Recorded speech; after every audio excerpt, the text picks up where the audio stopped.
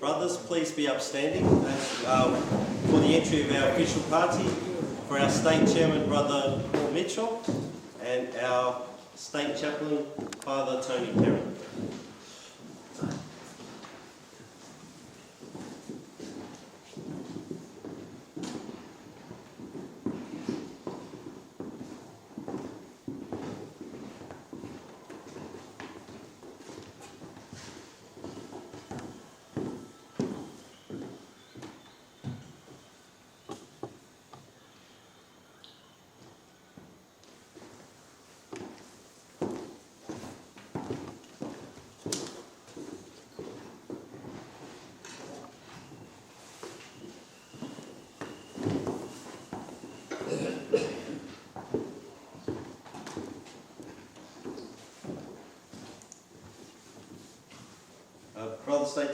Our State Chairman, Brother Paul Mitchell, will lead the opening prayers with Father Tony Kerin, the Chaplain. Father, would you remain standing while Father says the opening prayers for us? In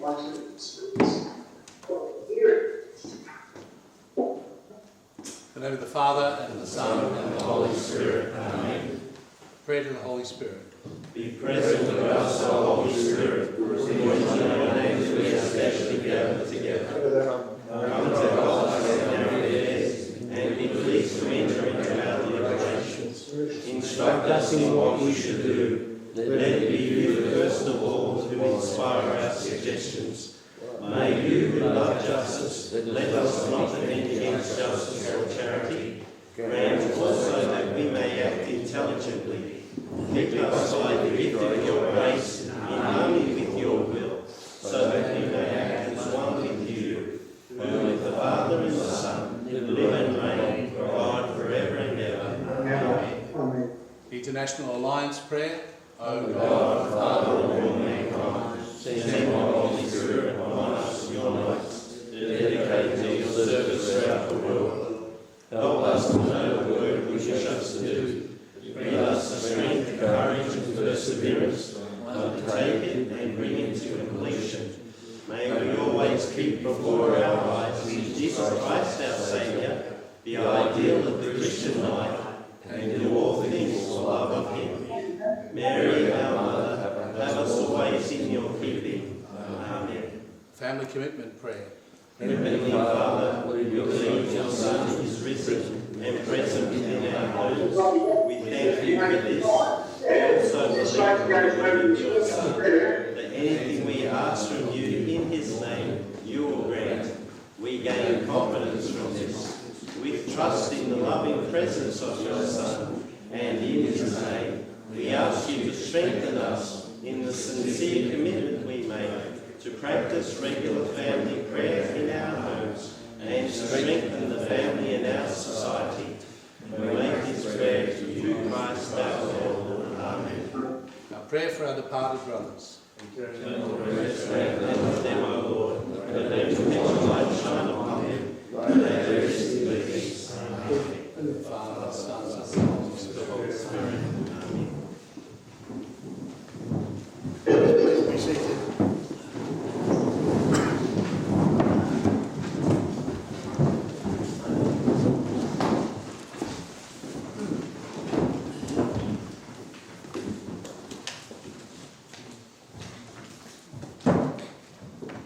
Father Tony, Life members, State Councillors, brothers, I'm pleased to welcome you all to the 2024 State Seminar. This year's theme is The Journey Has Begun, which was announced at last year's annual State Conference to remind us all that the Knights of the Southern Cross in Victoria have a purpose to fulfil. One very obvious challenge is to remain focused on that journey, to aptly describe as it is in the objects of our order and defined by our faith. Today is intended to bring all members on board with what State Council is already doing for the order in Victoria and planning for the future. The challenges are clear to see. all societal attitudes tend to indicate. But nevertheless, I'm confident we can achieve our purpose in a combined effort through our prayer and perseverance. Today's program will provide a glimpse of opportunities which State Council wants the membership to grasp with both hands, to be built upon during the months ahead, then taken further. These opportunities are there for us all as brothers in unison, to make an impact in our parishes and the church more broadly. Please enjoy the presentations. Don't hold back when questions are invited.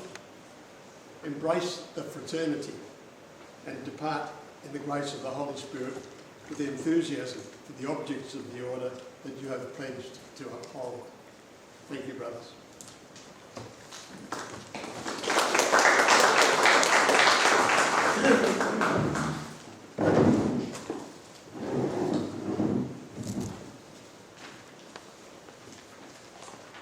I was supposed to welcome Father Tony before I left the podium, but I'll invite him now to please present us with a presentation on the integrity in our common mission. Thank you, Father.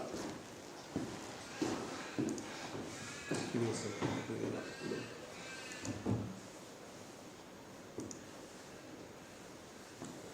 Share it. Wonderful.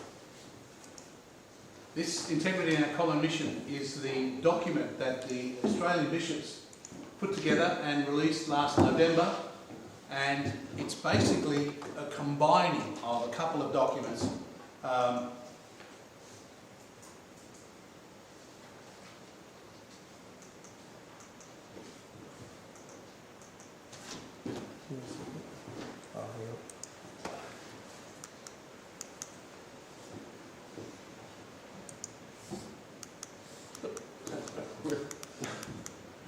Excellent, fantastic. Just before you can proceed, Father, can everyone on the screen, can everyone see that, the shared screen? Everyone online, I mean. The full screen? Can everyone... What can everyone see? At this stage, I mean, the screen's far too small, so I can't make it larger for some reason. But what is on the screen at present? Well, I can see Vaccaro to the left, and then the stand with the two,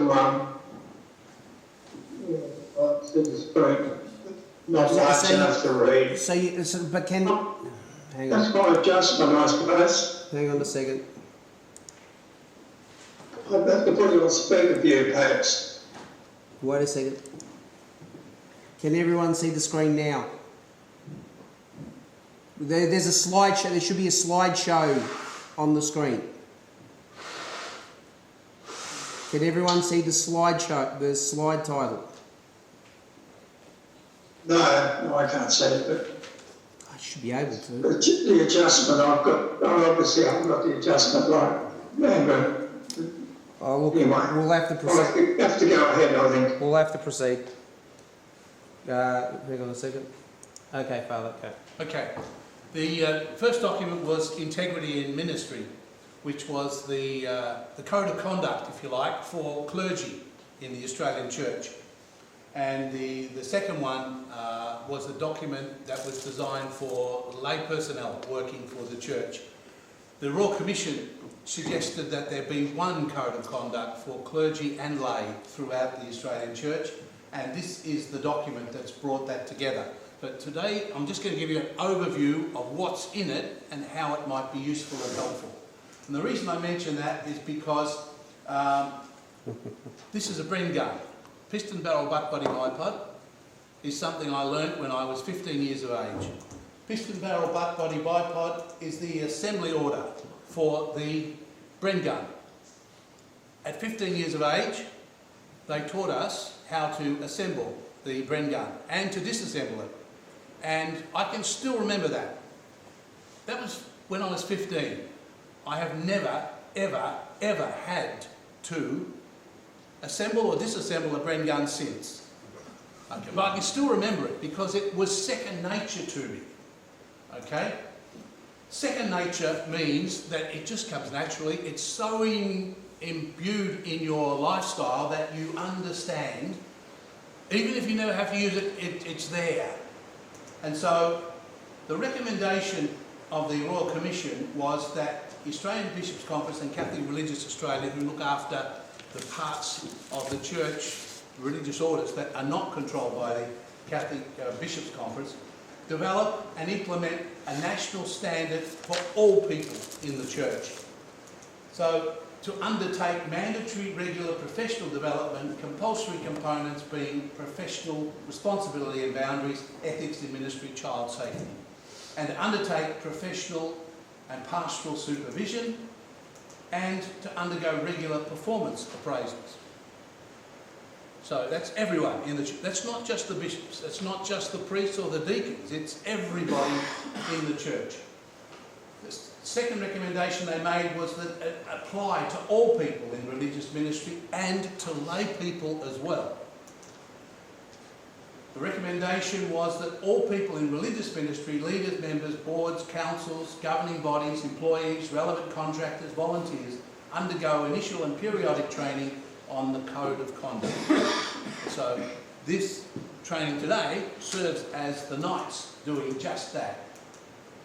So we need to know what kinds of allegations or complaints could be made, who are they reported to, how are they reported, recognising physical and behavioural indicators of child sex abuse where it might be present, and taking all complaints seriously, regardless of the perceived severity or lack of it. They need to be taken seriously. The whole of this document is built around a theology of communion, where God's plan for creation, the Father, Son and Holy Spirit, set to heal the wounds of sin and division. That's the theological underpinning of the document. And in fact, there's an appendix in the document that talks about the theology of communion. The first part, it's divided into 4 sections. The first part is to appreciate and understand that the church doesn't exist to serve the parishioners, but it exists so they can serve God. So it's a different mindset to people who might think that the parish exists down the road to serve them and their needs. It's not there for that. It's there for you to serve God. We're called to do what we can. There are often 2 extremes, I suppose, that come through in parish life particularly. First extreme is everyone should get a turn at everything, even if they aren't much good at it. And so everybody should be asked to be a reader, or everybody else should be a special minister, or everybody should be a collector, or everybody should be a welcomer, or whatever. The second extreme is only the best is good enough for God, so if you can't be great, get out of here. If you can't read beautifully, then we don't want you. So we've got to try and find some sort of balance in between. We take the middle road. The first section of the 4 sections is on the culture of safeguarding, and it talks about valuing Indigenous people. It talks about speaking out when actions, behaviours, languages or environments might cause harm, calling attention to those, embedding effective safeguarding in our policies, risk management practice at all levels, ensuring safeguarding resources are easily available and readily reviewable, and also meeting mandatory reporting requirements and record-keeping requirements, which is also very important. Basically, it comes down to never alone. Never alone with children. Whenever we're working with children, there's always at least 2 adults. Never alone. And that's clergy and lay people, everyone across the board. Avoiding over-familiarity, inappropriate language, or favouring or grooming. Being alert to the causes and signs of child abuse or neglect. Respecting physical and emotional boundaries. Prudence with necessary physical contact. I mean, physical contact is important as part of living our faith and living our sacraments. You can't do an anointing without touching people, but it's about respect and prudence, you know, accurate record keeping, care of private information so that it's not disseminated unfairly, prompt and fair response to complaints. Basically, in the Melbourne Archdiocese, we had a document called May Our Children Flourish. That has been replaced with this Code of Conduct, which is sort of the specific law for the Melbourne Diocese, and it has a whole list of things that are appropriate and things that aren't. Like, when's it appropriate to take photographs of children? When's it appropriate and how can those photographs be used? And what permissions are required? All that type of thing. How do we use social media? What can be done? What can't be done? What needs permission before it can be done, etc. So it talks about required and prohibited behaviour. The boundaries of physical contact, providing a safe environment, issues about photography, social media, and gifts. If you're going to give a gift to a child, then it has to be the same gift to all children. You can't discriminate, you can't favour, you can't groom, you can't, etc. The second section of the document is about positive relationships. This is really important because it's about acknowledging our own vulnerability, our limitations, and our power in a relationship. That adults have a power in the relationship that they may not recognise.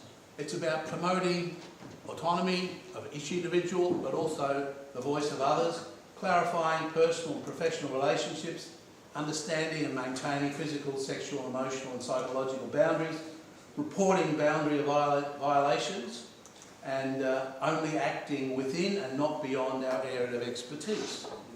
So that means if we're talking with someone and sharing with them or mentoring them, and it gets to the point where this becomes a counselling relationship, if we don't have counselling skills or qualifications, then we need to refer on to someone who does that. In other words, not tackling things that are beyond our ability. And accepting full responsibility for any perceived or real abuse of power. It's talking about, in a relationship, there are differences and difficulties. You can summarise this by saying, what would Jesus do? How would Jesus handle this? He wouldn't exploit the opportunity to make himself feel good or to impress others or whatever. He'd be looking for the interest and care of the person he's working with. He'd be courteous and humble, honour the dignity of each person, avoid sarcasm, presumption, harassment, bullying or embarrassment. So how we relate to one another, and this includes relating to each other, whether it be the office bearers in a branch, how they deal with the members of the branch, how members deal and speak towards one another, that sort of thing. Care for the marginalised and the needy, respectful communication, respectful use of social media and personal support, and respecting pastoral, professional and personal boundaries, and accepting the limitations of our own competence. The third section of this document talks about stewardship for all. It's about how we use the resources ethically and sustainably. It's about being open and transparent with our financial and operational systems. It's about respecting confidential information. It's about seeking external, independent expertise, identifying and declaring potential conflicts of interest. So this is about the ethical use of resources, not utilising them for our own benefit, or feathering our own nest, or sorting things out to our own advantage, or to improve our reputation, or whatever, but rather using resources for the purposes of God's mission. It gives a number of examples in the document about what not to do and what to do to be able to do that. So it's about the just use of office, role or ministry, and about professional and competent service. It's about safe and just working conditions. So bullying in the workplace is not appropriate in any stretch of the imagination. And the same can be said within our branches, for example. Prudent judgment about gifts and benefits and what they might be perceived as by an independent onlooker. It's about serving God, not ourselves. The fourth and final section of the document is lifelong formation. Undertaking relevant education, training and development, including safeguarding professional standards, interculturality, having professional pastoral supervision. In other words, having our performance reviewed regularly. If we're in a ministry role, having someone else review and share with us and debrief us on those things. Engaging in spiritual direction, so that it's about the growth of our personal spiritual life, not just performing actions or going through the paces.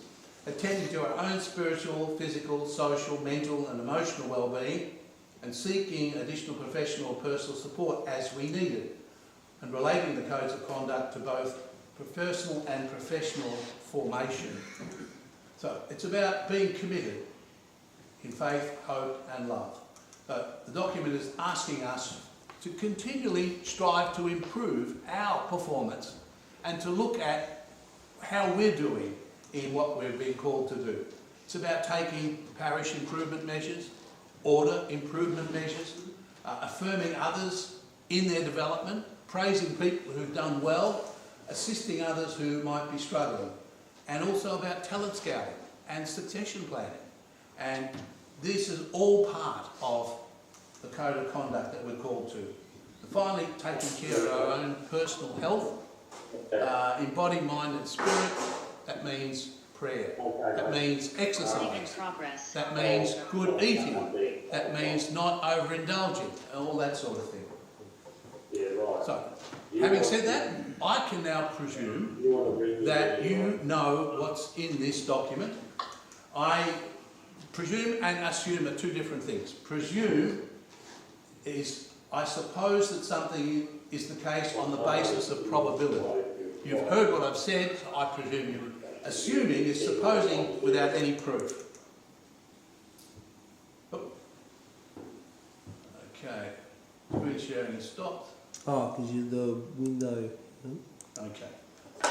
Now, as I said at the start, this should become second nature to us because we're doing it all the time.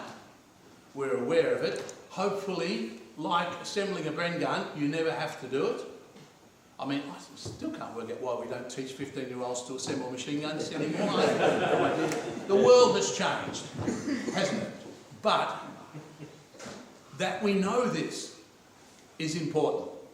That we never have to use it would be wonderful. But to have this as a way of reminding people or calling them to account if our interaction and relations between one another is inappropriate or unfortunate or difficult or whatever, this is an opportunity for us to say, well, actually, we're called to be more than that. We're called to live respectfully with one another, to work respectfully for one another, not to further our own benefit, but so that we might serve God. Good. Thank you.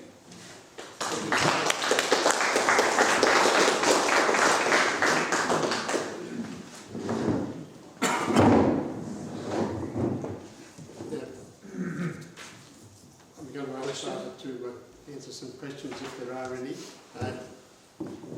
John. John Watson from COVID. Brother, I also involved in different sporting aspects of my life and my professional life as well, where we have codes of conduct. In my sport, I have to touch the person to demonstrate the skill. So, would I be able to do that on this sort of code or not? Most certainly. It's about your touching of, say, for example, demonstrating a skill in sport, that you do it in public, observed, you do it without any ulterior motive or intent, you're doing it specifically for the purpose of teaching that skill. Yeah, and that's fine. There's no problem with that. And that's why they talk about prudent use. So, teaching someone wrestling moves is fine in a group of people who are wrestlers, with everyone sitting around and everyone watching. Doing it in the back cupboard is not, okay, with just the two of you, is just not on, okay? Never alone. Always publicly and with other people around. Also, you mentioned video pages and that sort of thing. We use that constantly now in our sport to improve the performance of the children in their matches. And the actual stadium we're in now actually has internal security with everything being filmed during the matches. So again, it gets down to whether we use the code of conduct for that sort of purpose. The code of conduct is basically saying all of our actions at all times need to be respectful and specific for purpose, not for an ulterior motive. And if it looks like someone's being favoured, or if it looks like to an outside observer that there's grooming taking place, then that gets reported. Yeah. Okay. Thanks, John. Anybody else have a question? Neil? But just about attendance records per session that don't have to be kept. It's an excellent point. It's important to keep good records. One of the things you'll notice now, if you're in a sacristy in a church anywhere in Melbourne, there's a register. Who celebrated what service, who was present. That's important, because that document then is evidence that can be used. If someone rings up the Vicar General, oh God, and says, I was touched up by this priest at this place on this day, and I have a record that says actually that priest that day was in another place, he was doing Mass here, the priest doing Mass there wasn't that priest, then I've got evidence to demonstrate that this is a claim without merit. Okay? Domenic? Father Tony, just to bring the whole thing into perspective, what was the date of the last, or approximately, the date of the last abuse report that was handed to the Archdiocese? To the Archdiocese? Oh, the last report, the reported report. I have no idea. Would it be about 20 years ago or something? No. We've had reports of inappropriate behaviour as recently as last year. Yeah. So it's something we need to be. Does that relate to April though, or is that historic? Excuse me, one at a time. Yeah, sorry, just to say, is that historic or local? Yes, right. It was a complaint about the behaviour of a priest inappropriately touching or making an altar server feel creepy. Okay? The complaint was investigated, and it turns out that the girl was being forced to be an altar server by her mother and didn't want to, and so she said, that priest makes me feel creepy. So it was investigated and went through and checked, and it was determined that the claim was without merit, that the behaviour of the priest was over-familiar, and that needed to be checked, but in fact there was no abuse in the circumstance. But that's why it needs to be documented, because if we didn't investigate that and realise it, then the priest's reputation is down the tube, and all sorts of rumours and worries and concerns. It's best to be transparent about these things and to report them and to investigate them. Thanks, Father. If I call over here from Brian Starr. Father, I'm just wondering with that, the records kept at the parish, but then, is that where it stays? Or Yes, yeah. It's kept at the parish and will be called on if there is a claim or an incident. The same as the The same as the incident report book. Every parish has an incident report book. If someone slips or trips or falls over at Mass, it needs to be written down, and what happened and what date, what time, who was present. There's an incident report book. There's a big onus then of making darn sure that, you know, with succession of changes of priests or personnel within parishes, Correct. that is actually made sure that it stays there. Correct, yeah. I think that's one of the biggest fears I see with that. Okay. Thanks, Brian. There are a couple over here. Peter, Yeah, I don't want an answer, but just something. can you... Dogs ask Peter, for excuse me. I asked questions. Yeah. Do you have a question? Yeah. Dogs ask for a cuddle. Why not let children ask for a cuddle? Now, 100 years ago it was okay, but the Crims took it over and muddied it up, and now we're not allowed to do it. So we've let the Crims infiltrate our behaviour. I'll take that as a comment. There's somebody else up the back there. No? Can we get an email copy of your presentation sent through to each branch at all? Yep. I'd like to be able to present it more next branch, if we could get an email copy through. Yep. Yeah, that'd be very good. Yep. I can send it out as an email as a follow-up to... Yeah, that's all, yeah. No. Brother John? Thanks, Brother Tony. It sounds like that code of conduct or the common mission. It's not just about preventing bad behaviour. It's also about building a really positive culture of excellence and.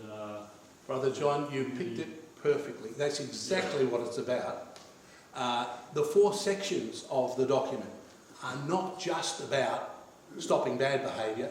It's also about fostering, encouraging, and improving good behaviour, and working for mission, improving ourselves and those around us, and all of us growing. Yeah. My question is, which aspects of that, of building that positive culture, are you most maybe interested or excited about as it pertains to clergy and lay people, respectively? The area I reckon we've got the most area to work on and improve, I think, is our interaction with others. How we connect and work, collaborate together. There are some who, on assuming a role or an office in the church, whether it be parish secretary or choir master or whatever, suddenly become autocratic and start telling people what to do and who gets to do this and who doesn't, when you can use that room, when you can't, and who gets to talk to the parish priest and who doesn't, all that stuff. And I think that's an area where we can really improve on how we relate and connect with one another. Laying down the law and throwing our weight around is not what this is encouraging. I think that area, how we speak kindly to one another, how we encourage and support growth and help without getting sarcastic or critical or backbiting or gossiping. That sort of area, I reckon there's a lot of room for improvement, and this document talks about encouraging that. Yeah, Father. Father Kerin, there always seems, or maybe not in every parish, but in some parishes there seems to be 1 or 2 parishioners or a handful of parishioners that cause a lot of trouble. Whether it's just constantly complaining about the parish or, always being in the parish priest space or in the parish staff space or whatever. Does this deal with that, or is there something that can... It does. It talks about inappropriate behaviour and makes suggestions about how you can improve that interrelationship connection. But that's only if you're willing to accept that, if those parishioners are willing to accept that they're always disrupting and they're always being a nuisance. A lot of them don't see that. What this document is asking us to do is to live justly, act humbly, and understand and appreciate our own limitations. Yep. Our big problem, I think, in the church is that there are many people who don't appreciate their limitations. They have the Catholic faith, they're right, everyone else is wrong, and they're going to tell people about it, and they're going to sort it all out. Tell me about it. Now, the difficulty I have is that I don't hear the criticisms of my behaviour. No one comes up to me and says, by the way, you know, you were talking rubbish. No one says that to me, but they might say it to other people. I've got a group in the parish called my Vision Team, and they're my blindside group. They look and see and pick up stuff I miss. And they're really important to me for feedback. I could, when I meet with them, get all defensive and say, oh, why are you always picking on me? In fact, what they're doing is they're giving me constructive and helpful feedback that I don't get. So sometimes when people criticise each other, they could be our best friends. Because how they criticise, if it's constructive criticism, it's stuff we need to hear. And that's really valuable. But sometimes people aren't prepared to have their performance or their activity criticised in any regard. And I think that's a limitation. This document is encouraging us to be open, humbly, to criticism as a way of improving ourselves and the performance of the people we work and collaborate with. Thanks, Father. I just want to make mention of the fact that State Council is very aware of what Father's spoken about, and you'll hear.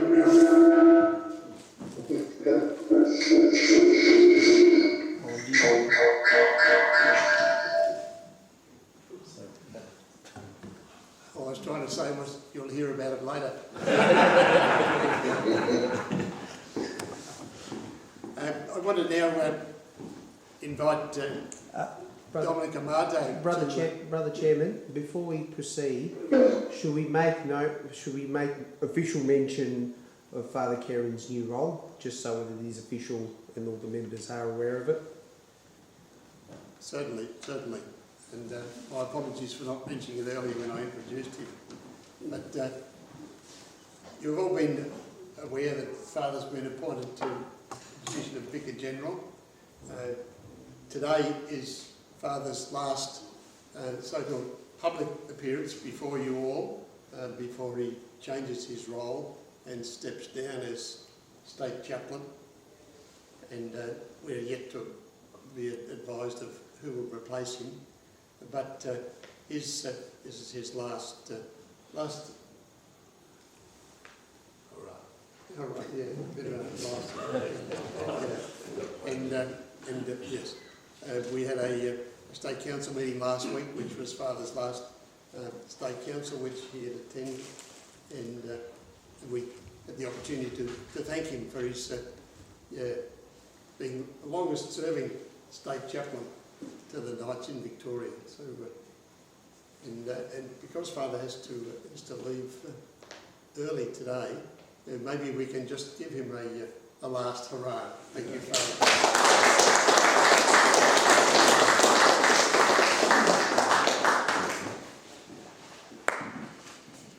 Thanks, Domenic.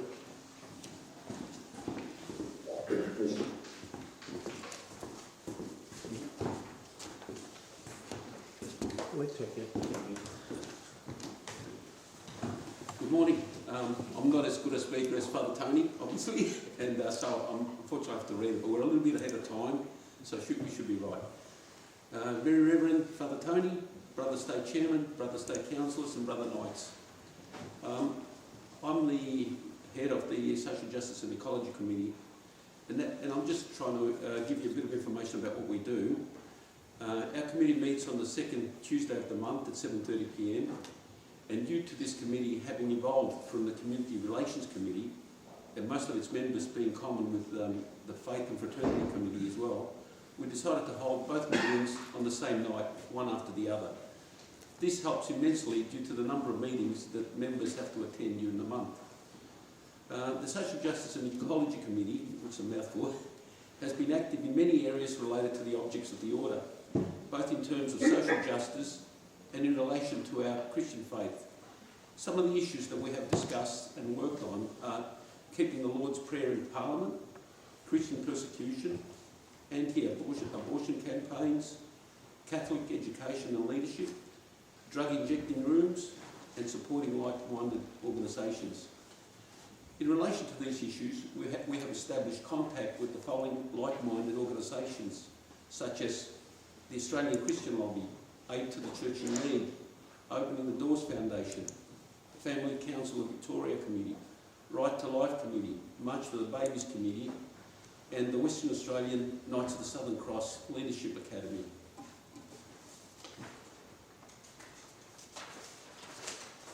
It's only 10 pages, don't need to worry. So social justice is fairness as it manifests in society.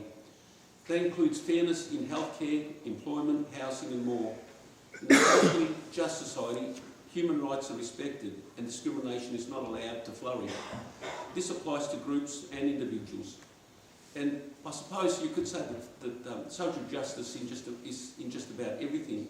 I believe that Father Tony's talk probably involved a lot of social justice as well in it. So in our regular meetings, discussions and actions have taken place in relation to the voice referendum. We read various documents as a committee that were provided to us in relation to this and prepared a report for State Council that was to assist Knights members' discussion on this issue. So we didn't have we didn't take a particular side. Our document was basically to present the facts. With the Australian Christian Lobby, we supported action by them to keep the Lord's Prayer in Parliament. That seems to be an on-again, off-again type of topic. So I believe it's back on again. Our input was in the way of promoting various petitions to Parliament. A petition on this issue was recently presented to State Parliament with 10,912 signatures. I would have thought there'd be more, but that's fine. So this petition is now awaiting a response. And we also discussed the persecution of Christians both overseas and in Australia, unfortunately. We aim to support Catholic clergy and organisations that defend the Christian way of life. Our bishops and archbishops, Aid to the Church in Need, Australian Christian Lobby, etc. Most recently, our committee assisted our state chairman in drafting a letter to be sent to our archbishops, supporting them in their battles to defend Catholic schools and their ethos. You may have noticed that they are obviously being attacked many times whenever they say on any Catholic issue. We are in contact with the Opening the Doors Foundation, which supports Indigenous students to attend school from prep to year 12 by paying for their camp fees, excursions, books, shoes, etc. And that is a very worthwhile charity, I believe. Our committee is in discussions with the Knights of the Southern Cross Western Australia in relation to bringing their leadership course to Victoria. This is a very valuable skill to teach in our schools and an ongoing project for our committee. Injecting rooms. They were introduced as a trial in 2018 by the state government, and they are a matter of concern. The rooms were located next to a primary school and unfortunately are now an ongoing thing at that location. So it's a bit devious the way they introduced, but now they've sort of been accepted. So the government has decided to also introduce pill testing, which is very interesting. So they're taking over the whole drug addiction model, so to speak. They might as well go into the drug dealing as well. So this has been done with the stated purpose of harm reduction. However, it should be obvious that rather than helping our young people to discern that drug taking is addictive and harmful, these government services present addictive drugs as safe to use. This is definitely not the case. To my knowledge, no serious attempts have been made by Australian governments to increase penalties for drug dealers, and there is a serious increase in penalties. and we find that in the news, big drug whores get discovered, you know, on almost a weekly basis, which is unbelievable. It's a bit like these tobacco shops that get burnt. How does that keep happening and happening every week? A recent example of a social justice issue or related issue is the war between Israel and Hamas, which at present is getting a lot of publicity in Australia and around the world. A lot of innocent people on both sides are suffering as a result of this conflict, including Christians living in Gaza. I didn't know that there were Christians in Gaza, but apparently there are. We remember all those that have died from both sides, the suffering families of the hostages who are waiting to hear of their fate. Apparently a lot of them have died. And those suffering from the rise of anti-Semitism. Apparently Archbishop Commencement, which I wasn't aware of, he should be complimented for making the effort to visit Israel at this time, which is a very dangerous time, I suppose, to visit there. There wouldn't be too many tourists at this time there. And also for speaking out against this suffering and loss of life. And I suppose in relation to this issue, we as Knights pray that the Lord of Peace will bring about a peaceful resolution of this conflict and all the other conflicts that are presently going on around the world. Thank you.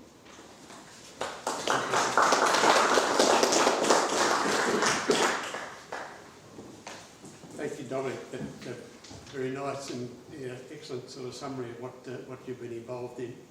And I'd like you to sort of answer any questions if there are any. Does anybody have any questions of Domenic generally and the social justice and ecology committee work?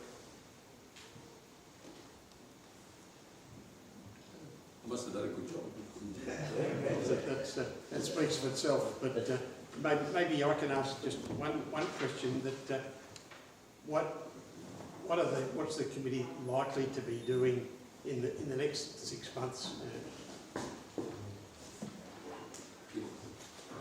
I believe a lot of these issues that I mentioned are ongoing, so we're probably concentrating on getting some achievements in some of those areas. We keep on supporting the Australian Christian Lobby on their projects in terms of keeping the Lord's Prayer in Parliament. They bring up a lot of issues from time to time. Another one that we get involved with is the anti-abortion lobby, so that's an ongoing thing as well.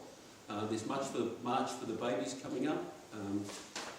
There's also elections coming up, which we take a stand on certain issues.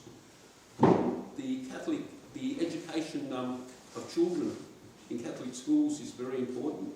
There's a lot of threats coming up in that area, unbelievable threats. And what I mean by that is, for example, they will be forced to employ teachers that don't have any Catholic basis or background at all.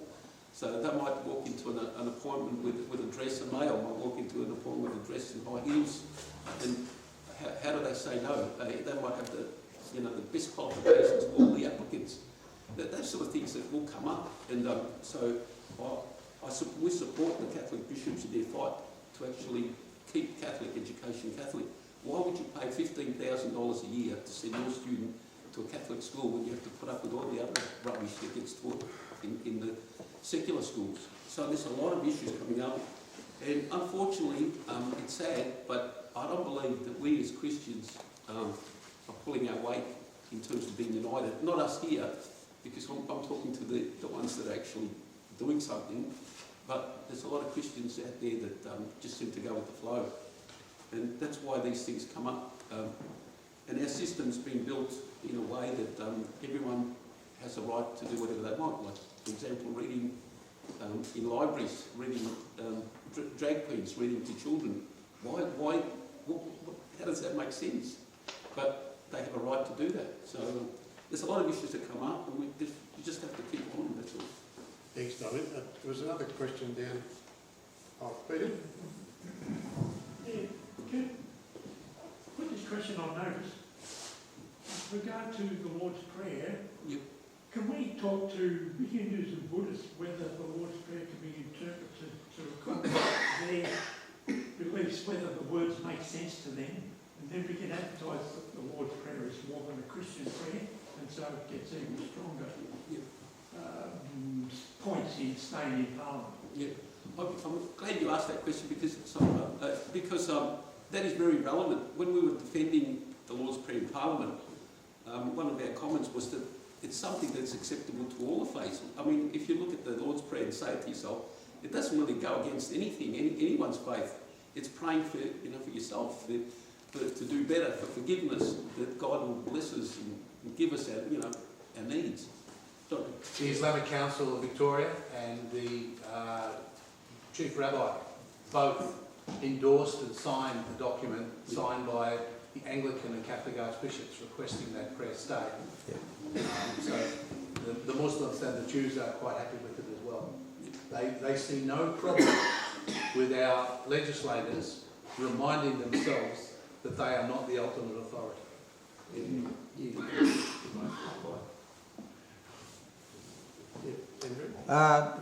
Thank you, Brother Chairman. Brother Domenic, there are probably we could make note to the members that there are a couple of ways that they can get active in these spheres. First of all, with regards to abortion, the last couple of years, some of our members have been involved with the 40 Days for Life campaign, which has involved praying outside the exclusion zone at the abortion centre in East Melbourne. The 40 Days for Life campaign will be running again this year. Brother Michael and myself are captains in that, and this year we'll be looking to pray outside the exclusion zone at the abortion centre in Hampton Park. Some might be aware that in January there was a woman who died undergoing an abortion. She was undergoing an abortion when she died, and so there's been questions played, and there's been attention, unwanted attention for them, but necessary attention on how that facility is operated. So if people want to get involved, and particularly those in the southeast area, the 40 Days for Life campaign, we're always looking for people to assist and get involved and pray. And then secondly, with regards to just the political culture, a lot of it happens, we're concerned about things like drag queen story time and the excessive forcing of the LGBT agenda overall. Yeah, thanks, Andrew. Is there somebody else down the back there had another question? Can I please answer that?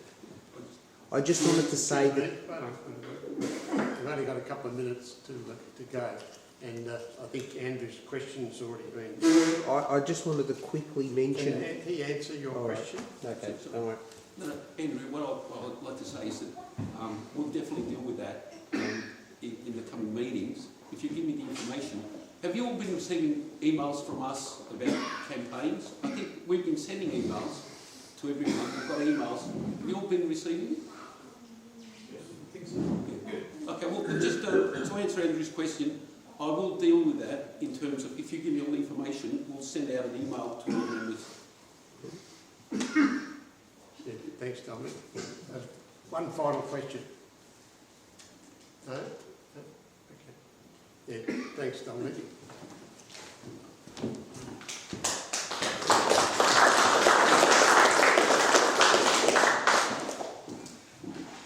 Our next speaker is Carmine Miranda, who is going to speak upon the membership committee activities of State Council. Please welcome Carmine Miranda.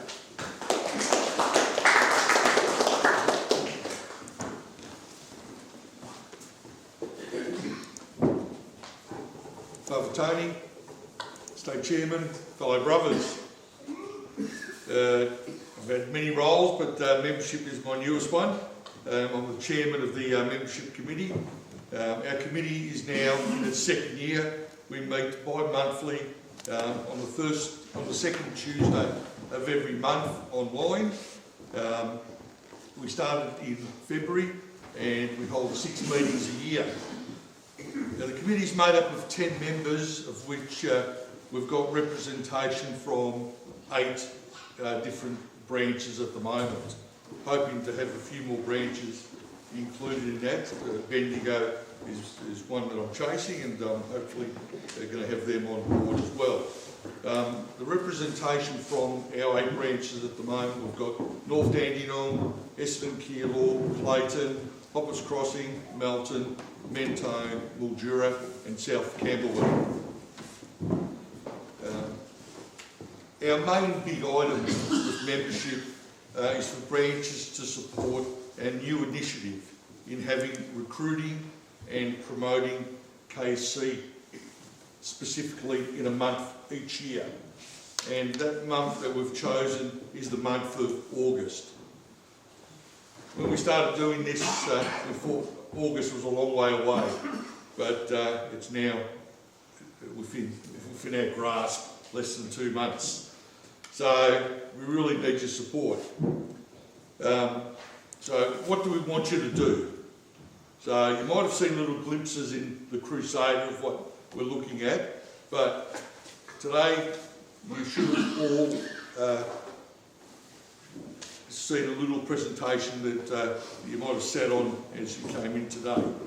But the most important thing is we really need to contact our parish priests in early July and ask them for permission to talk from the pulpit promoting the membership drive on the weekend of August 3rd and 4th. And that's hoping that the parish doesn't have anything that weekend. If they do, no big deal, we'll move it to the following one. But the aim is, for the majority, August 3rd and 4th is the promotion of the KSC month, recruiting month. We have a scripted, prepared 2-minute presentation, which is what you'll see on your chairs today.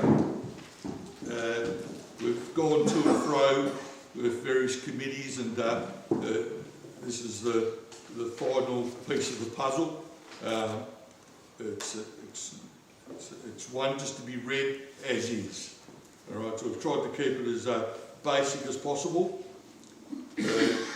It really, the presentation introduces the order and promotes an upcoming information night. So there are questions there, but we'll talk about them in a few minutes. We need to promote ourselves more. We need to be seen more within the parishes. We need more numbers to continue our good works. So the weekend of 3 and 4 of August is going to be big for the Knights. So let's all get behind this membership drive. So branches, there's plenty of work to do in a very short period of time. Okay, so this is year 1. So year 1 of something that we're planning for the long term. Okay, so yeah, we don't want every branch to be doing it, but we want the branches to be organised and be able to do it. So, number 1, we need to contact our parish priests, discuss upcoming membership weekend. Once we've been given the OK for that, we will give him a copy of it so he knows exactly what we're going to be saying. We nominate, each branch would have to nominate a pulpit reader or readers, depending on how many masses they have that weekend. We need to staff the doors, take names. We will then have to have an information night. So we'd have to work out where it's going to be, who's going to run it, who's going to coordinate that evening, and where the membership committee fits in is we're here to help you. So, as I said, I'm not saying it's going to be easy, but I think that we've got to do something, and this is going to be our initial approach to our initial initiative to get the ball rolling. Okay. Yeah. Thank you, brothers. So I'm open now for questions and how we're going to do it and where you want the membership committee and how to help you. Thank you.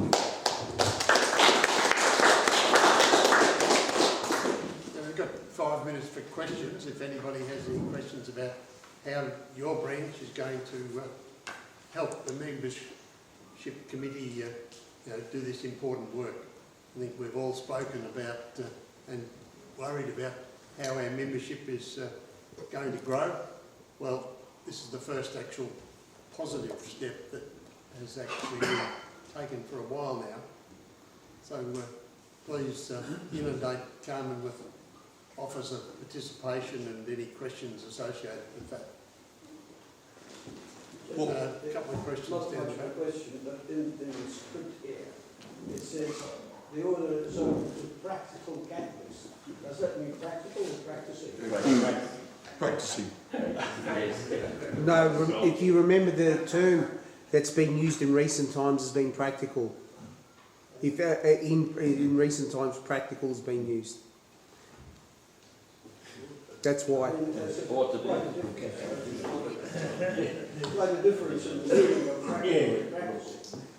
Okay, we'll I'll review that. to address that. Yep. No, but if we're going to be reading this out, parish, we've got to have an answer for it.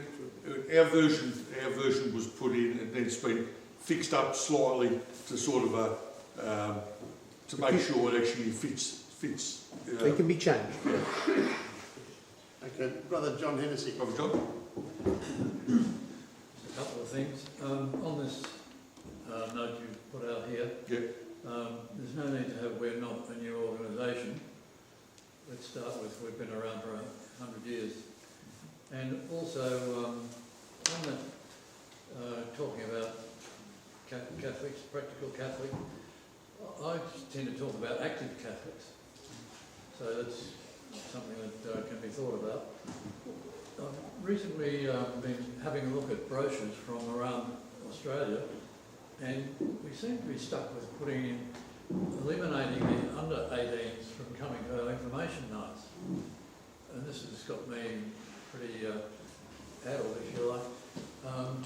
Why would we want to eliminate under 18s?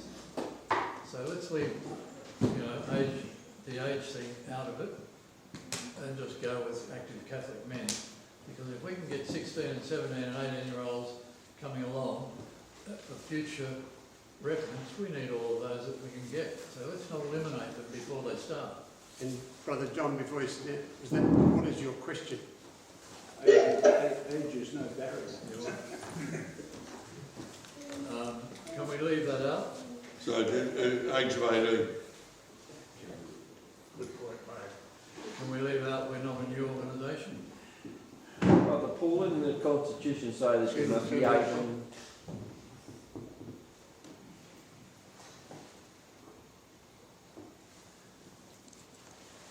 You've got my version anyway. So Yeah. So I'll sit down. Thank you.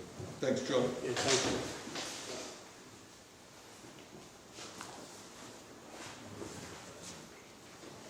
Okay, Carmine. John. Carmine, are you looking for people who visit parishes that maybe they don't attend, but maybe there's other parishes we don't have a presence in, they've got a large mass attendance, we want to reach out to them? For this first year, because we're now only got 2 months, we're basically, the branches that are involved in the committee at the moment, those branches definitely going to be doing it, okay? The aim is, over time, we're going to expand it to areas where there is no presence at all, okay? But this year is a bit of a trial. At the end of the day, we've got to try something, and this is base one, okay? And the presentation, we're getting better and better. I've had about 10 different attempts at it, and this is why it's open to everybody here today to give us your views on things we need to change.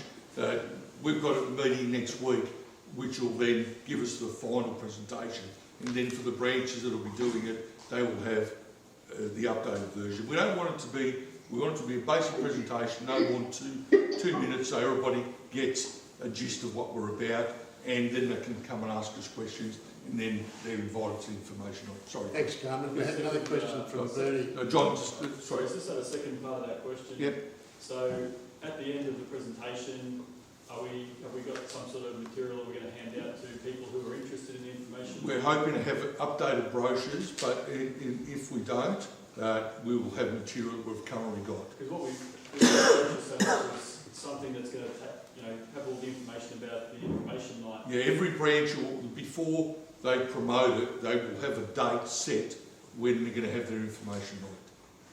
Okay, but at the moment we've only got 2 people doing the presentations, to my understanding, which is Brother Andrew and Brother Michael. They're only 2 people, so we need other people to do these presentations as well. Okay, so that's something we're working on in the next month, that we can't rely on just 2 people doing a presentation, and then the presentation that's done can add their photos in as well of their branch and their activities. Brother Bernie? Oh, no, I think it's been covered. Andrew? I think we might have some questions online. Was there anyone online that had any questions? Brother Peter?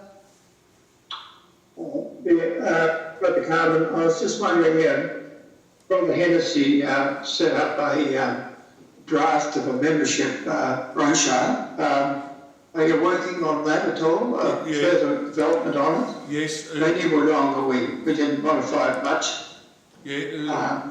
Brother Peter Dixon has done some work on it. We were thinking of using that, but basically I think someone has to be underneath. Thank you, Brother Peter.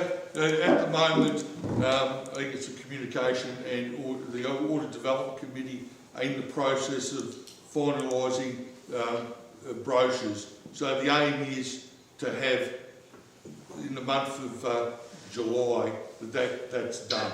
But, if as I said, people have seen copies of the brochures have gone round, and we're to and fro still. They all take time, but we're hoping to have that material out in the month of July, if all goes well.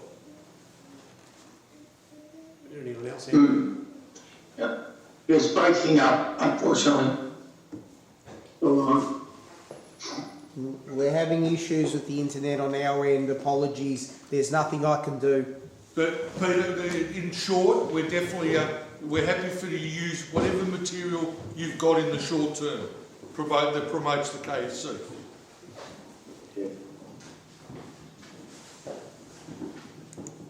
If we don't have our material ready in time. Hopefully that made sense. Yeah. Brother Peter? Looking at promotions, we need a few activities that part of the parcel for our information on. We're going to right now set up a sell raffle tickets. We've also got some donations for the first ACCC conference in Adelaide. So we're going to promote those things, local activities, but if branches haven't got local activities to grab onto when you're talking about putting this presentation on, it's going to be a bit flat. Yeah, no, at the end of the day, every branch would have their activities. To give you an example, North Daniel, the presentation at the moment has got North Daniel, shows sausage sizzles, showing attendance at the Pre-Sport Education Fund dinner. Anybody could show that photo. I'm sure that the guts of the presentation that is already there, everybody can use. It's just the photo showing activities that just has to be added in. So the guts of the current presentation is okay.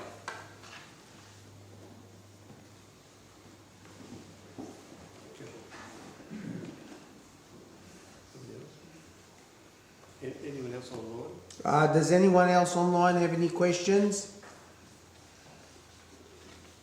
No. No. So just so as everybody knows, the first part of what's on your desk is the approach to the priest. So it's very basic, and then they can get a copy of the presentation so they know what we're going to be saying. But it's early in July. We need to already start approaching the parish priest to make sure it's okay for us to do this in August. Thanks, Carmine.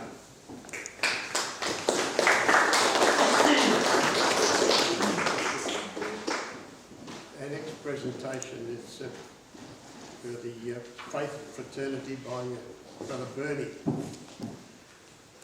Thanks, Bernie.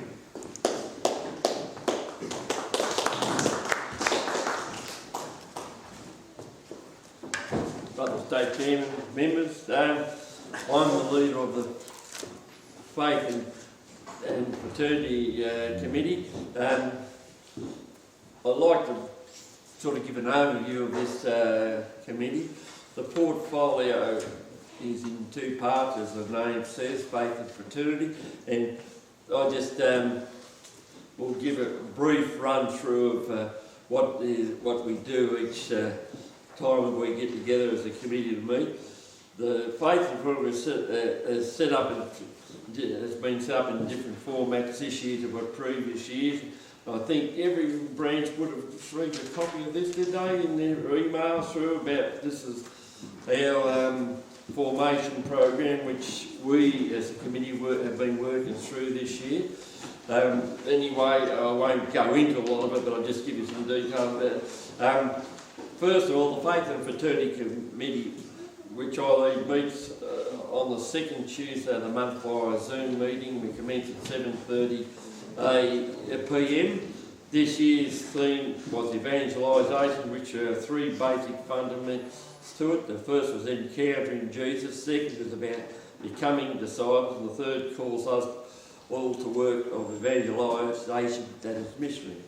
Within these three different subheads, there are 30-odd short readings which assist us in our discussions and interpretations are all in this little booklet. I'm certainly not going to go through here today in depth about these on our discussions we had each meeting.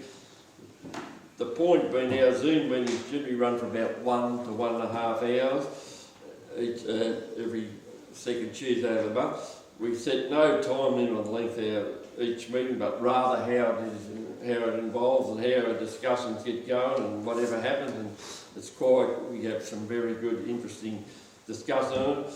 So far this year, about 6 meetings. What I can say is that, unfortunately, the worst, unfortunate part of that is there's 3 of us are on the meeting, as myself, Brother Glenn and Brother Domenic, and we're on every meeting.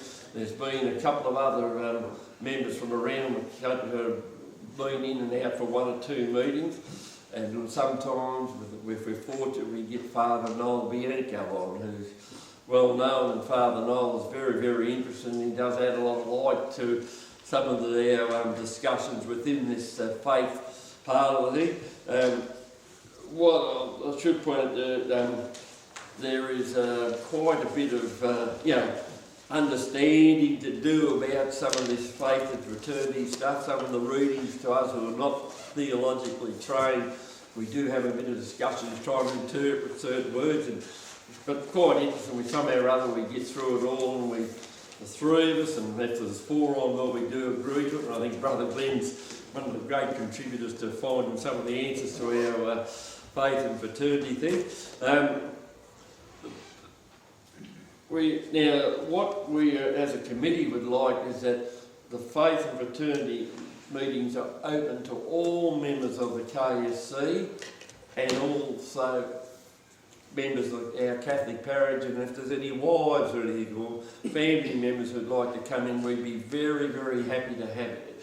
More in the better, because our discussions can be far more varied and wider, and it would certainly, we would gain a lot more from it. So what I intend to do is if anyone can, give us your email address, and Brother Glenn will, at the thing, send you out a Zoom link for the second Tuesday of the month. And I think, as Brother Domenic pointed out, we do, because of the lack of numbers on the thing, and also the social justice ecology, the committee, there was a lack of numbers, that we combined the 2 meetings together, so we'll have start with one, and we'll do whatever time for it, and then we'll move on to the other topic sort of thing. So we get more members involved, and it's certainly something that we would like to have. We're not a prayer group. We're not sitting there saying the rosaries or saying other prayer groups or everything else. We start with an opening prayer, and then the meeting finishes with a prayer. And the prayer can be from whoever's the leader or whatever choice. We don't have any set prayer ready, but we do say a prayer to open. So if you think it's a rosary group we're going to be on, no, we're not. We're a discussion group on our faith based on our evangelisation program this year. Now the fraternity side of things. Now this covers many, many things within the order. First one we'd like to know within the fraternity is the achievements of some of our members who are get over the course of the year. Yes, we'll start within the order. There's some can be 30, 40, 50, 60, some up to 70 year service awards and stuff. So it's nice to know them in advance and we can put them into the Crusader. Also, there can be such a thing as an elevation to state chairman or national chairman or even world presidents, as one of our former Victorian Knights was, and it's Brother Colin Walsh, I think, Brother John, I think it's been 3, I think, it's been a couple of world presidents of the International Knights of Knights, so it's nice to be able to know these things and honour them. Also, it was mentioned earlier that Father Tony has been promoted to the Vicar General. He did say to me, he said he's not sure whether he's doing the right thing or not, and I said, well, I think you'll do a good job because you've certainly done a good job with us. And it's not only confined, the fraternity, not only confined to within our KSCV, there's things that members who achieve in the wider community, awards and service things such as they might be CFA or SES or search and rescue, whatever they do a lot of things like that. And it's nice enough to hear someone within we're advisement. Also, some people get on Australia Day or King's birthday, get special orders, whatever award for that. It'd be nice enough any of our members to get those so we can keep up. That's fraternity. And got a lot of notes here, I shouldn't. I don't know whether I've got too many or too little, but also there was one member, I don't know if some of you remember, but we did have a member of Victoria who was knighted many years ago.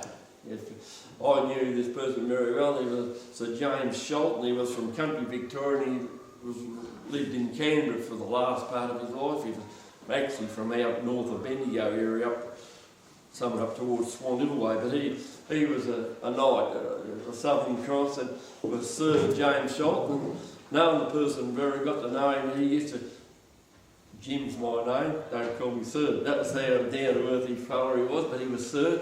He was very, very nice fellow. But there's many other things we can do.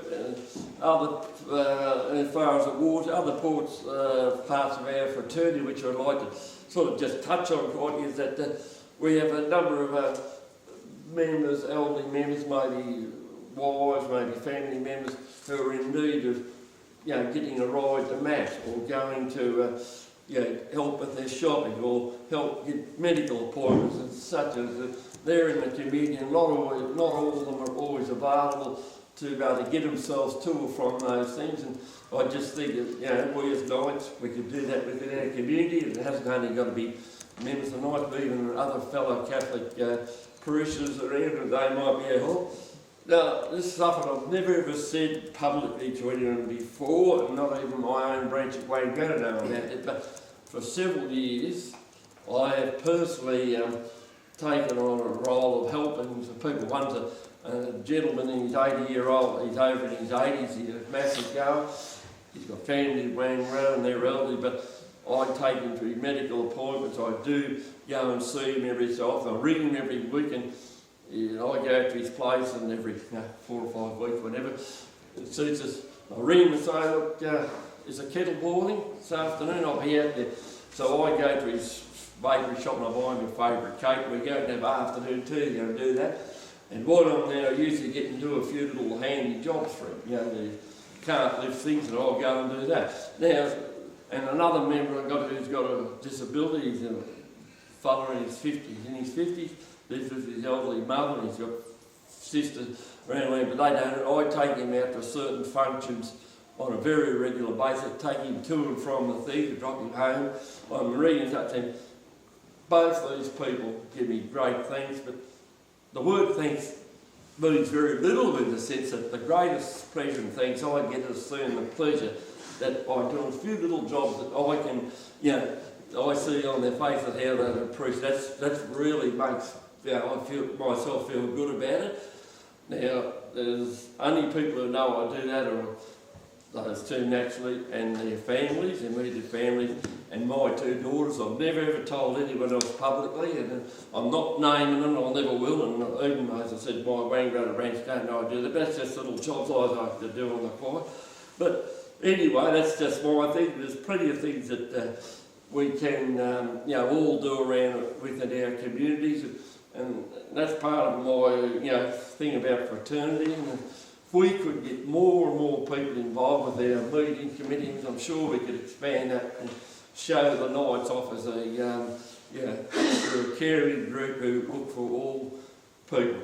And so I don't know what else. So just one other thing I'm going to say is that also we need be, we will visitations to people and elderly people in hospital, in aged care homes or within their homes, and often do little jobs. So that's all part of fraternity. I know a lot of branches do that.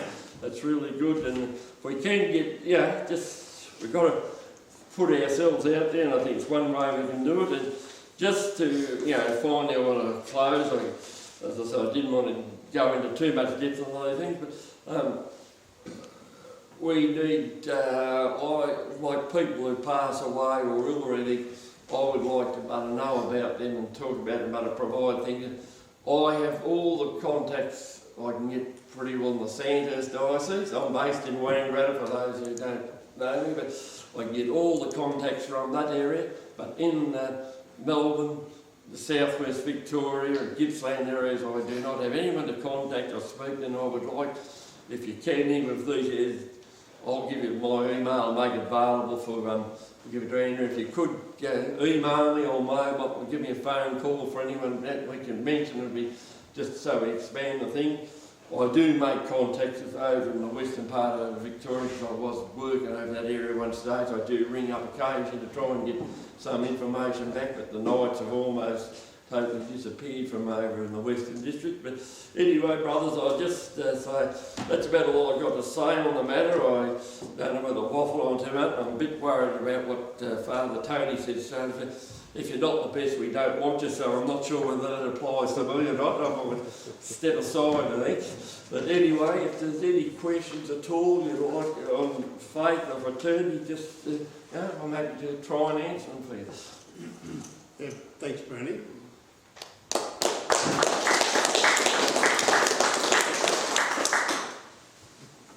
Yeah, Brother John. What time every second Tuesday? 7:30 p.m. And as I say, we have been starting with the faith and fraternity and then going to social justice, but we might switch it around one night and start with social and then go faith and fraternity after. That's just the flip of the coin, I think, when we get that bedded in properly. But 7:30. Have you thought of a daytime meeting? Because the three guys you mentioned, they could probably attend a daytime meeting. I can't daytime. Okay. Well, I'm busy farming, and I don't think Glenn is. I think he's reasonable makers the way suits us most. And why we say 7:30 tonight is because that's the time we can all get home and get on the things. That's the only reason. Yeah. Anyone?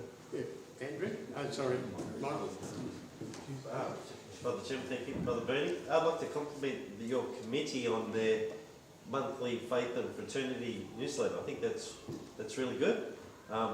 Just one thing, has the committee considered there's also younger members of the order who I'm aware of younger members who have, get married, have children.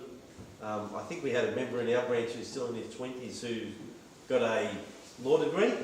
So maybe that's something that we as branches can be putting forward to the Faith and Fraternity Committee, so that celebrating events at different stages of our members' lives, not just waiting until the end when they all passed away and we've got them in the obituaries. But earlier this year, I was fortunate, my wife and I were able to help a younger member from the other side of the city. His wife stayed with us for a week, and she was doing she's a trained doctor, and she was looking for a placement. We helped her out for a week. But they're only newly married as well. So I think it's important that we, as an order, recognise that we do have younger members as well, and if we do have any news relating to achievements of our members at a younger age, we should include them in our publications as well. Thanks, Michael. Yeah, thanks. Well, yeah, that's what I would like, if I can get contacts from all parts of the state, and either into me or into Brother Glenn, doesn't matter, but you know, I'm the sort of leader, so I'm happy to take them direct, and we can do that, yeah. Brother Glenn? Thanks, Brother Chairman. Just in answer to what Michael said, we've been very pleased actually to announce one of our members becoming a father through that newsletter. We've also been pleased to announce Brother Dennis's wedding. So when that news comes in, it gets published. There's probably more of talking to the branches and the branches giving that information. So that, yeah, so to be aware too, we should highlight those things as well.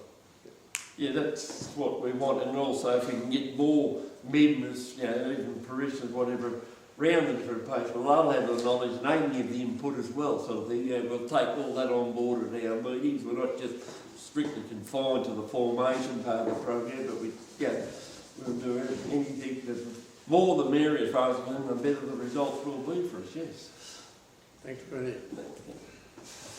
Thank you. Are there any questions online? No? Okay, thank you. Thanks, Bernie.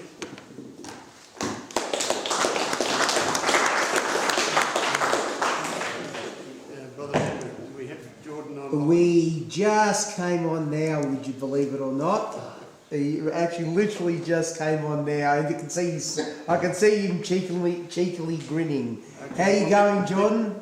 Yeah, let me introduce you formally. So now we have the chairman of our communications committee, Brother Jordan Grantham from Sydney, online to us. So please give him a warm welcome. Now, do you have anything to share, Jordan? I do. I have some slides. Yeah. So good morning, brothers. Feel free to. State Chairman, State Council, Knights of the Southern Cross, one and all. Let me just get these slides sharing.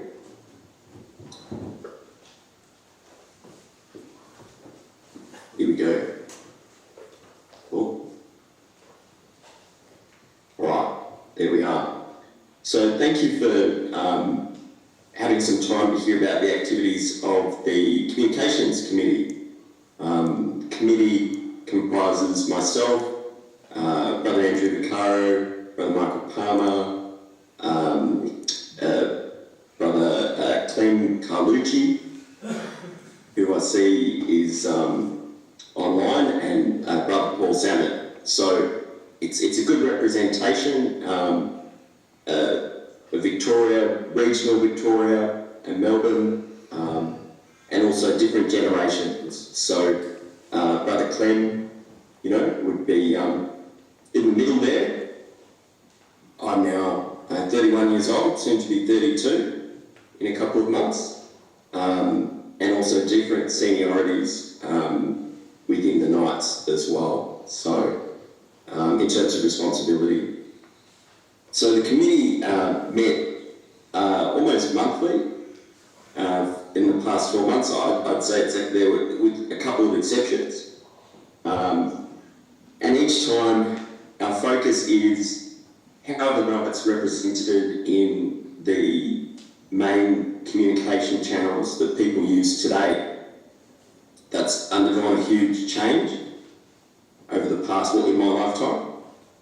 So I still remember dialing the internet being introduced and the noise it would make, the little song it would make when it was connecting through the phone line. And now online communication dominates. So that's where a lot of the opportunities lie. In terms of a couple of highlights I'd like to share with you on the next slide. I'm very good with technology, as you can see. Okay, there we go. So, share that the Knights of the Southern Cross Facebook page was started.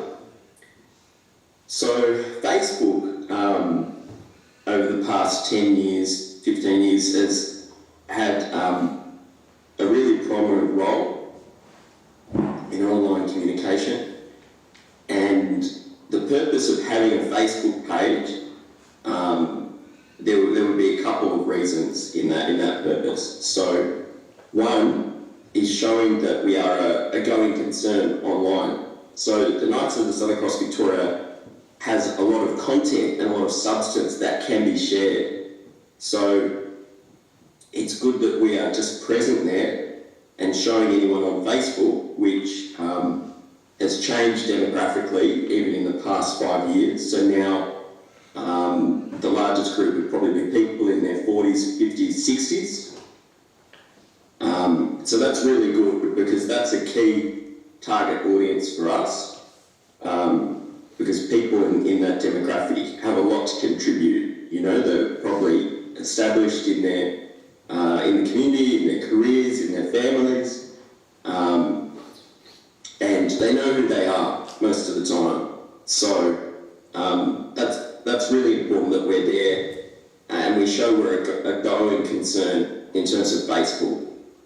If someone hasn't come across the Knights of the Southern Cross or doesn't know too much about the Knights of the Southern Cross yet, if they're checking Facebook, they can see, yes, great, here are the Knights of the Southern Cross. It's an active page and it's getting people following, liking, sharing. And it's a little bit small on my screen, but we have 173 followers. So that means, yeah, almost approaching 200 people who follow the content of the page and 127 who like it.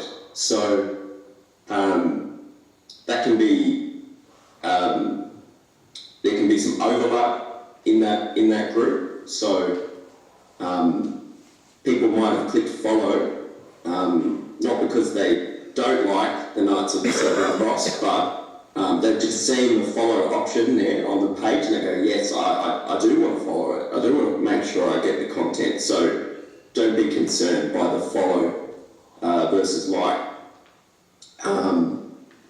I think a goal would be to get up to 500.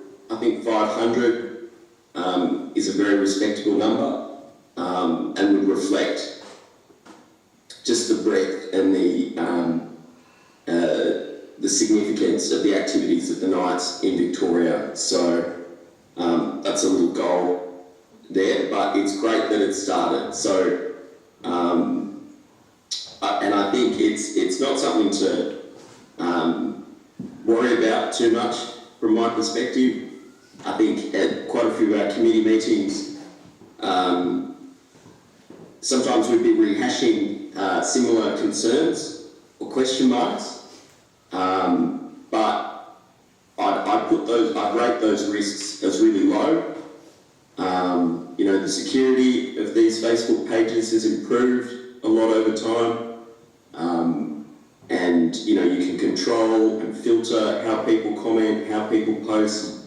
So the content that's shared is really positive and to the benefit of the Knights mission. So for background, I don't use Facebook that much now because I want to cut down all this online time. But it's really great that the Facebook page now exists. Then looking to the right of the screen, Spotify was a channel that we went on to over the past year I believe for the first time. Spotify is one of the biggest podcasting platforms in the world. But we're not just on Spotify, actually, we're also on all the big podcast channels, but Spotify, in my view, would be one of the biggest. So I just want to highlight that. So what is highlighted is not an activity of the comms committee, but it's just an activity of the Knights. So I think that, I think from, I think it's Brother John, who is the leader of God and Beer. And yeah, it's a fantastic event, and the role of comms should be to highlight and then amplify the knowledge and communication of the great works that are already being done. And there are 25 podcast episodes, just reflecting 25 of those God and Beer events and pieces of content that are available to share. The podcast channel has a 5-star rating, probably from me, having rated it 5 stars.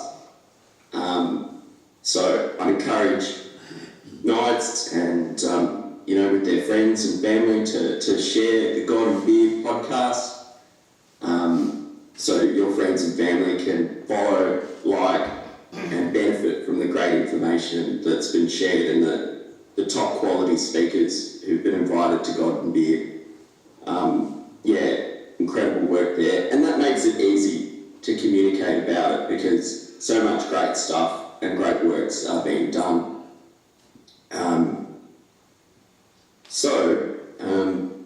And for context, if we want to think about communication channels evolving over the decades, I would argue that social media is really what's happened to, is where your local newspapers have gone. So people, used to share, local newspapers used to be so vibrant and just packed full of interesting events and information. Now it's very easy for any individual to put their event and information on social media. So I think local newspapers have become social media. And for a lot of radio, that has gone into the podcasting world. So people spend hours listening to podcasts. They love it. So on to my next slide, where I'll talk about some challenges we've been facing. So one of the goals of the Comms Committee was to look at having a really good, well-working website. So I won't get too bogged down in our current website, because it's good we have one, but unfortunately the journey that someone who's visited that website doesn't take them probably where they want to go or where we want them to go. So if someone's interested in becoming a knight, we want them to find the most relevant page, and we want that to connect them to the office, to another knight, to someone who's going to get them somewhere productive, or if they want to sponsor the knights, if they want to support one of our great activities, we want them to actually take that action. We don't want people just to be aware. We do want them to be aware and informed properly. But yeah, the current website doesn't support those goals very productively. And in terms of scoping different options, we have 2 options, which is overhauling the current website and pages. And the second option is making our own website and pages. So that's a question that's above the responsibility level of the Comms Committee. So we're open to the advice and the practicalities that the Knights of Victoria recommend. But we have 2 options. Both of them are quite realistic. Neither of them cost more than what we're currently contributing in terms of resources to website. But yeah, that's something we need to address seriously, because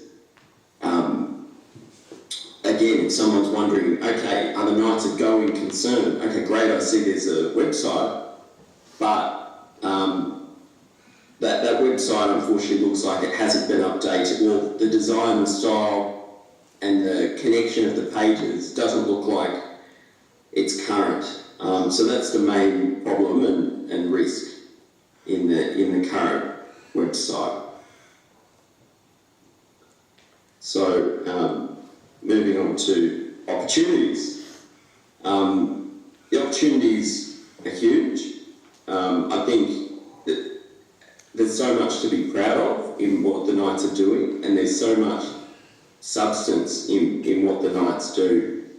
So, rather than thinking of more work or more challenges,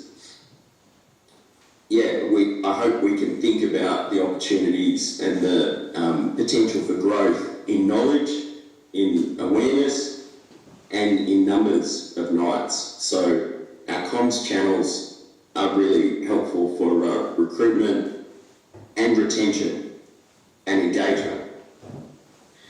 So when we get new members who join the Knights, they could be fathers in growing parishes, in new parishes, in different parts of Victoria.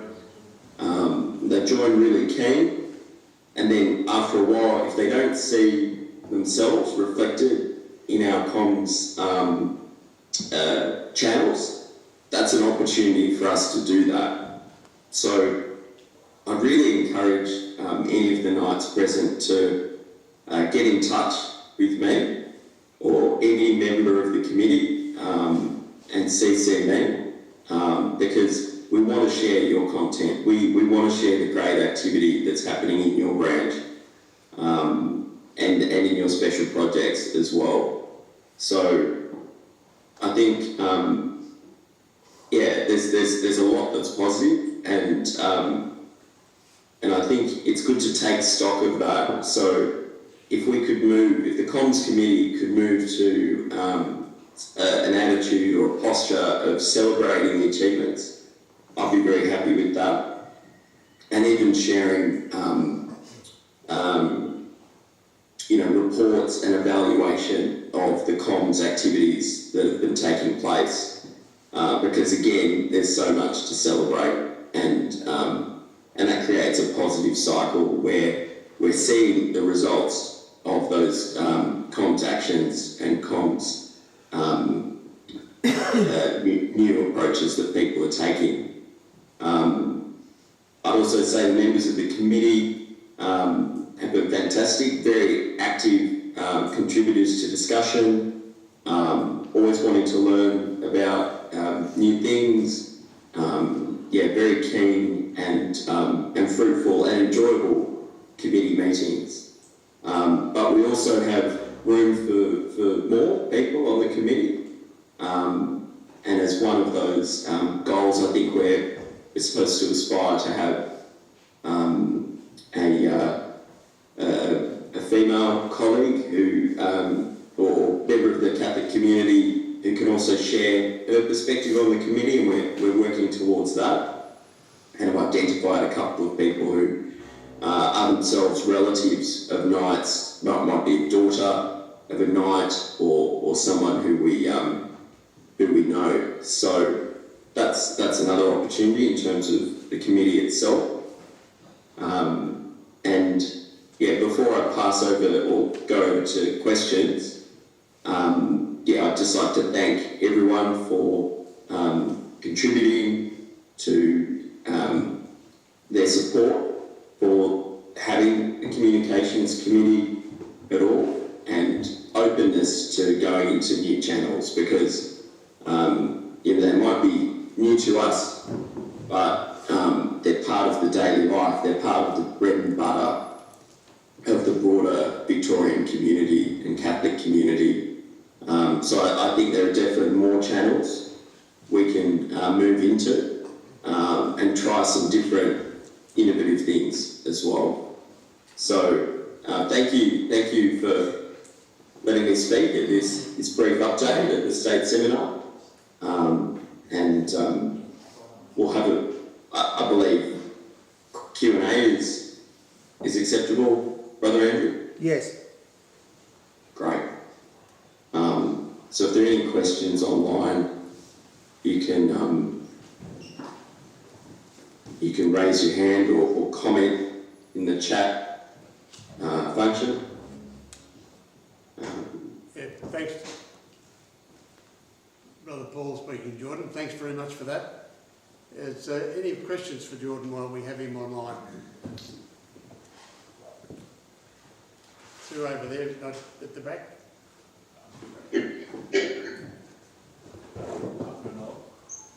Just a quick question on the Crusader. Would that fall under the communications group? The Crusader, the letter that goes up monthly? Yes. Yes, Okay. yes, it does. All right. Just a suggestion on that. Given we're now in 2024, is there a look at going full electronic and getting out of the paper-based issues of those? You can get it online. You No, can get it I get digitally. that, but the point I'm trying to make is there's considerable savings in doing that, as well as, it's just, I don't know, more efficient, but that's just my view, than having a paper-based stuff. If I see that in my mailbox and then it goes, and then I'm like, the electronic is so much convenient, it's on my phone, and just a suggestion. Thanks for that. Jordan, did you want to give an answer on that? For sure. Yeah, so there was a question about the Crusader, and do we make the Crusader online? So I'm happy to speak to that, and the feedback suggestion to expand its online capability. So the Crusader is primarily print-based, and there's a real benefit to having a strong print presence for the publication. So it's print-led, and the view of the committee, which I believe I can speak to, is that's a strength. So online, there's much more competition. If it's just a purely online digital print publication, we also know people don't enjoy the experience of reading a long document online as much as they do enjoy physically reading a hard print publication. It's depends on the person, but generally I think most of us could relate to the experience of having a cup of coffee, reading a newspaper, reading a print publication, rather than staring at a screen and zooming into a screen and scrolling through, and you're getting other notifications coming at you as well through email or whatever else is on the computer. And also from a production point of view, having that print deadline is really important and really beneficial to boosting the substance of the content in the publication. But I think it's a great point about wanting to boost the online options for the Crusader. If we had if we had a more flexible website, we'd certainly be doing that right now. But that's something we want to explore. But I from my view, I always see a role and a real benefit to having a hard copy Crusader, and obviously it's one of the few print Catholic publications from Victoria that you can still receive physically. So that's a special point of difference as well. We're looking into the future of the Crusader, and we also this year Brother Michael did a great project and does great work on the Crusader generally as the editor, but did a great project of strengthening the workflow and the capturing how it's actually created, because that's a bit of specialist knowledge and we wouldn't ever want to lose that. So thank you to Brother Michael for all his great work on the Crusader, and thank you to all the contributors as well to make it a substantial and very heartfelt publication. Yeah, thanks, Jordan. Brother John. Brother Gordon, I'm actually the administrator of the Facebook private page, and a lot of the contents I put in, I get together from other sources. The governance committee decided to allow that to happen now for the next 12 months. strong as well as your page. So I think the two of them can be worked in conjunction with each other, and we'll probably get more gathering of followers to that group on the 2 pages. So if you like to discuss with me what we could do in the future, I'll be available to talk to you some other time. And what was the last part of the question? I just missed the last part. I said if you got time at some point during the week, if we actually talk and discuss, we can expand the 2 Facebook pages together. Yeah, that'd be great. That'd be great. And so there's a Facebook group and a Facebook page, and yeah, it'd be great to create some standard sharings or collaborations between the 2. You know, for the internal group, obviously it's very active and mostly just for nights and members to share, and there's a lot of content shared. My point I'd like to add to that is we want our own unique content first and foremost. So, and that just makes sense in that people want to see, if they're going to the Knights of the Southern Cross Facebook page or group, they want to see Knights of the Southern Cross content, and so it's much easier to share other pages' content, and there are many times where it makes sense and it's really beneficial to share, for example, Archbishop's content or content from the Archdiocese of Melbourne.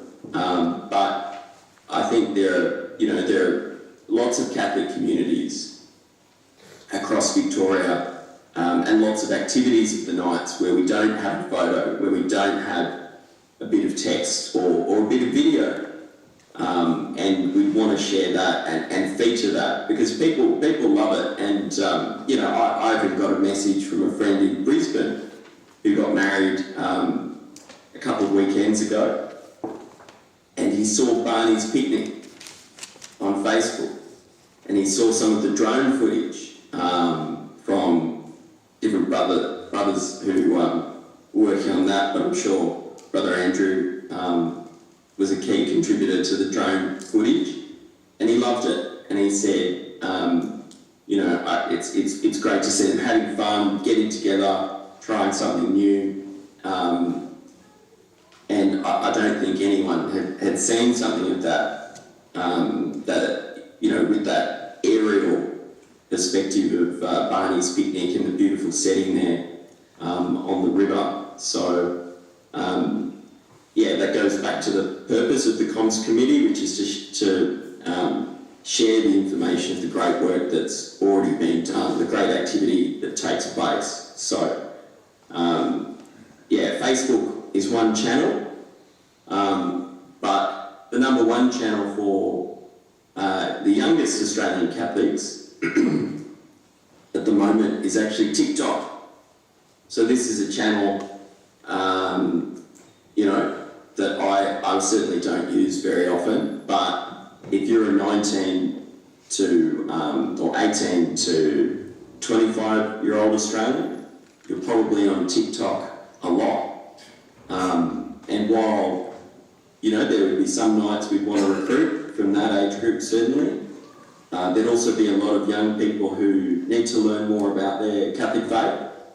And even if they do know a lot about their Catholic faith, they probably need some encouragement and, some support to continue persevering despite, the culture around them and the messages on that other, competing agendas on that social media platform. So, Facebook is one channel, but there are a whole bunch of others. And I think it shouldn't take up a massive amount of time because it can be as simple as taking a quick video on your phone and messaging that to one of the Comms Committee our members, and we can see what we can do to try to share that. So, yeah, thanks to everyone who shares great content, and yeah, I'd just like to encourage you there.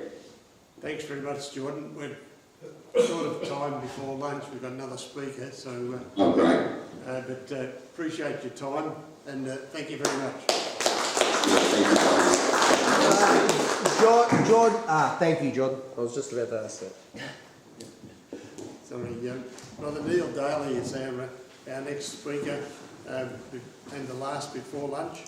So please welcome Brother Neil Daly. State Chairman, State Councillors, brothers. I said I could do this in 5 minutes. But sitting next to me said, ha ha. Yeah, just here to talk about the District Chairman, of which I'm the District Chairman's Chairman. And we've changed our routine from a quarterly meeting to a bi-monthly meeting to fall into line with the State Council meetings, which is working a lot better. And we seem to have a lot more focus. Before that though, we did lose a couple of district chairmen in the last 18 months, so we're not as prolific as we once were. So if there's anyone out there in a district that could think it'd be worthwhile to take up the role, please notify myself or Brother Paul. We've been working very closely with the ODC, most of all in our regard, in spreading the message of not the redevelopment, but where the heading of the order is going. And that's been not that challenging. It has been a bit challenging. Brother Paul and I went to a meeting with a combined meeting of Doncaster, Nunawading and Box Hill, and they gave initial feelings about how they felt about their position in the world of the Knights, and going there certainly opened that up for myself. I'm sure it did for Paul, that they are quite happy to be left alone. Most of them are over 70. They've got their own ways of doing things, and that's fine. But they also have they meet constantly for a day meeting, and there's the tradies part of their crew that has to meet at night. So there's other ones we probably need to touch base with. But the highlight is always going to Mildura. And this year I went there, I normally go up there to warm up, and the young kids running around playing the under-8s at Mirbean said, "Is this a fog?" Yeah, there's a fog, the first fog that had there for millennia, and it didn't lift until 12:30, and it never got above 13 degrees.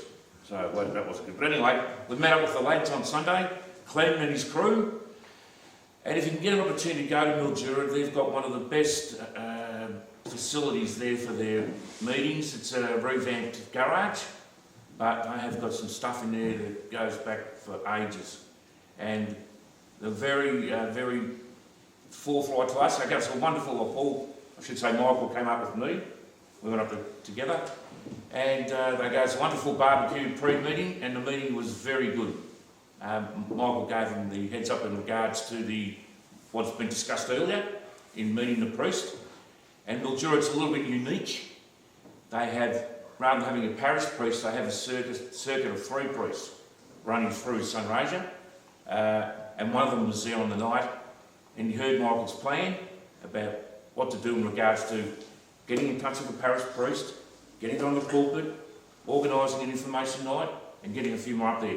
Because a couple of the older blokes were a little bit despondent. They said, we are doing a bit. They man the gate at a speedway up there and got a couple of other things going, but that was it.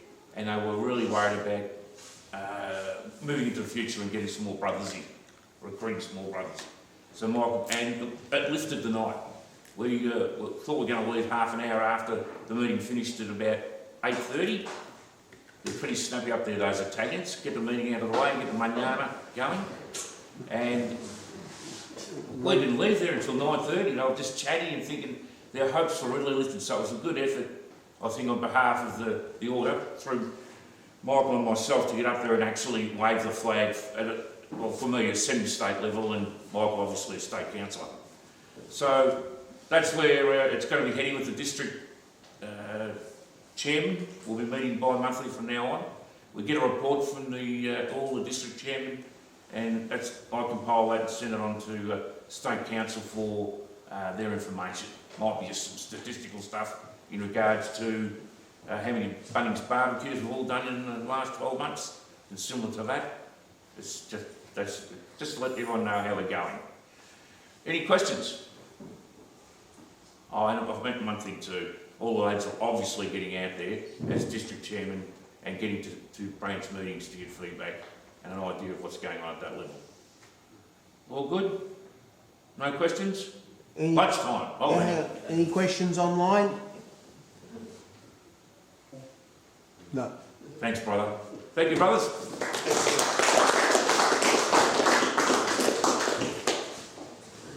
Yeah, just a couple of minutes before lunch, and we've got Brother Carmine to rev us up again. Thanks, Carmine. We Share, You Share project. So Chairman, fellow brothers, thank you.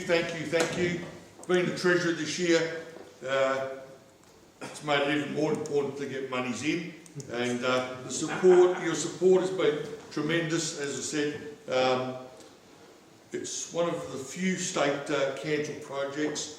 This year we had nine branches donate $5,300 in total. So pat yourselves on the back, tremendous effort, because and the majority of that money came in the last 6 weeks. So, and my final one came in yesterday. Thank you, Mildura. Was that you, Clem?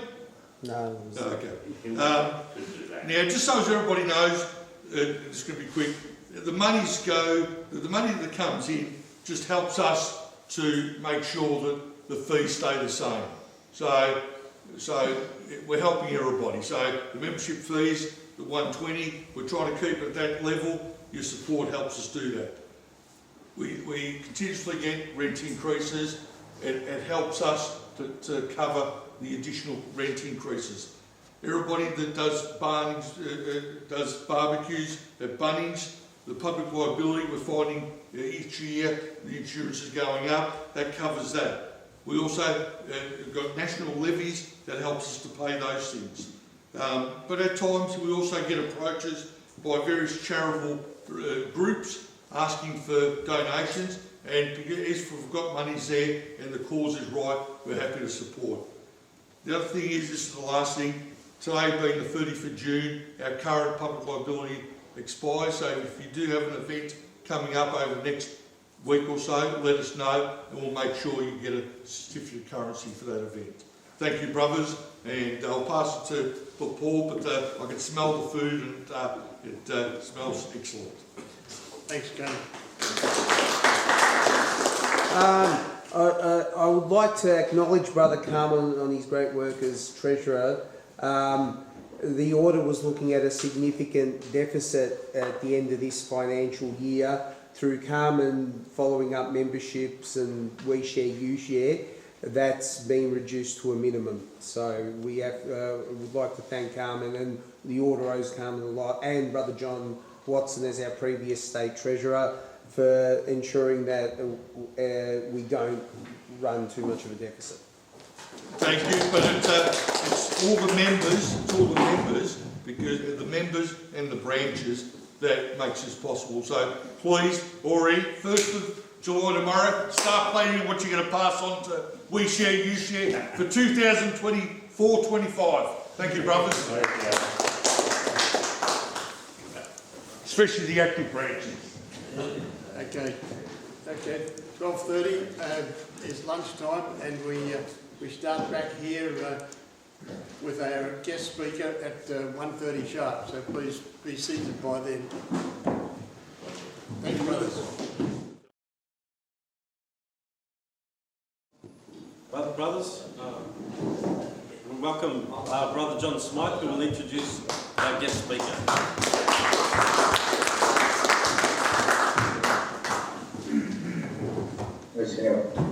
Good afternoon, fellow knights.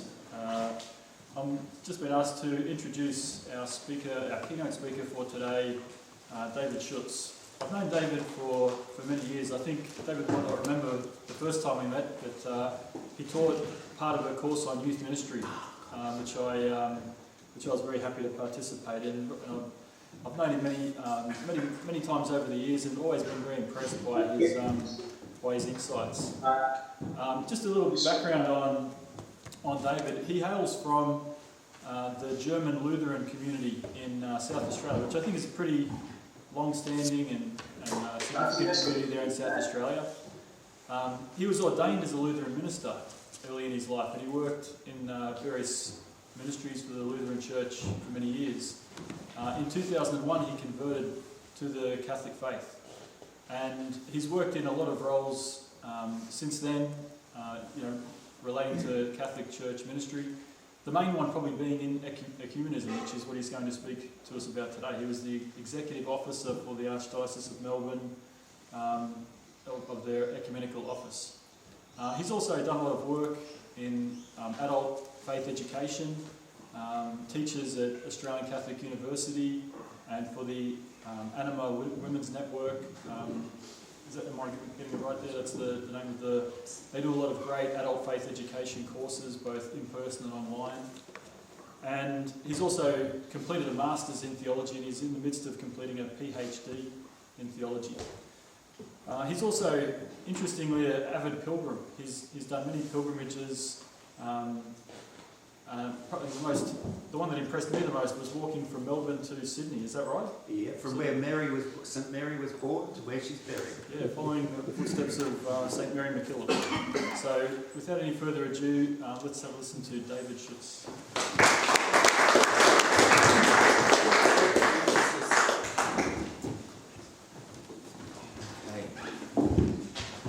I'm being brave today, and I'm just going to move this just a little bit forward there, Andrew. I hope yeah, you're right.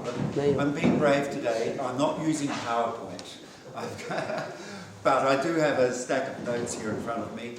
And this started off as a fairly short talk, and then my notes just grew as I was putting stuff down. So, first of all, in terms of format, in terms of questions and answers, if you have a question, whack the hand up or say, hold on, young fella, and stop me in my tracks and ask for clarification then. Because the toing and froing is a lot better than me talking for half an hour and then you thinking, gosh, there was a question I had 20 minutes ago, but I can't remember what it is now. Okay, so I did work for almost 20 years for the Archdiocese in an official capacity, not just in ecumenism, but in interfaith relations. And the difference there is, one is working with other Christians, and the other is working with, as I basically said to people, if you're not Christian and you're not an atheist, I wanted to know you. So all the other, calling them faiths, religious ideas, whatever, I work with those communities as well. Today I'm just going to talk about ecumenism, and it's important, another distinction between interfaith and ecumenical work is, for interfaith work, the aim is to get along with one another and stop shooting each other. For ecumenical work, the stated aim of the Catholic Church in being involved in ecumenism with our non-Catholic brothers and sisters is full communion. The aim of trying to re-establish the situation in which all baptized Christians can gather around the same Eucharistic altar to receive our Lord in the sacrament. That, in many ways, I said to somebody once, I think sometimes the Catholic Church is the only church involved in communion, ecumenism, that actually still holds that out as the goal of ecumenical interaction and efforts. So I'm going to start off by telling a little story first about a part of my PhD that I'm doing at the moment, which has got nothing to do, I thought, with ecumenism. I'm working on the relationship and the theology of Joseph Ratzinger, who we all know and love, who's gone to God now, Benedict XVI, and Karl Rahner, another, some people would probably say, the greatest or most influential theologian of the 20th century. There are a lot of eminent theologians in the Catholic Church in the 20th century. Another one was Hans Urs von Balthasar. And all these guys knew each other. They all spoke German and they all went to the Second Vatican Council together. Well, Balthasar didn't, but anyway. And after the council, things blew up a little bit in the Catholic Church. You've heard, you know this? There were changes. And these changes were a bit disturbing to Herr Balthasar, and he got his mate Herr Ratzinger, Professor Ratzinger, together, and together they wrote a letter off to their other mate. Well, they had some problems with him and he had some problems with them, but they wrote to him anyway, Professor Rahner. And while I was in Germany last October, I discovered the letters these guys had written to each other. And I've just sent off an article for publication, and I'm giving a paper on it at the Australian Catholic Theological Association conference next Friday. So this is hot off the press stuff. These guys were writing to each other because they were disturbed at the breakdown in the unity of Catholic theology that began to happen very quickly and almost immediately after the Second Vatican Council. There was divisions and differences of opinion beforehand, but afterwards things just went bat crazy, as somebody might say.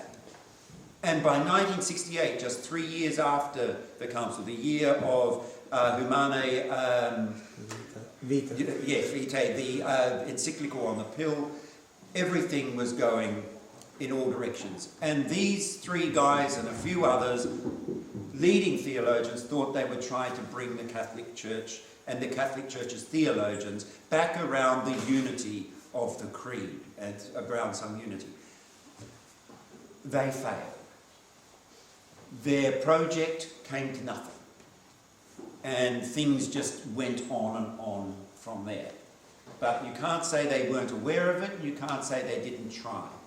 Rana himself wrote an essay soon after, about 6 months later, and the title was Plurality in Theology and the Unity of the Creed in the Church. And in that essay, he basically, there was a little line that just struck me, I read it the other day. The alien is close to us. That which is different from us is now close to us. And I want to come back to that. And I want to come back soon to this question of unity within our own church, let alone outside of it.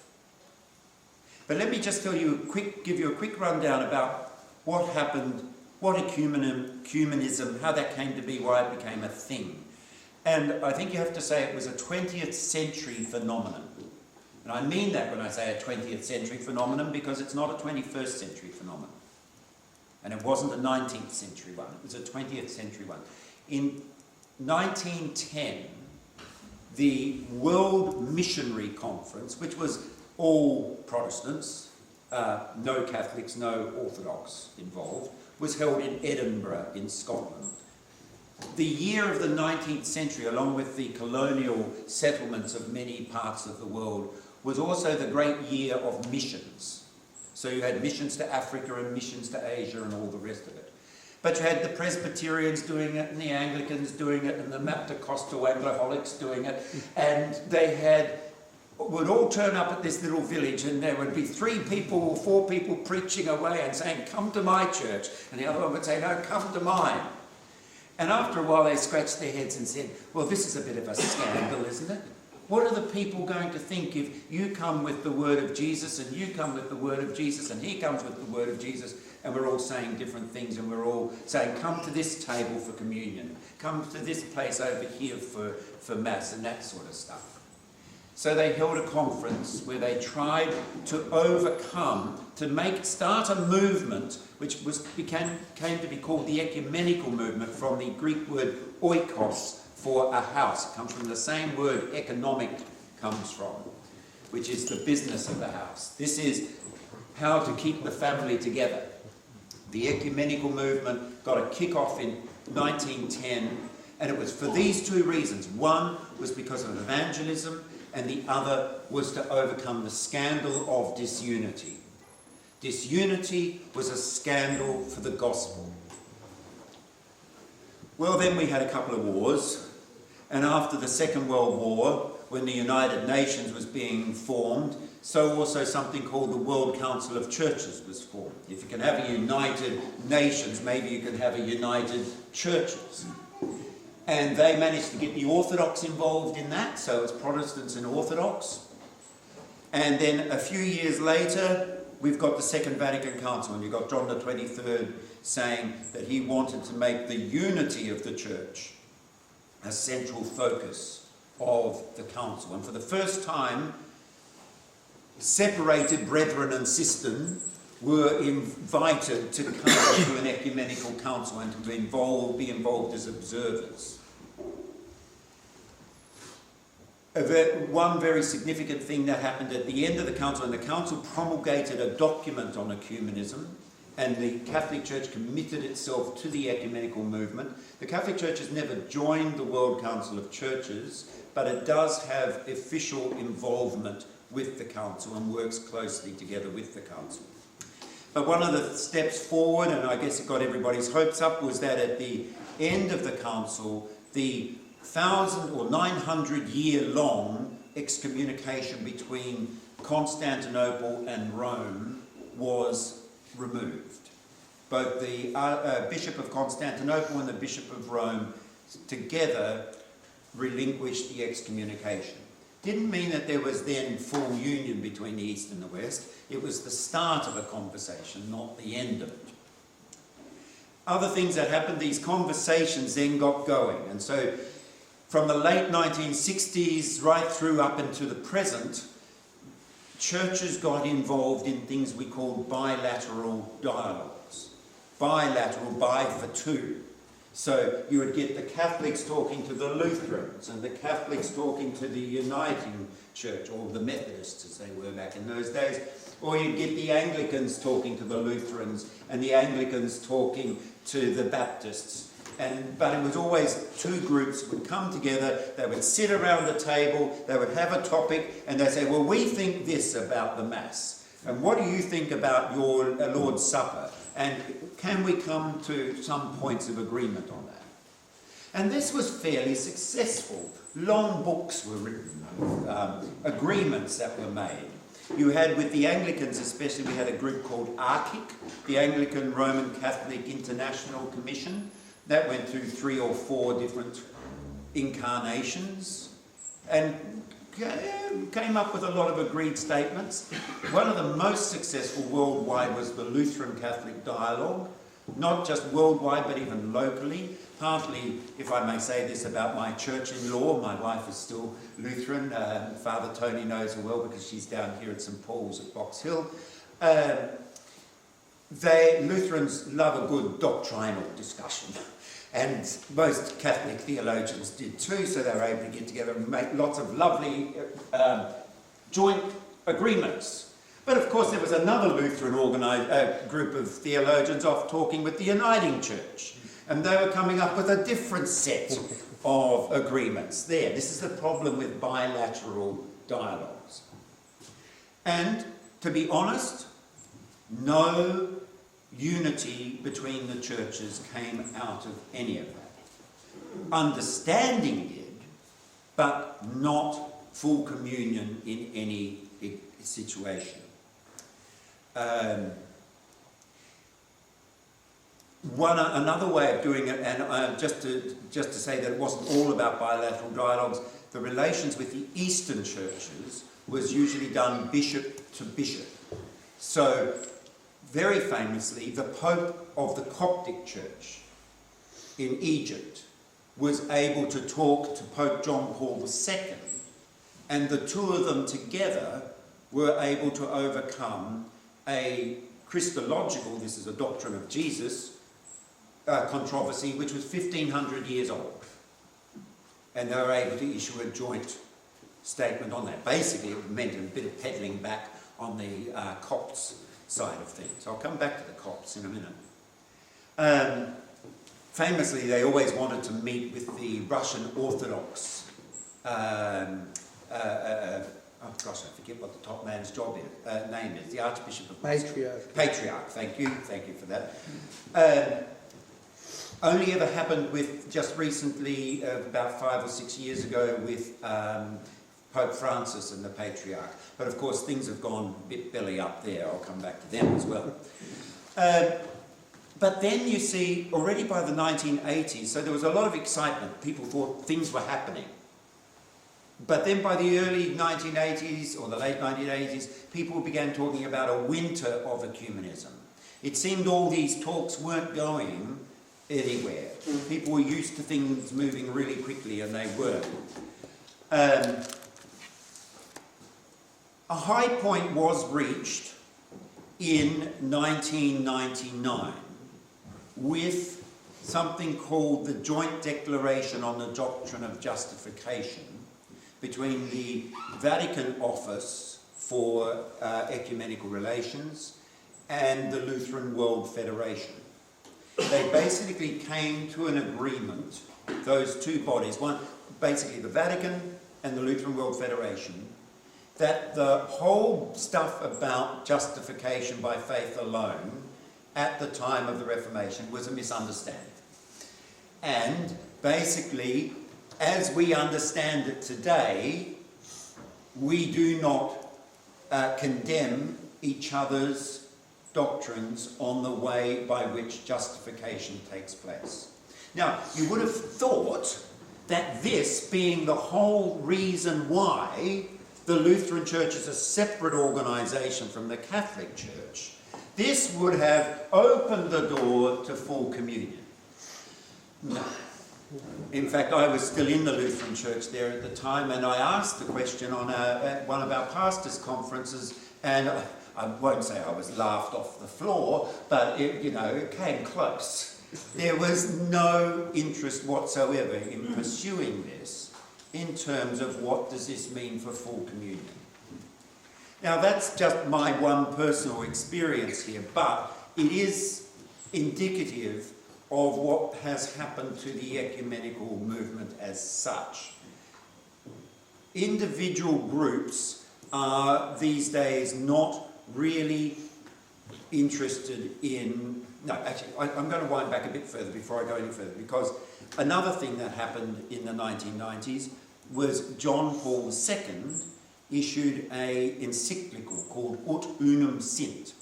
So if it wasn't the doctrine of justification that was the problem, keeping the Protestants apart, maybe it was the papacy. Maybe that was the problem of the Bishop of Rome and all his claims to infallibility and universal jurisdiction and all of that sort of stuff. So Pope John Paul II wrote an encyclical saying, "Dear Protestant brothers and sisters, dear Orthodox brothers and sisters, write to us and tell us how you think we could exercise the ministry of the Bishop of Rome in a way without relinquishing anything which is of its essence, would actually be of service to you and would help the unity of the Church." Crickets. In 2012, when Pope Francis released Daly Gaudium, he says there'd been almost no movement on this. Now, interestingly, just lately there has been a little bit of movement, but largely because the Pontifical Council, or whatever they call it now, the Commission for Ecumenism in the Vatican, has worked hard at collecting what has been said about the place of the papacy in ecumenical relations, and they have just issued a big study document on that. But it was hard work getting something together. Basically, we found out that, no, the papacy isn't a big problem either. Again, it's simply the question, where is the will for communion together as churches, when we're really, in many ways, continuing on our own paths? And this way raises up a much, much bigger problem. A whole lot of new issues have come up since the Reformation.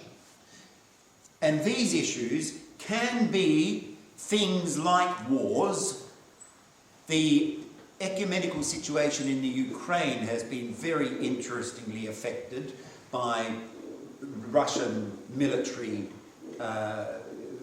action in that country.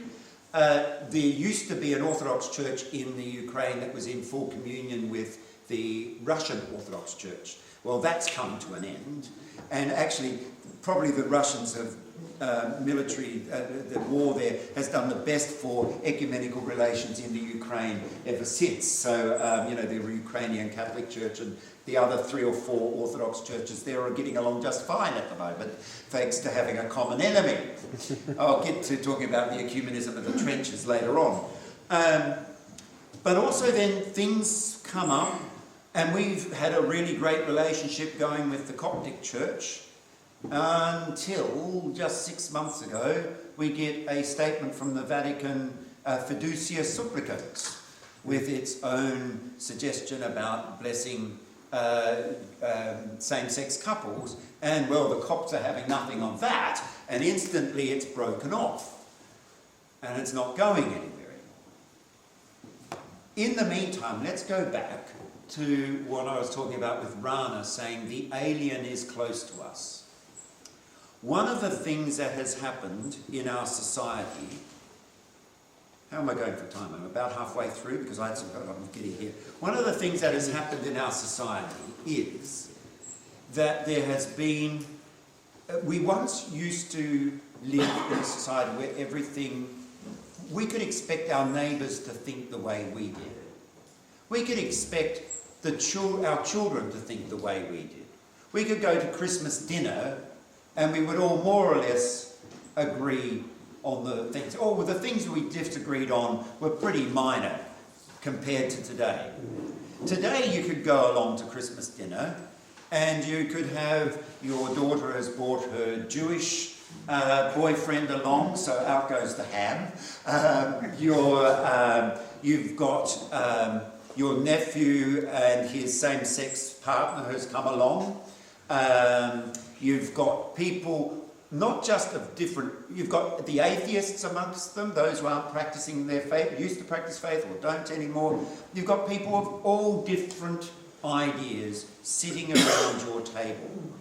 The alien is close to you. The other has come home. They're not over there, they're right here with us. And that's the same in our churches.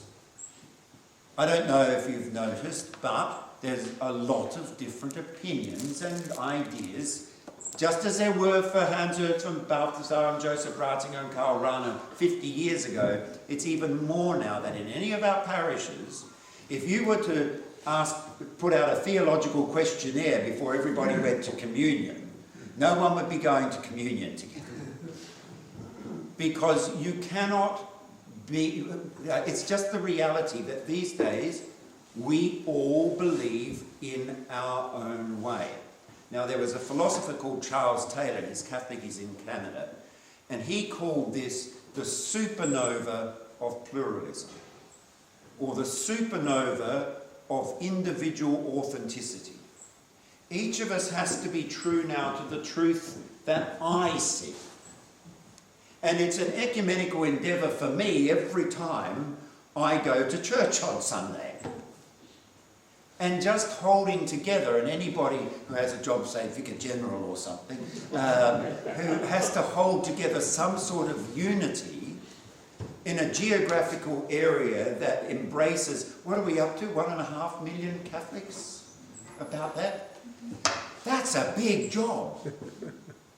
And so when we prepare for a synod or a council and we send out a questionnaire saying, tell us what you think, and they get all the responses back, and there's no way they can unify all those ideas. Now, it's not just the Catholic Church. As you know, the Anglicans are struggling with unity worldwide. My local Lutheran church at the moment is, can I say going to hell in a handbasket at the moment? You can say that. Unfortunately, they've sold their seminary just recently. They're tearing each other apart over the issue of the ordination of women, which is now, they have had 6 different votes at 6 different synods on this and never got the magic 67% for it. And so whatever the future is going at the moment, they haven't got time to be involved in ecumenical endeavours with the Catholic Church or to look at full communion with the Catholic Church, because they're trying to keep full communion together themselves. And that's a full-time job for their leadership. Let's just look at just one single thing, the one single thing which up to recently has been the thing which is now redrawing the shape and the relationships of churches all over the world. The question of the ordination for Eucharistic ministry of women. This goes right down the line of absolutely every single Christian communion, including our own. And it is redrawing the map. So there's that Anglican church that does ordain women, and there's that Anglican church that doesn't. There's two kinds of Lutherans in the world, those who do and those who don't. The Orthodox Church, there are people within the Orthodox Church who are wanting to move down that line as well. And you'll get the Orthodox churches who do and the Orthodox churches who don't. How that's going to affect us in the future is a big question. And an even bigger question are the moral issues. We struggled hard back under Archbishop Dennis to get an interfaith and ecumenical statement, so two separate statements, one from the Christians and one from the different religious groups, on euthanasia when it was being introduced by our government. You have no idea how hard it was to get any kind of unified statement on that issue.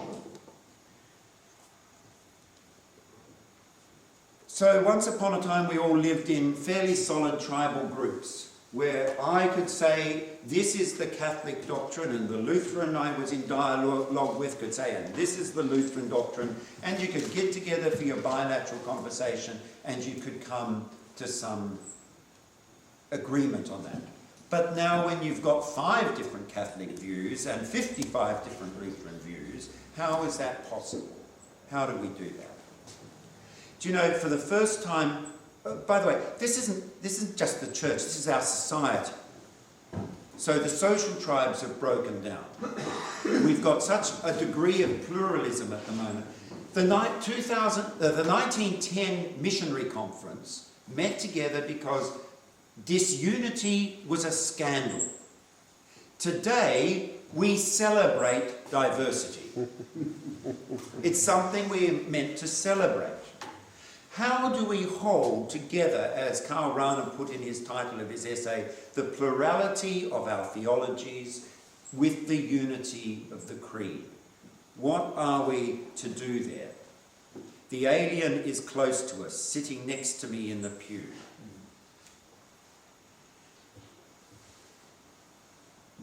So, let's think about this a bit more. One of the first divisions that ever happened in the church's history, which separated churches, say the Coptic Church from the Catholic Church, was arguments over who Jesus Christ is. That was about 1,500 years ago. 500 years ago, we were arguing about justification.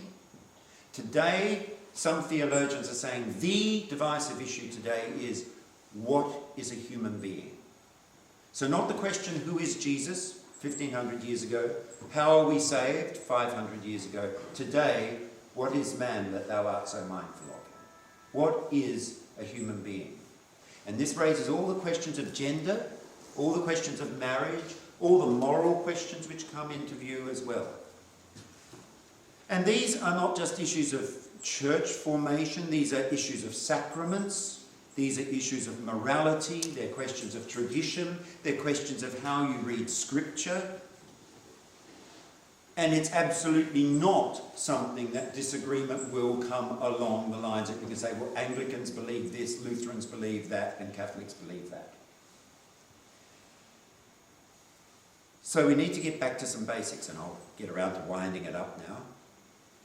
What is unity based on, and what has it always been based on?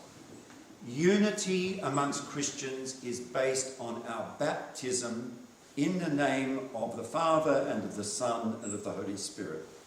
our baptism into Christ. That's the unity, that's the basis we have for even talking about communion with one another. That's why I don't talk about communion with the Jews or with the Muslims or with the Sikhs. I've got to have that basis before I can begin that talk. That's why we're brothers, that's why we call each other brother here. Because you are all baptized as brothers into that oikos, that household, which is the ecumenical household.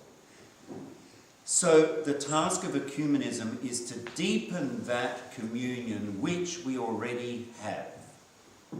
It's a real but not yet communion in many ways. And whether that person, whether our brother in Christ calls himself a Lutheran or an Anglican or a Methodist, they are our brothers still, in the same way as my brother who calls himself a Catholic.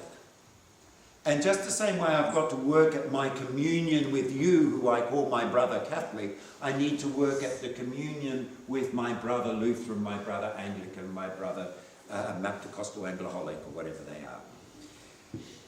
And the way we do that is by encouraging one another more and more and more in our faithfulness to Jesus Christ.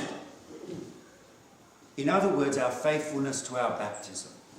The more and more we encourage one another in our vocation, our baptismal vocation, the more will our unity with one another be deepened. I once was in a church giving this sort of talk, and I was in a uniting church, and there was a big cross at the front. And I said, so, okay, and there weren't as many of you, there was about half a dozen people in the church, and they were sitting all over the different places in the church. And I said, we're all sitting and we're looking at the cross. That's Jesus. And if you head towards Jesus, and if you over there head towards Jesus, and you there head towards Jesus, that is the point in the future at which we will meet. So I want to leave you with some ideas. I know you're supposed to be having this as a part of your theme at the moment, to think about, to deepen in. First of all, then, I want to encourage you in solidarity with your Christian neighbour. That might be the ecumenism of the back fence, you know, or the communion, or of the garage, or of the pub. But it also might be the communion of the workplace, where we need, in this world today, where there's fewer and fewer of us as salt and as yeast in the community, we need to be encouraging one another in our Christian faith. And that you do not have to both be able to go to the same altar for the sacrament to be able to encourage one another, since you've all come from the same font. The second thing I would, by the way, I'll just make a note that that's happening in very real sense in our rural communities, especially in Victoria, where there aren't priests or ministers for every denomination every Sunday, and even Catholics, the closest mass might be 100 kilometres away, and so there are things happening just on the ground where they decide, well, we better do stuff together.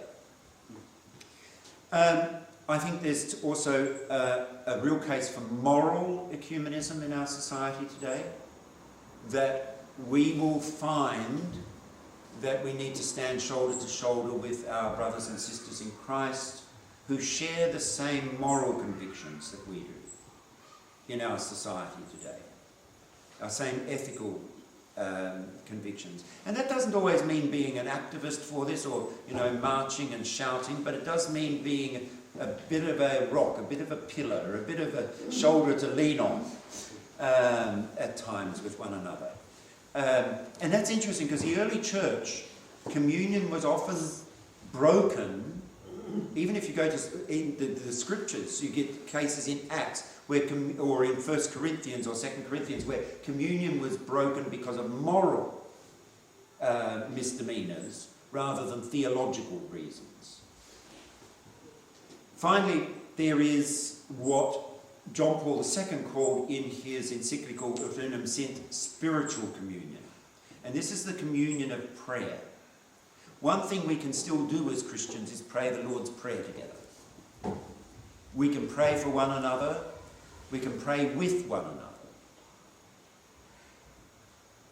We can, within that and out of that, have a shared witness and a shared mission that nights you do stuff. You can do stuff with people, with other groups. Both the Anglicans and the Lutherans have groups just like you guys, and you can do stuff together for your communities. You can share that mission, you can share that witness, but find ways that you can share prayer together.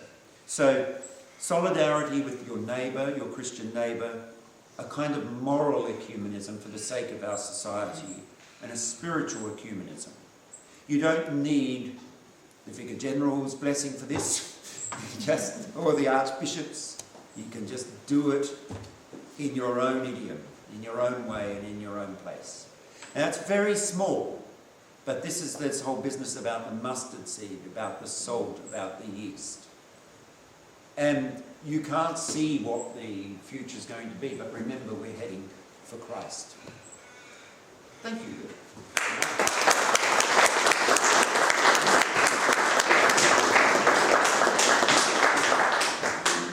Thank you, David. Do we have any questions from the floor of David while he's with us?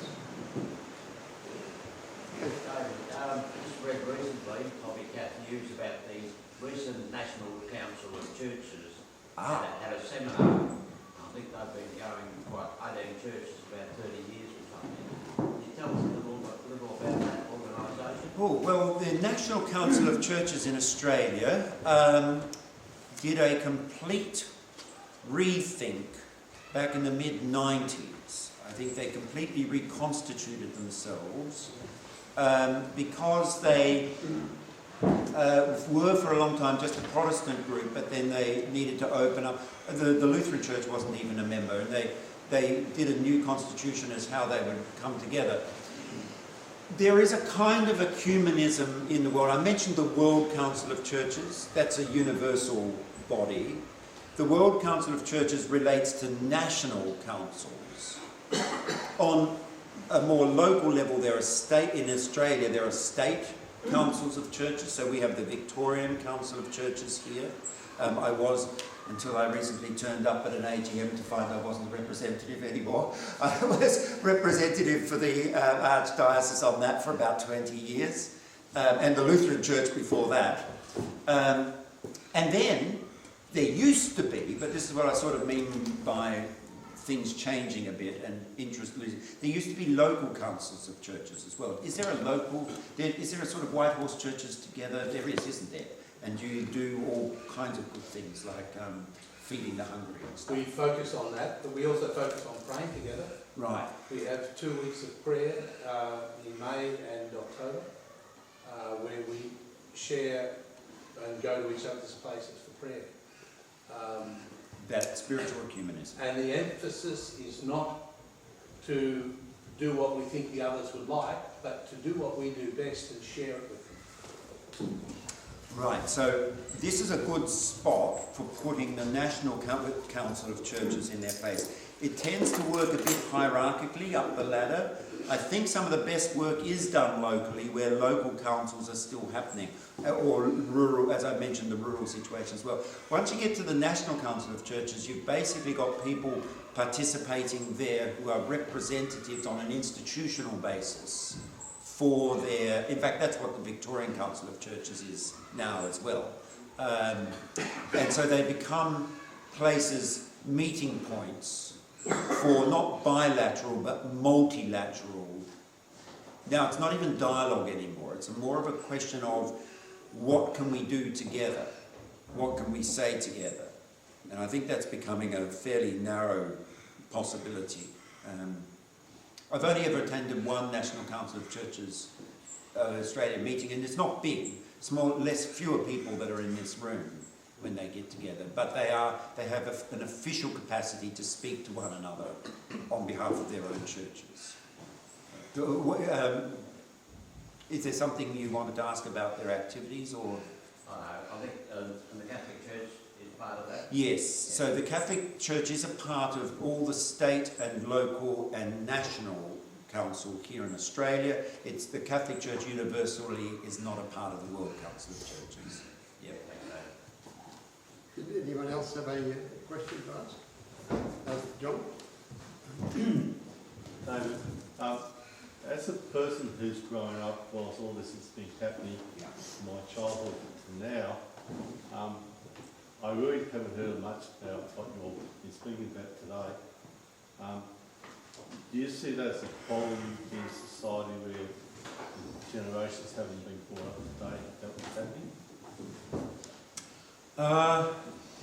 Pope Francis said something recently, and I think Archbishop Peter has talked about this occasionally, about we're not living through an era of change so much as a change of era. And this is why I mentioned the philosopher Charles Taylor, because one of the things we do have to understand is entire thought patterns have changed. And I can say the year 1968, the very year my friends Balthasar and Ratzinger and Rana were writing to one another saying, what are we doing about this mess that's coming up? A lot of people have blamed the Second Vatican Council for changes.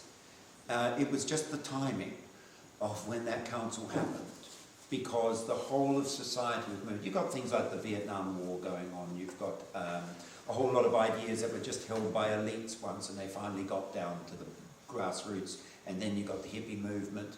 You had postmodernism beginning at that point as well. So basically the way people are thinking, their values and the rest, has gone through a massive change.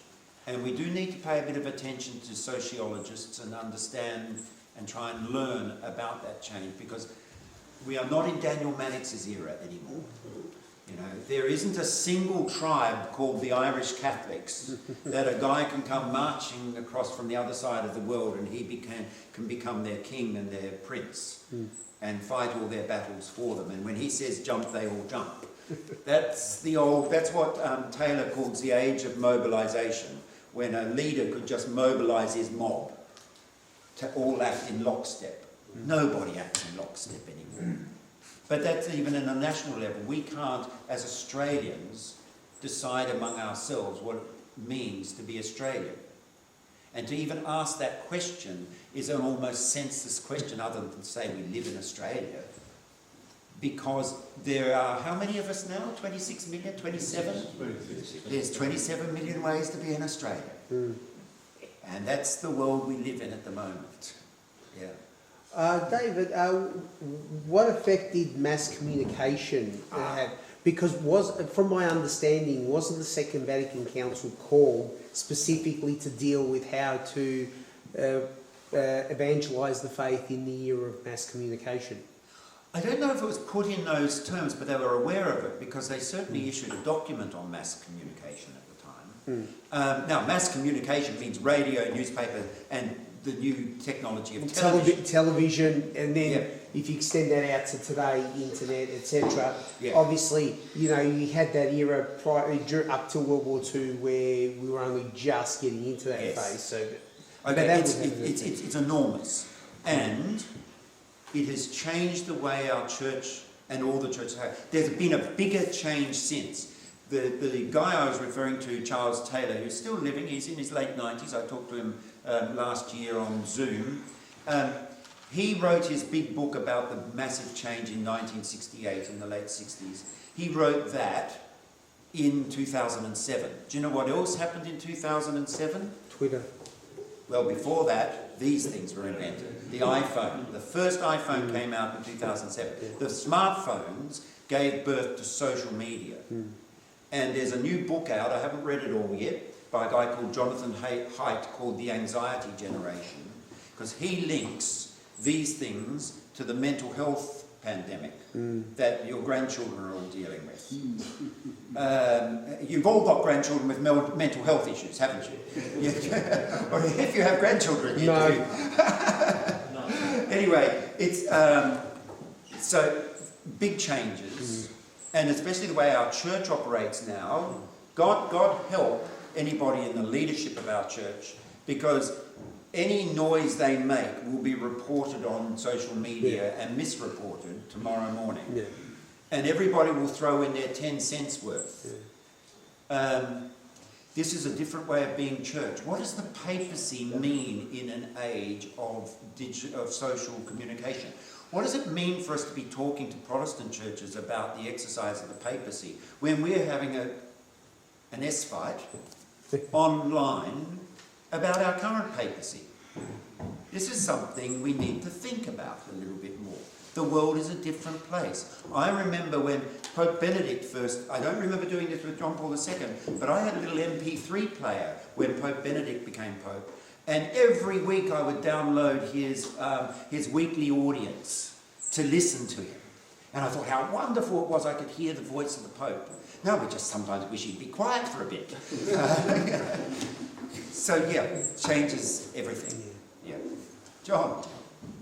David, I'm wondering, are there any churches around the world, non-Catholic churches, who you see hope for rejoining and entering back into full communion with the Catholic Church and what they might be?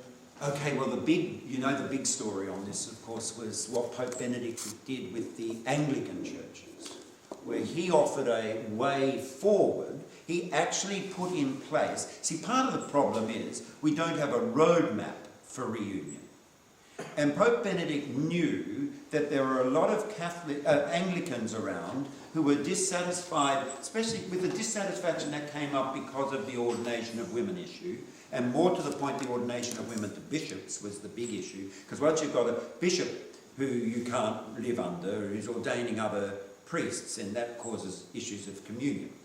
So he put in place a roadmap by which Anglicanorum Chaetibus, groups of Anglicans, could move into full communion of the Catholic Church together and retain their Anglican identity. And we call this the Anglican Ordinariate. Now, it's been more successful in some places than other places, but I wouldn't say it's been a roaring success. It's offered a way for some people, but it hasn't sort of said, okay, this is the roadmap for future reunion. But that is a case where it did happen, but boy, it was hard on our end to sort out the canon law involved. Just a nightmare, I imagine. The difficulty was they had a proportion of pastors to parishioners that was almost impossible to sustain. Yeah, a whole lot of priests converting. See, when I converted and I came back to being a layperson, when for some reason, I haven't sorted it out yet because there's no rhyme or reason for it, Catholics seem to think Anglicans are more priests than Lutherans are. And there's no truth to that whatsoever. I was as much a priest as any Anglican priest is, which is why we had to reordain them, of course. But it was a case of look like a duck, talk like a duck, and walk like a duck, so it must be a duck, I think. They didn't call us priests, we were called pastors. You know, the job was the same. I wore the same outfit, but it doesn't seem to work. So anyway, I'm not getting off the track. Yeah, there are difficulties there. I think in England it's still going quite well. They just got a new bishop ordained, their first actual bishop for their ordinariate, and he was an Anglican priest as well. So that looks like that will get some solidarity, some regular basis, and that might go forwards. I don't know how the States are going with their ordinariate, but anyway. It's moving along. It is. It struggles because of that. The priest people think, yeah. Clergy tend to convert a lot more than lay people do because we're immersed in it all the time, and the issues are big. Yeah. You might get a priest or a pastor becoming a priest. Yes. But what happens with the flock? Do they come along? Well, you see, that's what Anglicanorum Chaetibus was organised for, where the parish had an identity and a shared identity, which they wished to make that move. Probably in Anglican churches, because they could call their own, sometimes arrange for their own priests to come, that suited their character. Sometimes in the Protestant churches, the congregation develops a character separate from the question of what kind of priest they have.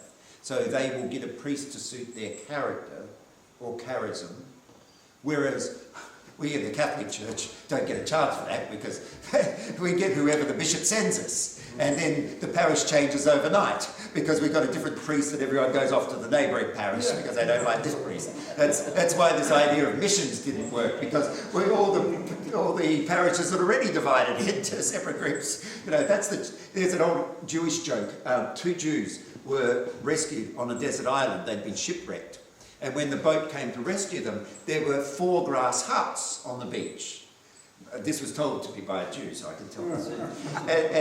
And they said, well, what are these 4 grass huts? And one of the guys said, well, that's my synagogue, and that's his synagogue, and that's the synagogue we used to go to, and that's the synagogue we never go to. I think that sums it up. Just one more question from the front, Brian. Just going. Who's going? Brian. Right. Oh, Going back to where the change is going to have influence, and that's at school level. Oh yeah. The daughter's a principal of 2 schools, and of course you have the issue of baptism and the requirement of baptism. It's accepted as baptism in other faiths. How do you see that being played out, as a requirement within, some candidacy for schools advertise a lot now, and they make a point of those who are good at it doing pretty well. I don't have a lot of knowledge of the Catholic school system, but the Lutheran Church has a school system which, if it was per capita, it would be bigger than the Catholics' school system, simply because of the numbers involved there. So there's something. I think the important thing is, and the Catholic Church needs to decide this, and we need to decide this about our schools, are our schools serving a catechetical purpose, or are they serving an evangelistic purpose, or are they serving some other purpose? Let's leave the other purpose behind, and I think that's largely the question: are they just businesses being run these days? And then ask ourselves, well, within our Catholic identity, are we providing the schooling for Catholic children so that they are raised in the Catholic faith? That used to be, back in the days of the Age of Mobilisation, in Mannix's day, when we all had a homogenous Catholic society that everybody jumped when Mannix said jump. That used to be what our schools were for. They were to serve the children of the parish. The Lutherans long ago realised, not that they're doing it necessarily any better than anybody else, but they long ago realised that they'd be lucky to get 10% Lutheran students at their schools, and all the rest would be everybody else, the great unwashed. And the task is, well, what's your school for? To wash them. So it is, quite literally, if we're talking baptism. So it is a question of rethinking what is the mission of the school. But then there's another possibility, which may be our schools, like they are in places like India or or Bangladesh or somewhere, or Indonesia, Muslim countries. We have Catholic schools there, and the Muslims send their kids there. What are our schools doing there? They are being a witness to Christ, even if they can't be they can't proselytise in any particular way. And so how is our identity? And this is a problem with ecumenism as well. We can't have ecumenical dialogue with one another if we're not very clear what our identity is. A good friend of mine, Father John de Puch, who was very strongly involved in interfaith dialogue, said the important thing is I come with a clear identity, with something clear to say, and I listen to you who come with a clear identity and something to say.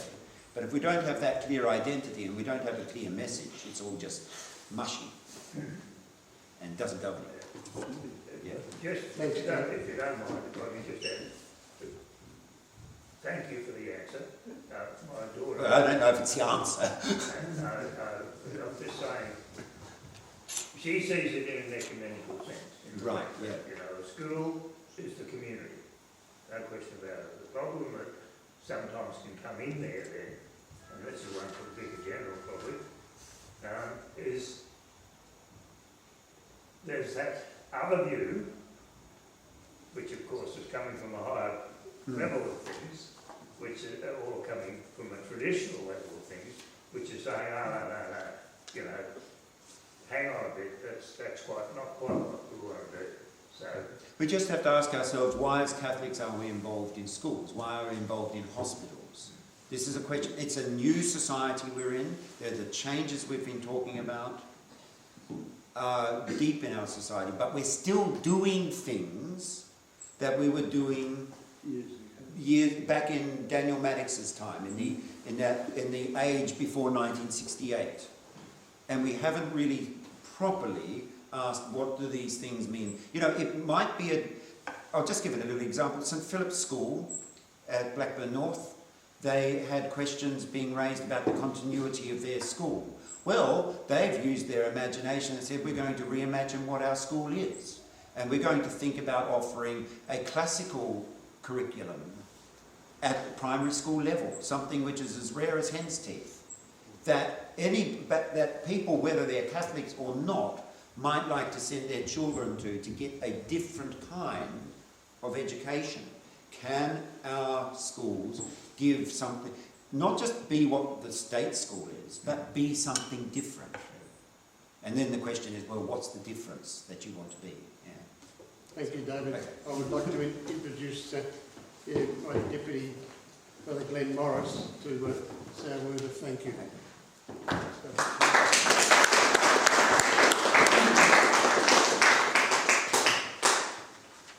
How interesting was that? Very, very good. I thought it was wonderful. David invited us to ask questions as we went along. But I just kept talking, sorry. Well, the flow of information was so good, it had us all captivated. You all agree? Yeah. So there's a lot to be encouraged. And some of the take-home messages I took were, the alien is close to you, not just close, but in the pew right next door to you. We are encouraged to unity through baptism. You made mention of how we're united in the Ukraine, but similarly, here we're united in social values and moral values. And I'd like to thank David. It was very interesting. A lot of good take-home messages. And as a small token of appreciation... Oh, I like small tokens. Thank you very much.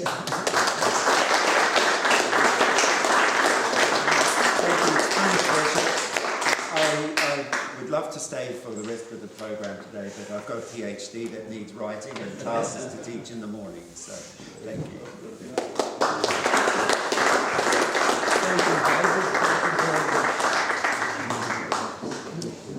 David, do you mind if I publish it?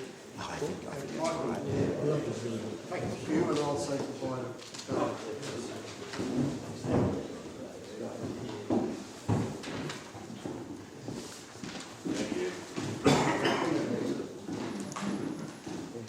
Brothers, our next item on our agenda is the Water Development Committee report, which will be presented by myself, so I won't introduce myself. Okay. Just a little bit about the Audit Development Committee. You'll probably be aware that the Audit Development Committee has been around for a few years and was actually formed in 2016. The purpose of the committee is to address the decline in audit membership by providing targeted training and mentoring in areas including retention and recruitment of new members.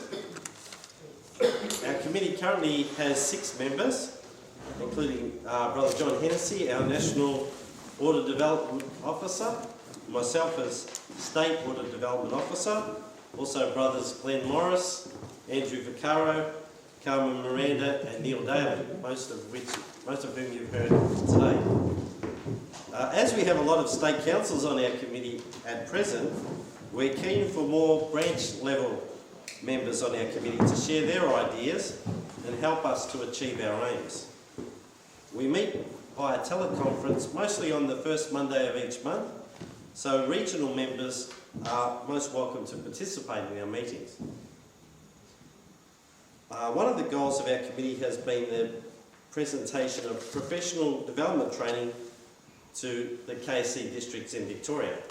So far, the Audit Development Committee has presented a series of 3 training sessions to Central 11 District in 2022-2023.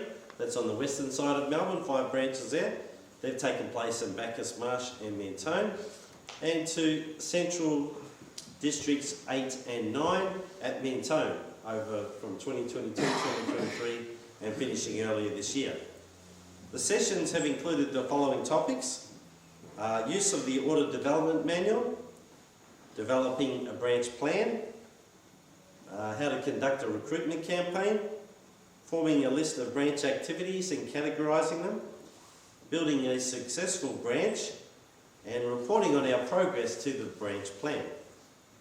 The training sessions include interactive sessions where members of branches and districts can discuss the development of their own branch plans in light of the state plan, re-examine their branch activities, restructure their executives and portfolio according to member and parish needs, and become familiar with the Auditor's new forms, planning worksheets and procedures for reporting back to the State Council.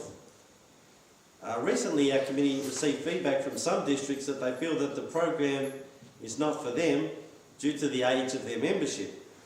So as a result, some of our members have been attending meetings in those districts.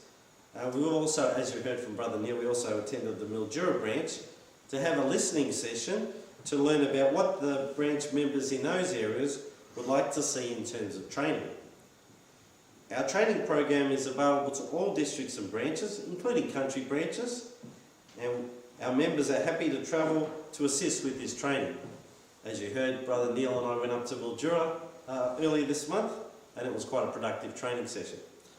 So don't feel that because you're a long way away from Melbourne that we don't want to hear from you. Please approach one of us for more information about how we can conduct the training session in your district. The Audit Development Manual version 2 was released in 2022. The National Audit Development Committee was formed last year, and that also meets monthly via teleconference. And that National Committee has taken over responsibility for the review and updating of the Audit Development Manual. And it's encouraging to see that's going to be changing from a state manual to be rolled out nationally to become a national development manual. Some other activities our committee's been involved with. Members of our committee are conducting a public speaking course once again this year at Our Lady Help of Christians Parish in Narra Warren during term 3, starting on July the 18th and finishing on September 19th.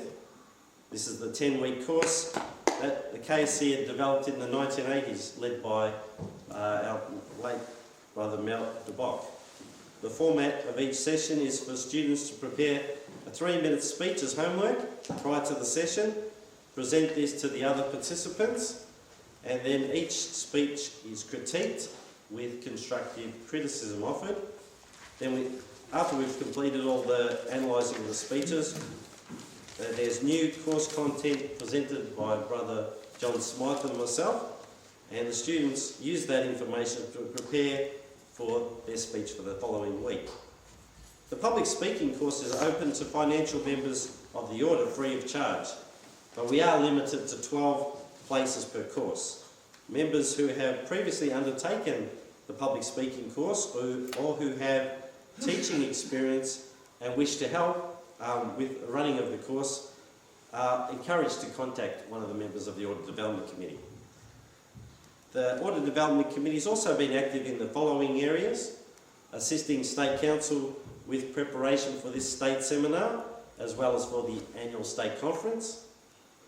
The yearly state handbook review, based on feedback from members and the State Council, it's hoped that there will be an updated state handbook available for our October State Conference.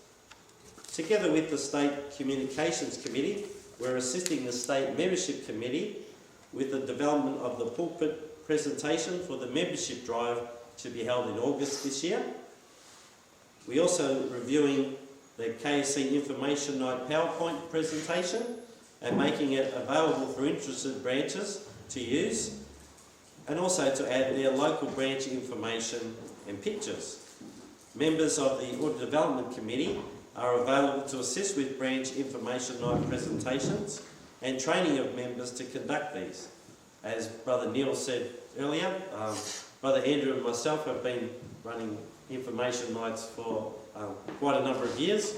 And we like doing them, but we probably don't want to be out, 15 nights a month doing information nights. So we encourage our brothers to, we're happy to train you to be able to run your own information night as well. And it'll be good to have local nights presenting to local parishes. We also promote and support the monthly God and Beer events held at the Notting Hill Hotel, and hopefully another God and Beer in the West event later this year. Hopefully from this short presentation you will have been informed that the scope of work of the State Audit Development Committee is quite wide-ranging, interesting but challenging. There is a lot of opportunity for members to develop and utilise their skills in written and oral communication, organisational skills, teaching and training, and motivation. All of these skills are important in the work of audit development.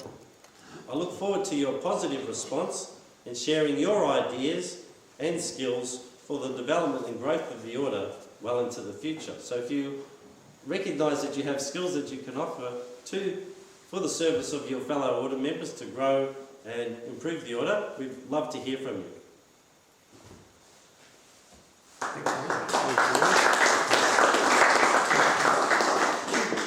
We've got time for a couple of questions, if there are any.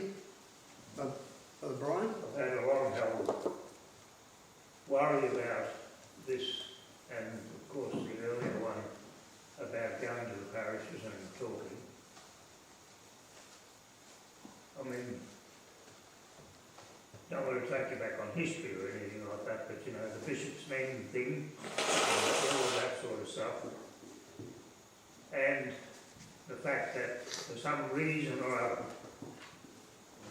within the hierarchical aspect of things in the church, there doesn't seem to be a recognition or a promotion of the vehicle of the Order of the Knights of the Southern Cross as a means of being a part of parish life.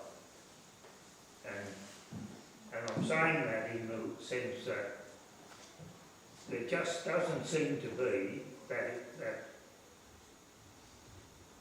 a consistent message coming across through the hierarchical level that is actually embracing, even though, and I'm making this point and making no apology for making this point, there's been those millions of dollars put into the order of development on the priest and support education side of things now for quite some years. And I've not seen anything come out, and I'm not having a shot at present Archbishop, but there doesn't seem to be a unified recognition among the clergy that actually has a feeling of embracing the Knights of the Southern Cross. And I'm sorry to have to say that, but I think you can do as much as you like to go into the parishes, but I think there's got to be something a little bit higher up the tree than that. Now, I don't know any other organisations that are getting that support within the Catholic Church, but I don't see it happening in our case. My response to that would be, having been to a number of, I went to a branch meeting in Mildura earlier this month, and the priest there is quite young. Are you going into the bush though? No, what I'm saying though is the younger priests, through the Priest Support and Education Fund, are familiar with the Knights, right? So we have my previous assistant priest in my parish. He's familiar with the Knights from being involved in the seminary. He's an order member.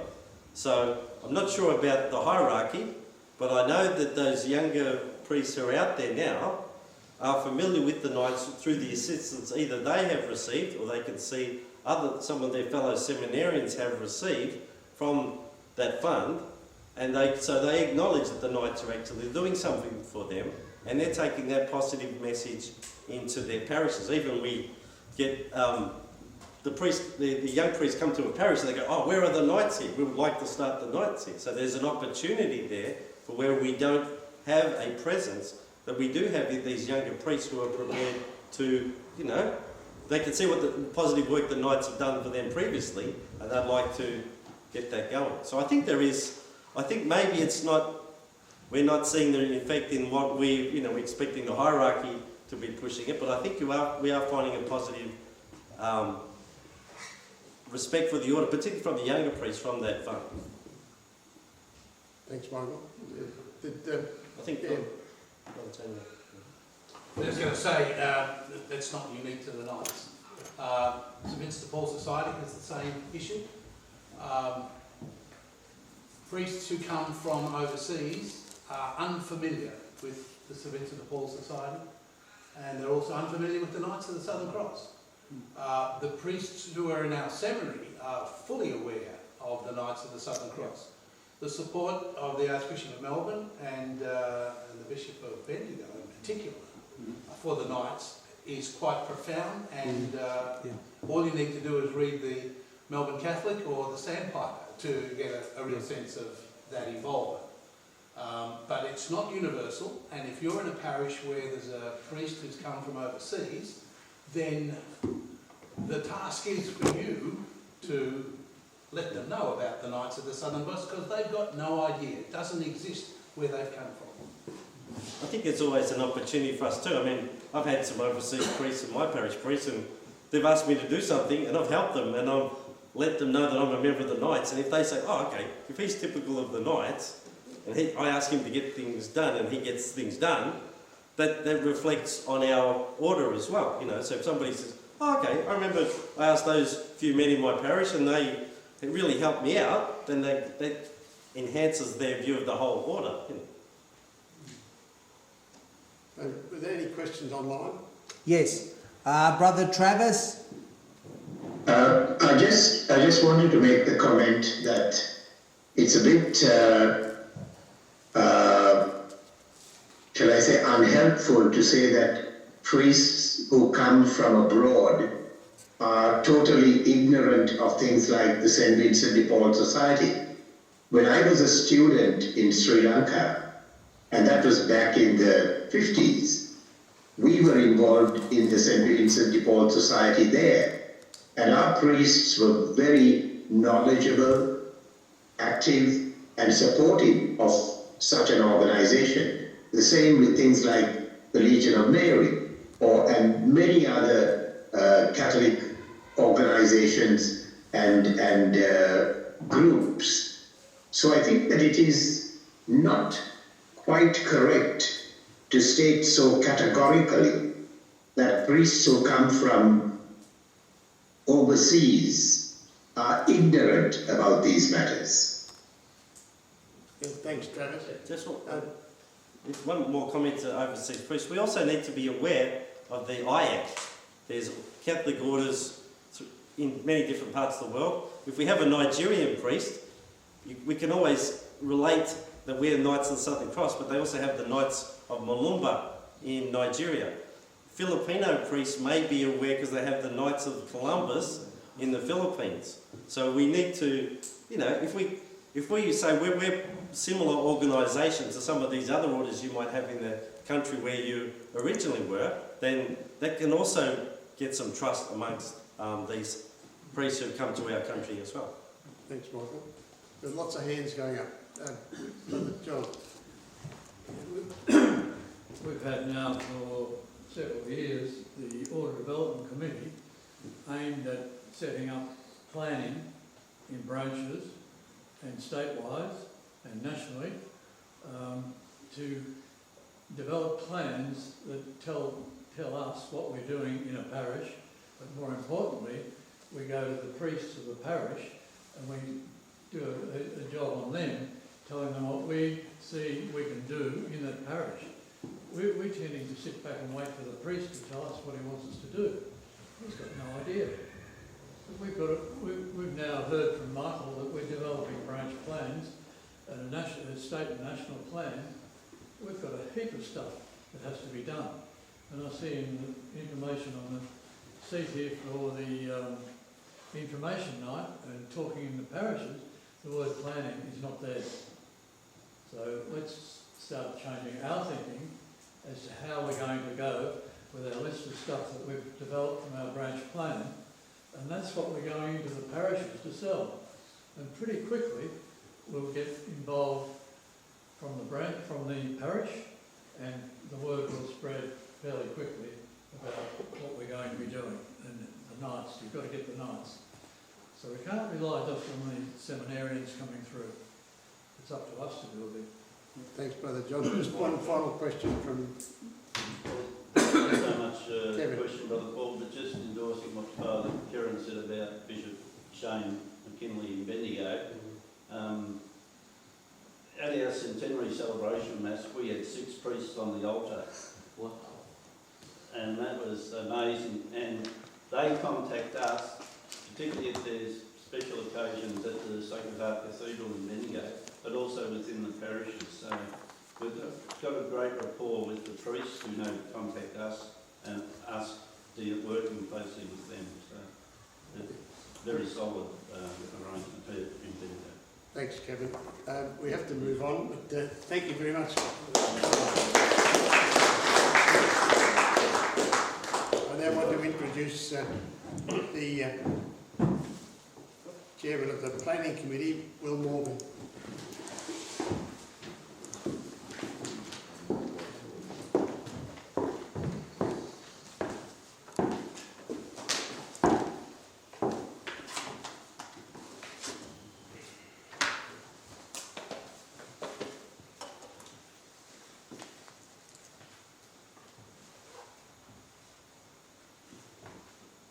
Hello, brothers. The Planning Committee, one would say, has had a productive year over the last 12 months. Our work, I believe, has led the way in formalising a direction and bringing together various committees into a common pathway where we all work together and become one united body. Working from our mission statement and goals, like all other committees, we have come to see the need for greater understanding that is just what all the other committees are doing and how they plan to meet their targets and goals set by themselves.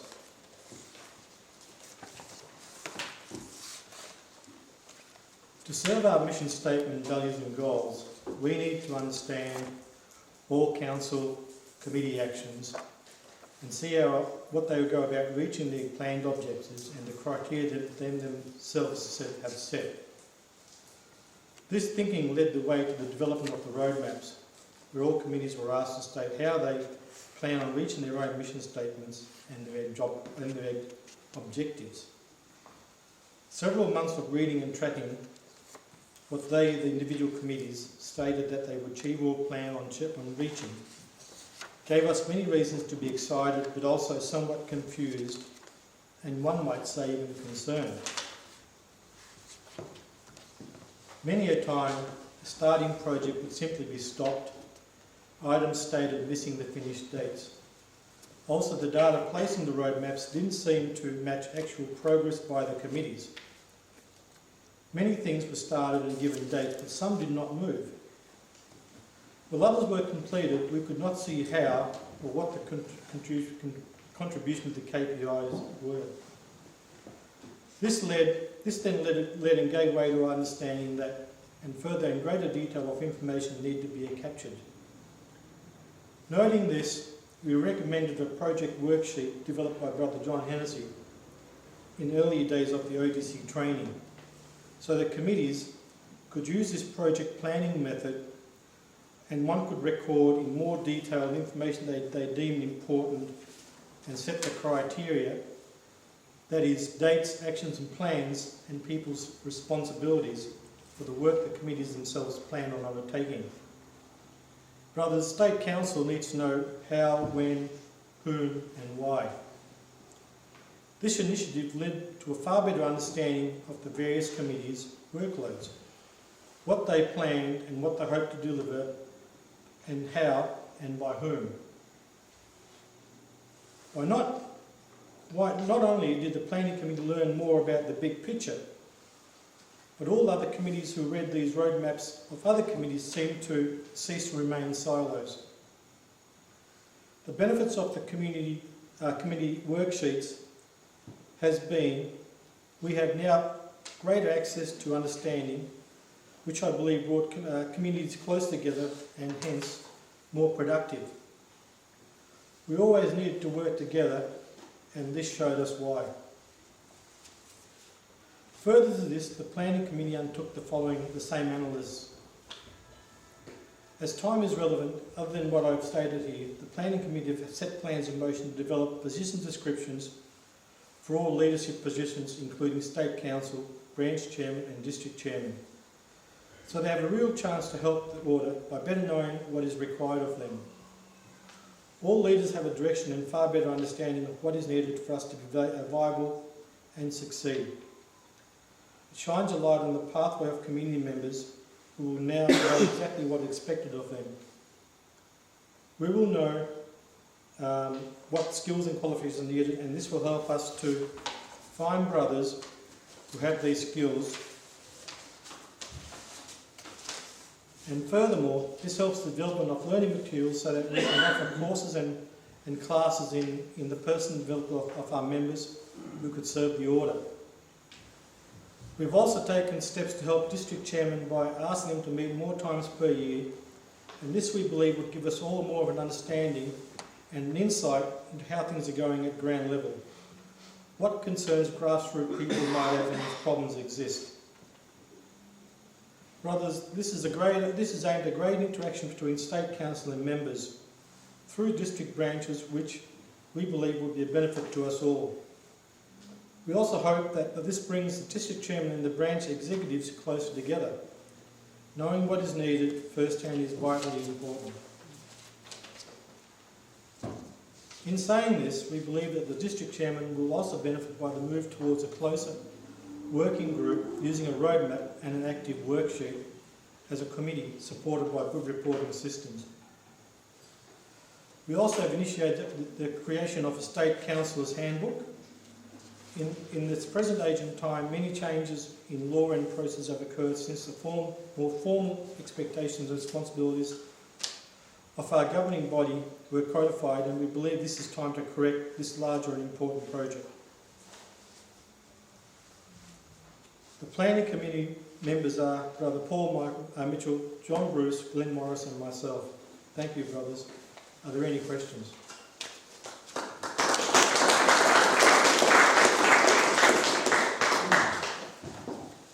Anybody online?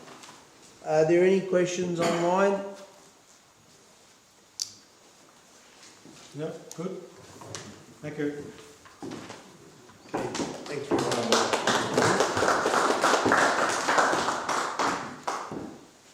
I now invite Brother John Beruldsen to advise us on the proposals for the Governance Committee.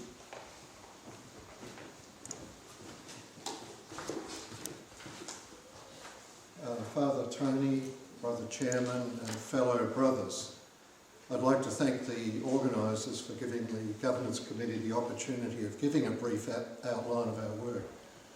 In saying so, I also need to recognise my brother colleagues on the committee, namely Brothers Glenn Morris, Brian Stall, John Watson and Paul Beasley.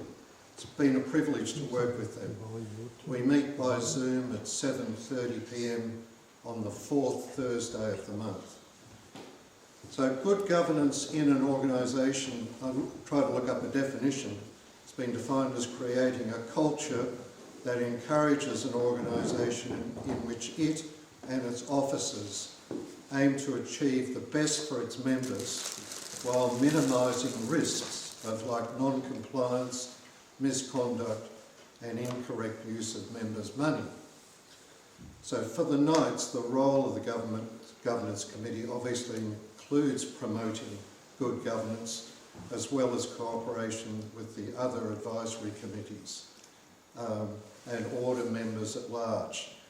This will include ensuring, the best possible use of order resources, protection of the Knights community, its finances and its good name, and minimising risks.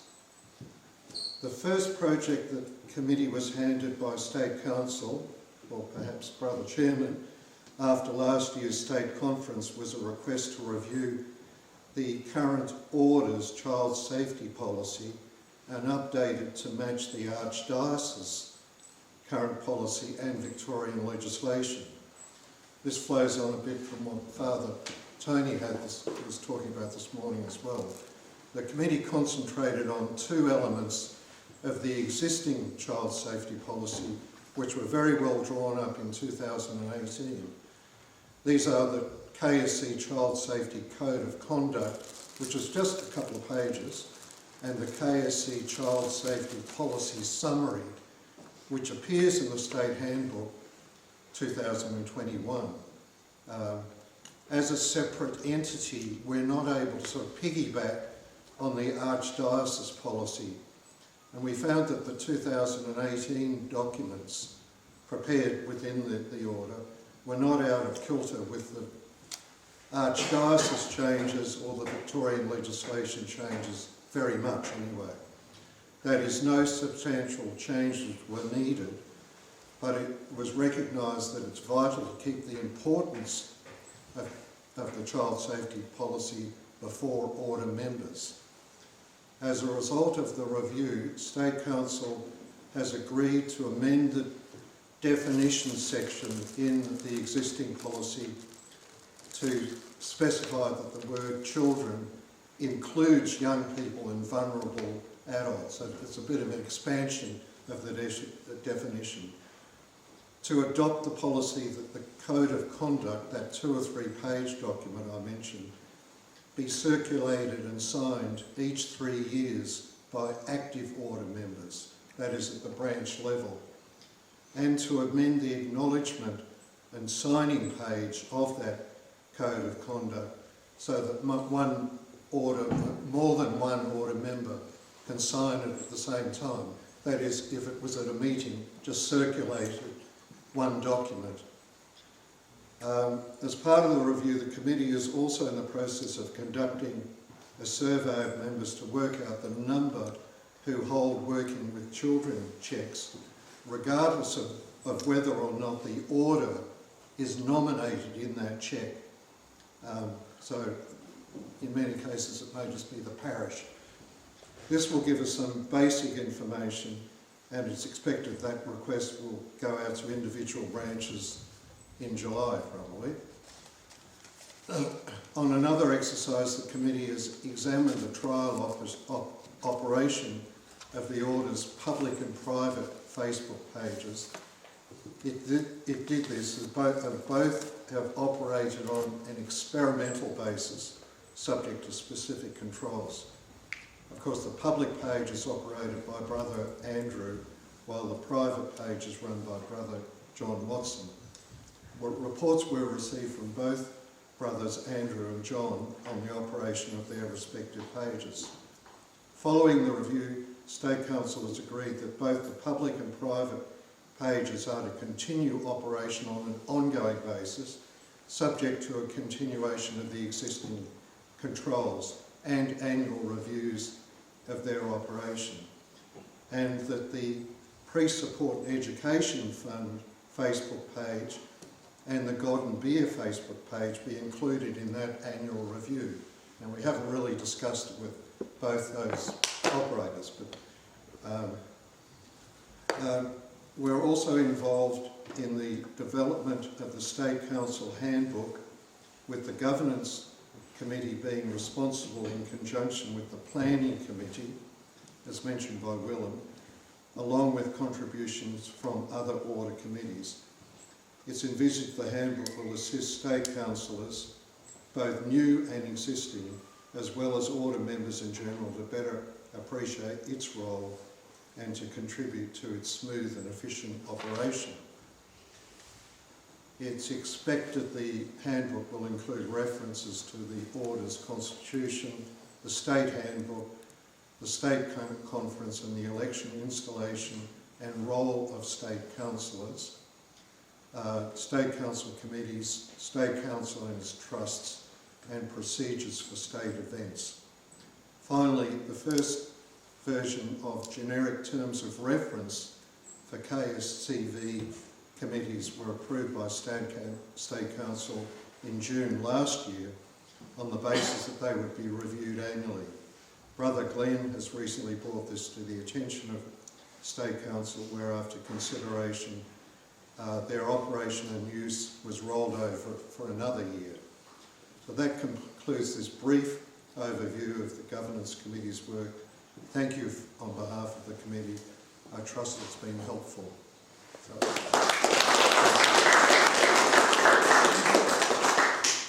If anybody wants to ask a question,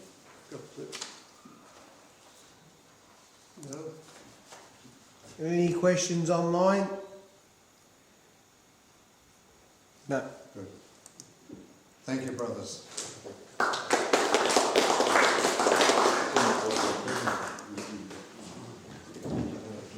Yeah, brothers, our next session is Church and Clergy Interaction Committee presentation by Brother Andrew.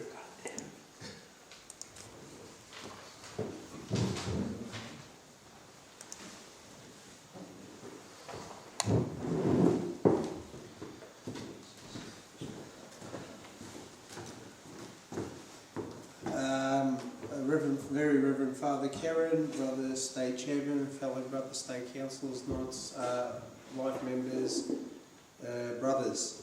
So I'm speaking today on behalf of the Church and Clergy Interaction Committee.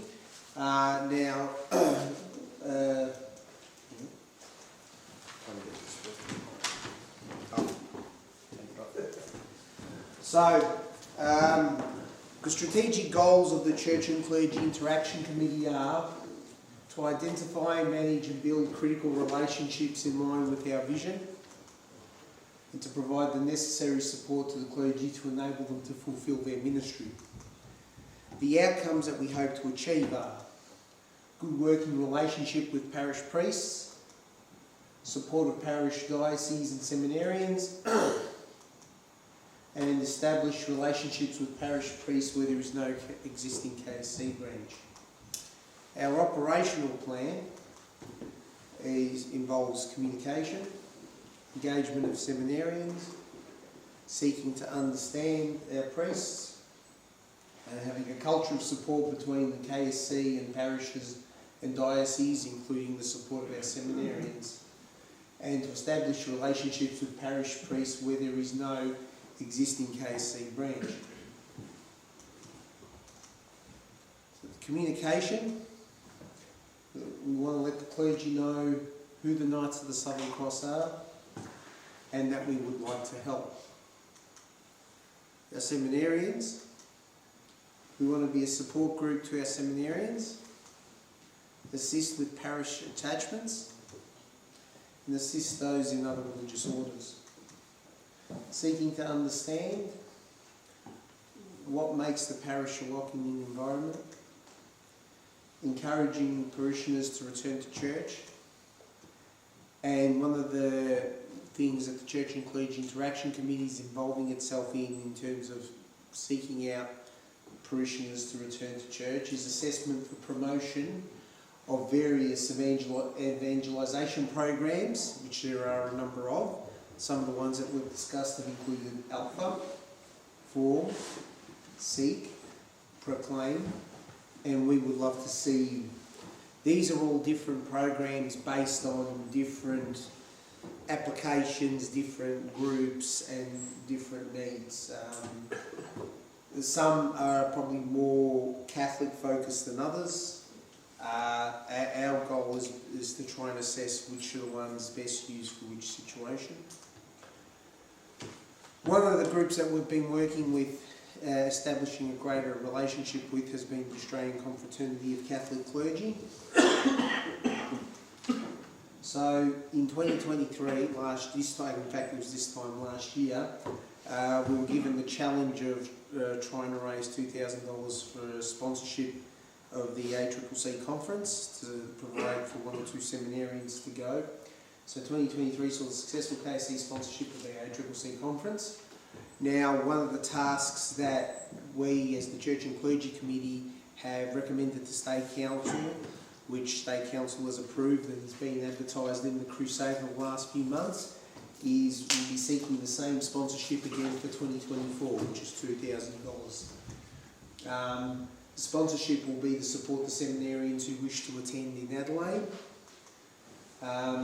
This has allowed the continued communication between the KSC and ACCC fosters improved relationships between knights and clergy members. So this project of the Church and initiative of the Church and Clergy Committees was was moved and approved very early on in the year in the anticipation of the ACCC conference in Adelaide in late August.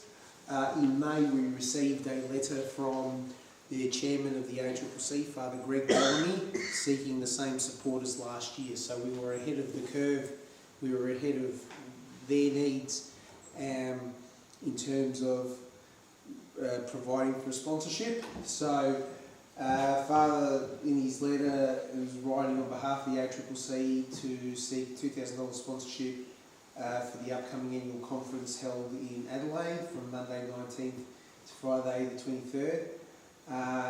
Now, as he's mentioned later in the letter, that the aim would be for that sponsorship to assist 1 or 2 seminarians to go to Adelaide for the conference there. Now, so far, we've gotten confirmation from 3 branches, and so far we've raised a total of $700. So our aim is to encourage the other branches, if they can, to get a combined total of $1,300 to complete that sponsorship. So that's one of the ways that we're able to assist the ACCC, and they've been quite prominent in promoting our events such as the Archbishop's Dinner. They were in attendance last year. Also, they've been in their newsletters, in their online newsletters, they've been reporting on our activities and who we are. So we had a feature on there, I think it was last year, informing their fellow brother priests on who we are and what we can do for them. And we'll probably have another feature for the next newsletter, updating on where we're at with that. So that's our big push again for this year, to see if we can support the conference. So as a summary, we want to let the clergy know who we are and we want to help. We're a support network for our seminarians. And to that, I know in one of our parishes at Dandenong North, we have a seminarian in placement, and it was only just last week that I spoke to him for a bit. We actually went out for dinner, and he really appreciates the support of the Knights. He's actually had the Knights help him out a lot, and he really does appreciate the support that we give at a state level and even at a local level. So, and the assessment for promotion of the various evangelisation programs. So, are there any questions? Brother John. Brother Andrew, Brother Chairman. Last year, the promotion was in a different state. We didn't get any support from that state for the seminary to attend. And seeing that this one's in Adelaide now, would we be gathering support from the South Australian? I've spoken to the chairman of South Australia when we had our national executive meeting in Devonport just last month, and he's happy to come on board. I don't know about an actual amount. I will put that to them. But yeah, they do know, the South Knights in South Australia do know about it, and I'm going to give them more information as it goes along. And part of this promotion, would you be able to send, say, signs like the one behind you? Yeah, I know one of our members from our branch will be in attendance there through his employment at Divine Renovation, so he'll have all that with him. He'll have that with him. Are there any other questions? No? So I'll ask Andrew to stay standing and continue to report on the Pre-Sport Education Fund in his capacity as the Deputy Chair of that fund. Just give me a moment.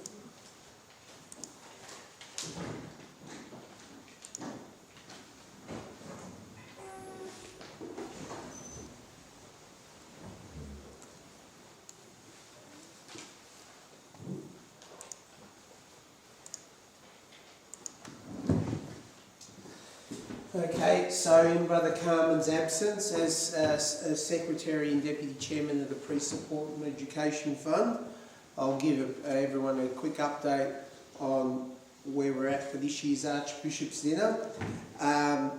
In mid-May, we had our official launch of the dinner at Corpus Christi College Seminary to a full house of about 90 people, which featured staff, seminary rector, sponsors, potential sponsors, seminarians and the committee and Brother State Chairman.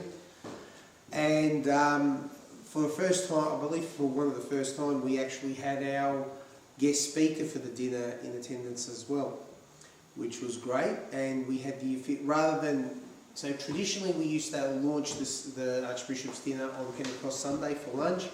The last couple of years we've had to change that, so now we do an evening launch at the seminary with Vespers followed by dinner. We can officially announce, and it has been announced anyway because it's in the Crusaders and we've started promoting it, that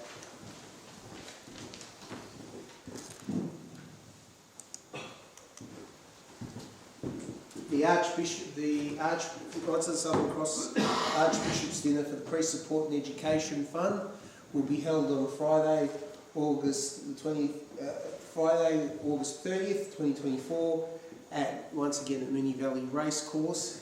Our guest speaker for this year is Adjunct Professor Natasha Michael, who was previously the Head of Palliative Care at Cabrini Hospital. She's now a consultant. She's a palliative care specialist and she's a very good speaker. She's spoken at recent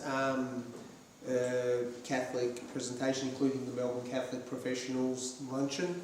So, and she's held as a highly regarded speaker. There was recently a biography of her on the Melbourne Catholic website, so it's well worth checking that biography out. Our compere will be Brian Martin, OAM, race announcer, and has been our MC for quite a while now. So now, as I said, everyone's received a copy of everyone in their Crusaders should have received a brochure, a booking form.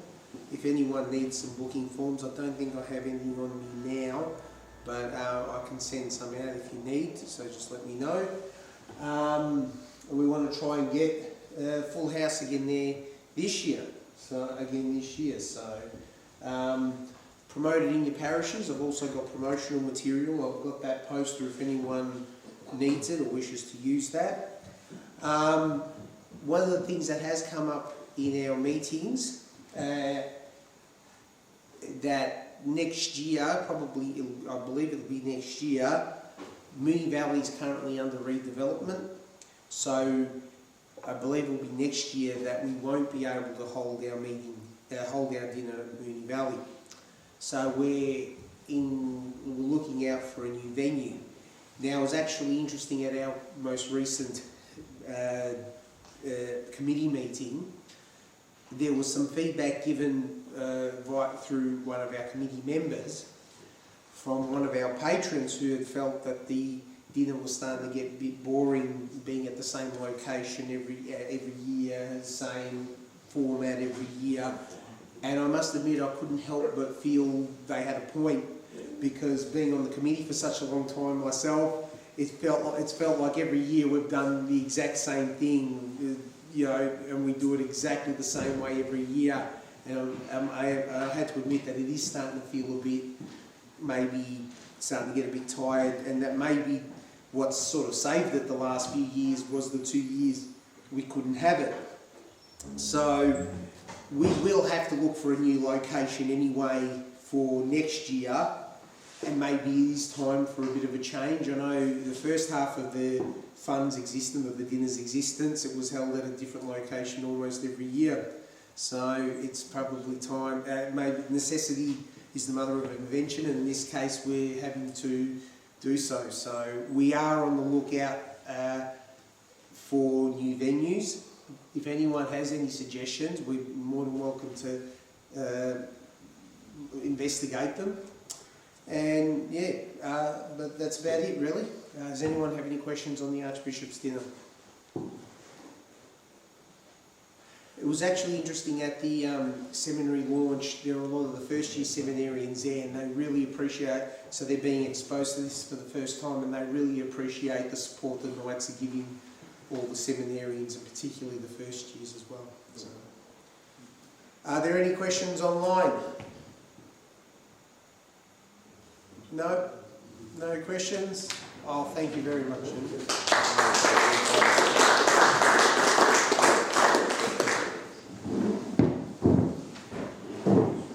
Thank you, Brother Andrew. It's now my turn. If Brother Andrew can put up the presentation there. Just a brief report on the strategic planning of State Council.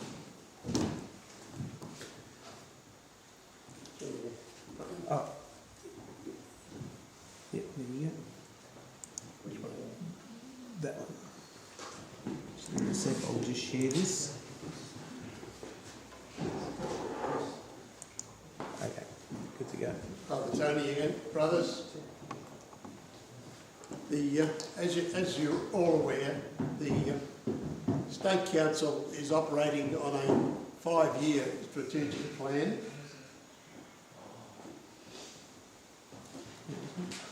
It was. Try again?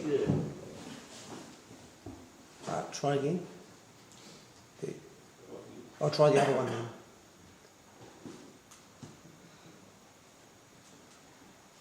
Hang on.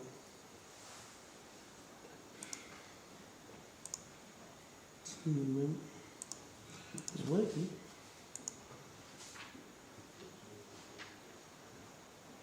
I just left that.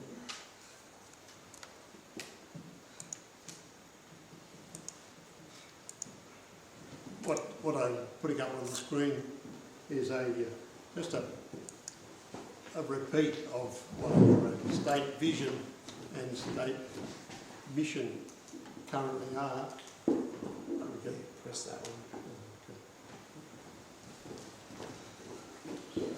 Just to remind everybody that our current vision, which was adopted back in 2022, is that we are a respected Catholic organisation that is a community leader in the promotion and demonstration of its values through fraternity, support of clergy and charitable works.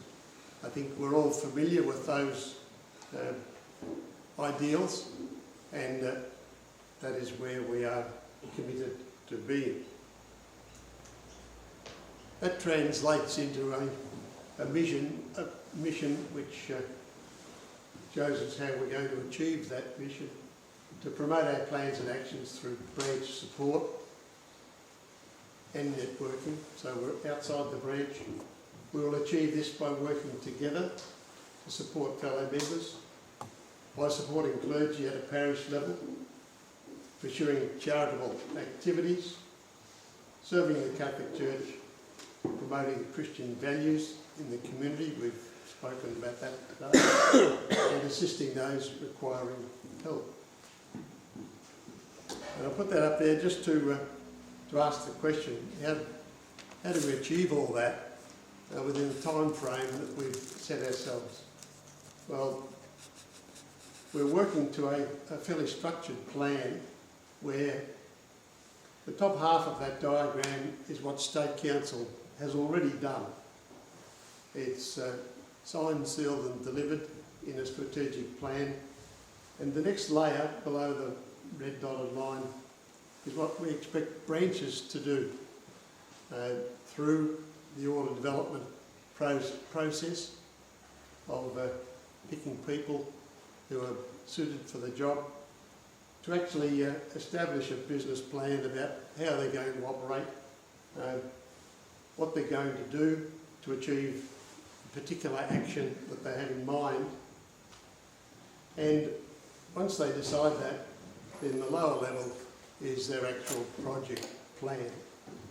And if branches follow that, they have no need to write their own strategic plan or their own vision or their own mission.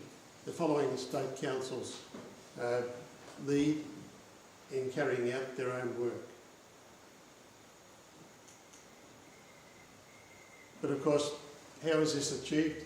Currently, we're trying to focus the leadership at all levels of the order onto describing what we're going to do, how we're going to do it, who is going to do it, and when is it going to happen. And of course, if you don't know what any of those questions, then you won't achieve anything. And we're trying to make sure that State Council follows that mantra by asking its committees to adopt, as has already been explained by Brother Will Morgan, adopt that approach. You have a project plan for a committee, whatever the committee is currently doing.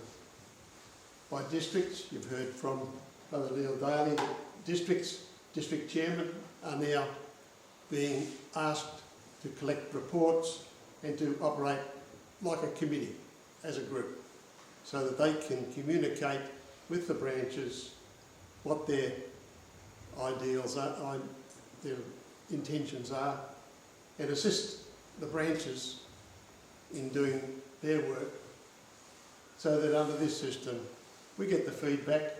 The district chairmen know what the branches are doing, state councils know what the district chairmen are doing, and everybody is on the one page. And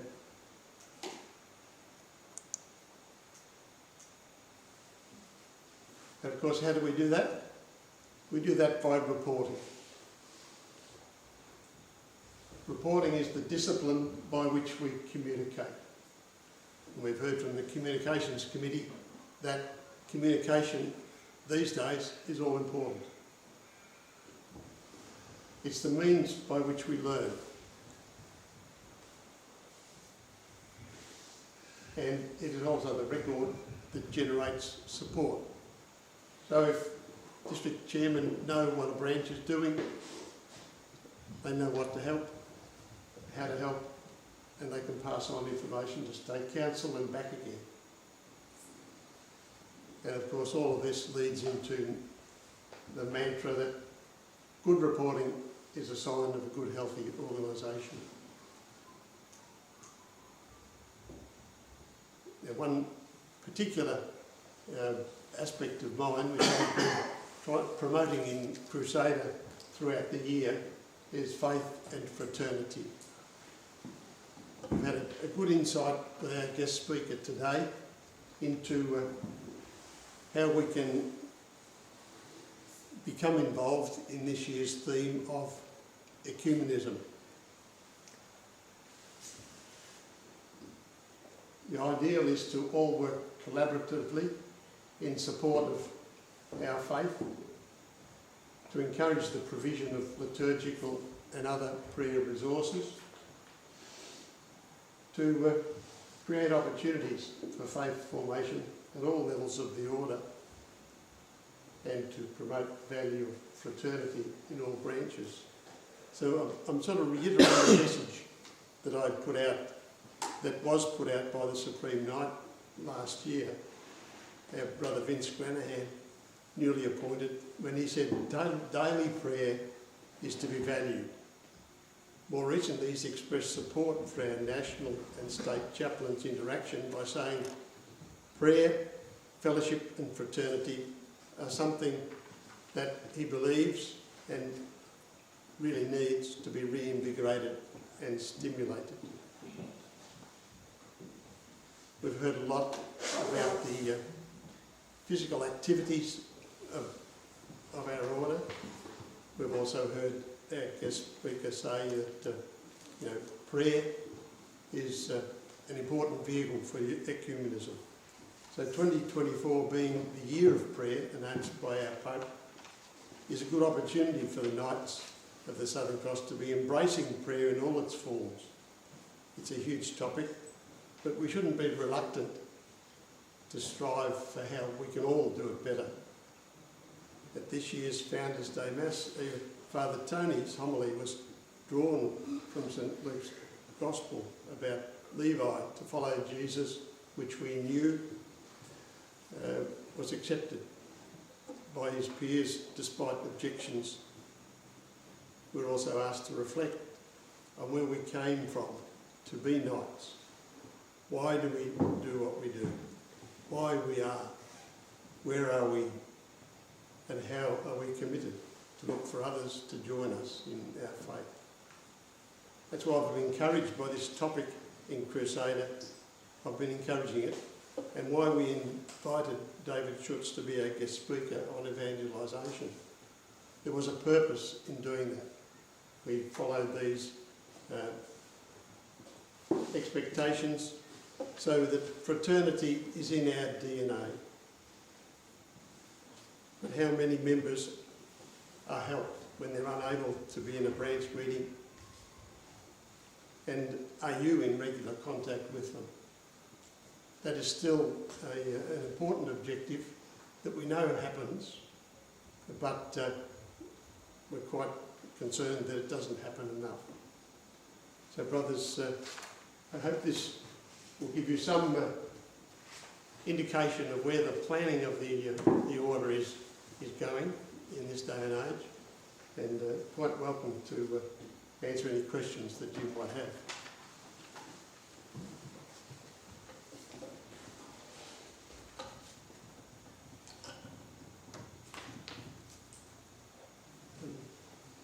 Are there any questions online? No. Well, thank you, brothers.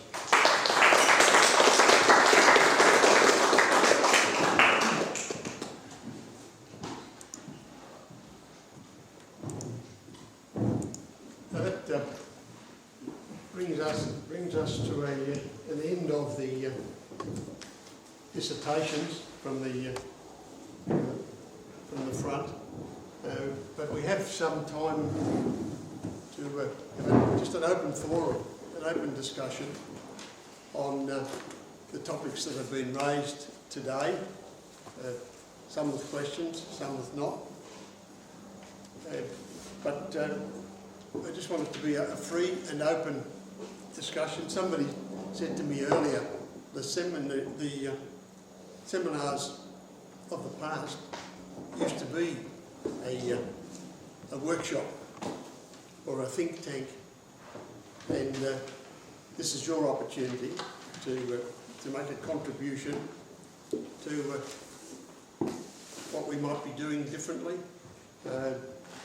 things we're doing right, and to just a general discussion.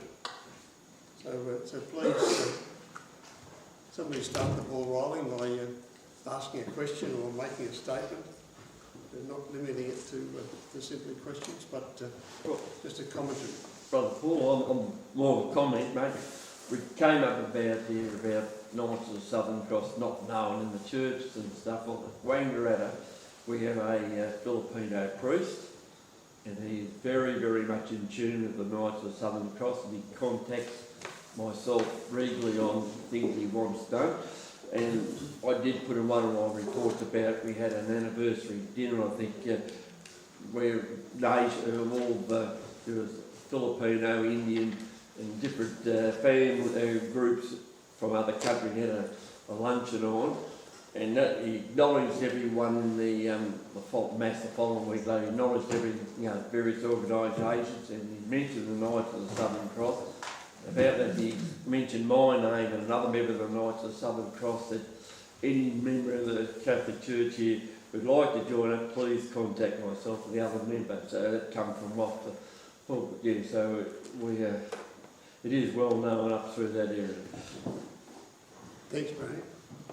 Yeah, I think from what we've learned, there are a variety of different attitudes within parishes. They're all very different.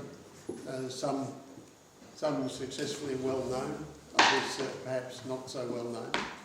But my take on it is that it really is up to ourselves and our local branches to make ourselves known and to promote ourselves by the way in which we become involved. Just one little rider that last night, just prior to Mass, he came down, Father Nathan, the Filipino priest, he came down to me and he said, "Oh, you've got a district meeting on," because we advertised about our Sunday Mass. Well, he said, "You've got a district meeting next Friday night." I said, "Yes, that's right." He said, "Well, we invited," I said, "Yes, yourself and Monsignor Chris, we'd like to see you both there on Friday night." And at this stage, I believe they both will come to our district meeting. That's how much interest they both priests up there do show in our order. Better be on your best behaviour, Ian. I will. Well, it was priest on you. I will. I can tell you, I will. Yeah. Well, I was just thinking, like fraternity, what can we do to increase our level of fraternity within ourselves? Well, rather just on that, like in our own district, we have a couple of district functions where we have a pitch and putt day. Doesn't take too long, a few beds follow that. That's with the fraternity already.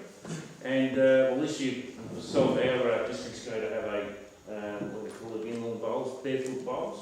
And we're inviting families along to that one, so that it makes it all open. The kids will probably do the right thing, you get the bias on the right side, or they go the wrong side. That happens, doesn't it, boys?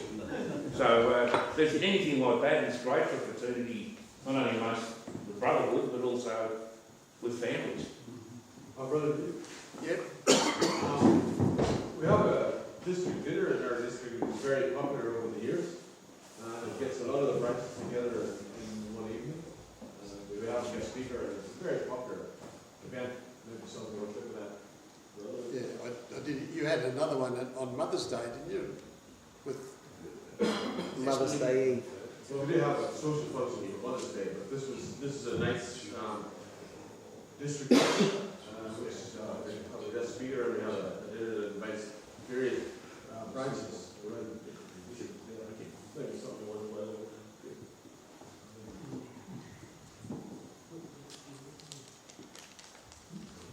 Brother John?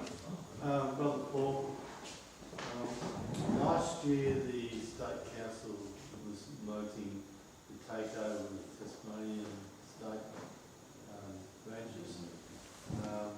And I noticed this year's National Executive meeting was down in Tasmania, so has the Tasmanian branch folded or not? It hasn't yet. In Tasmania, they only have about 30 members in the whole state. Most of those are in the north of the state. There's nobody in Hobart, and they were about to close their operations, but they were encouraged to remain open and operating by Archbishop Porteous from Hobart, who actually wanted their support to continue interaction with Southern Cross Care in Tasmania. And so they agreed to do that, and as a consequence they remain operating with their small numbers. They hosted a national executive meeting in Devonport just last month, and they were able, with their small numbers, to run a very successful and what was, to some extent, better than more recent activities of the national order. So that bit of assistance that Victoria gave by inviting them to be part of our activities, we sent them Crusader. I personally have offered the State Chairman of Tasmania any assistance or advice that was available, and they've continued operating. They will struggle because of their numbers, but there has been support provided by the Archbishop and from his own personal involvement. So at the moment they're still in operation.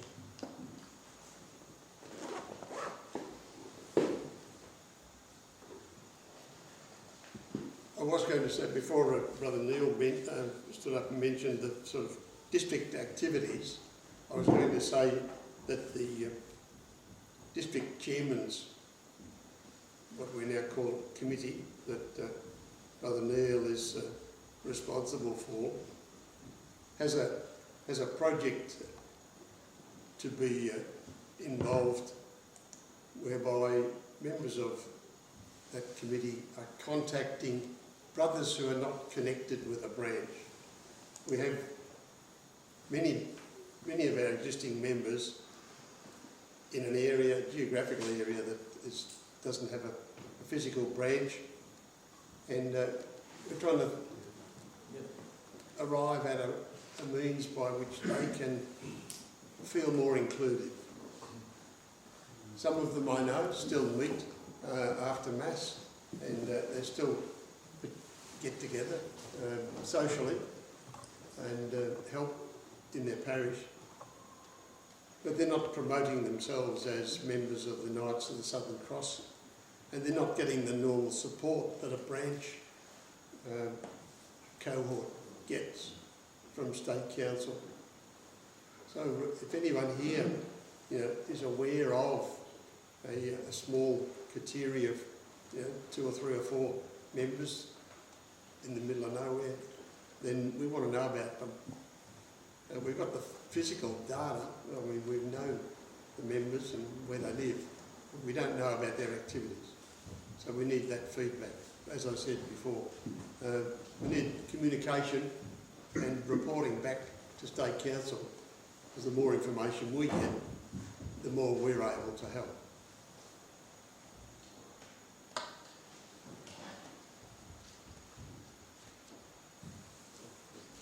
I think if there are any another topic. Yeah. Brother Chairman, in response to what Brother Wilhelm said about fraternity, with our branch, there was recent discussion on how we could save the order money with Crusader, particularly with postage. And so, because our branch has, North Dandenong has a number of members on the State Council, we resolved that we would take, rather than mailing the Crusader to all our members, the members who are on the State Council would take the Crusaders and we would hand deliver them to our members, or go to their house if they don't come to the meeting.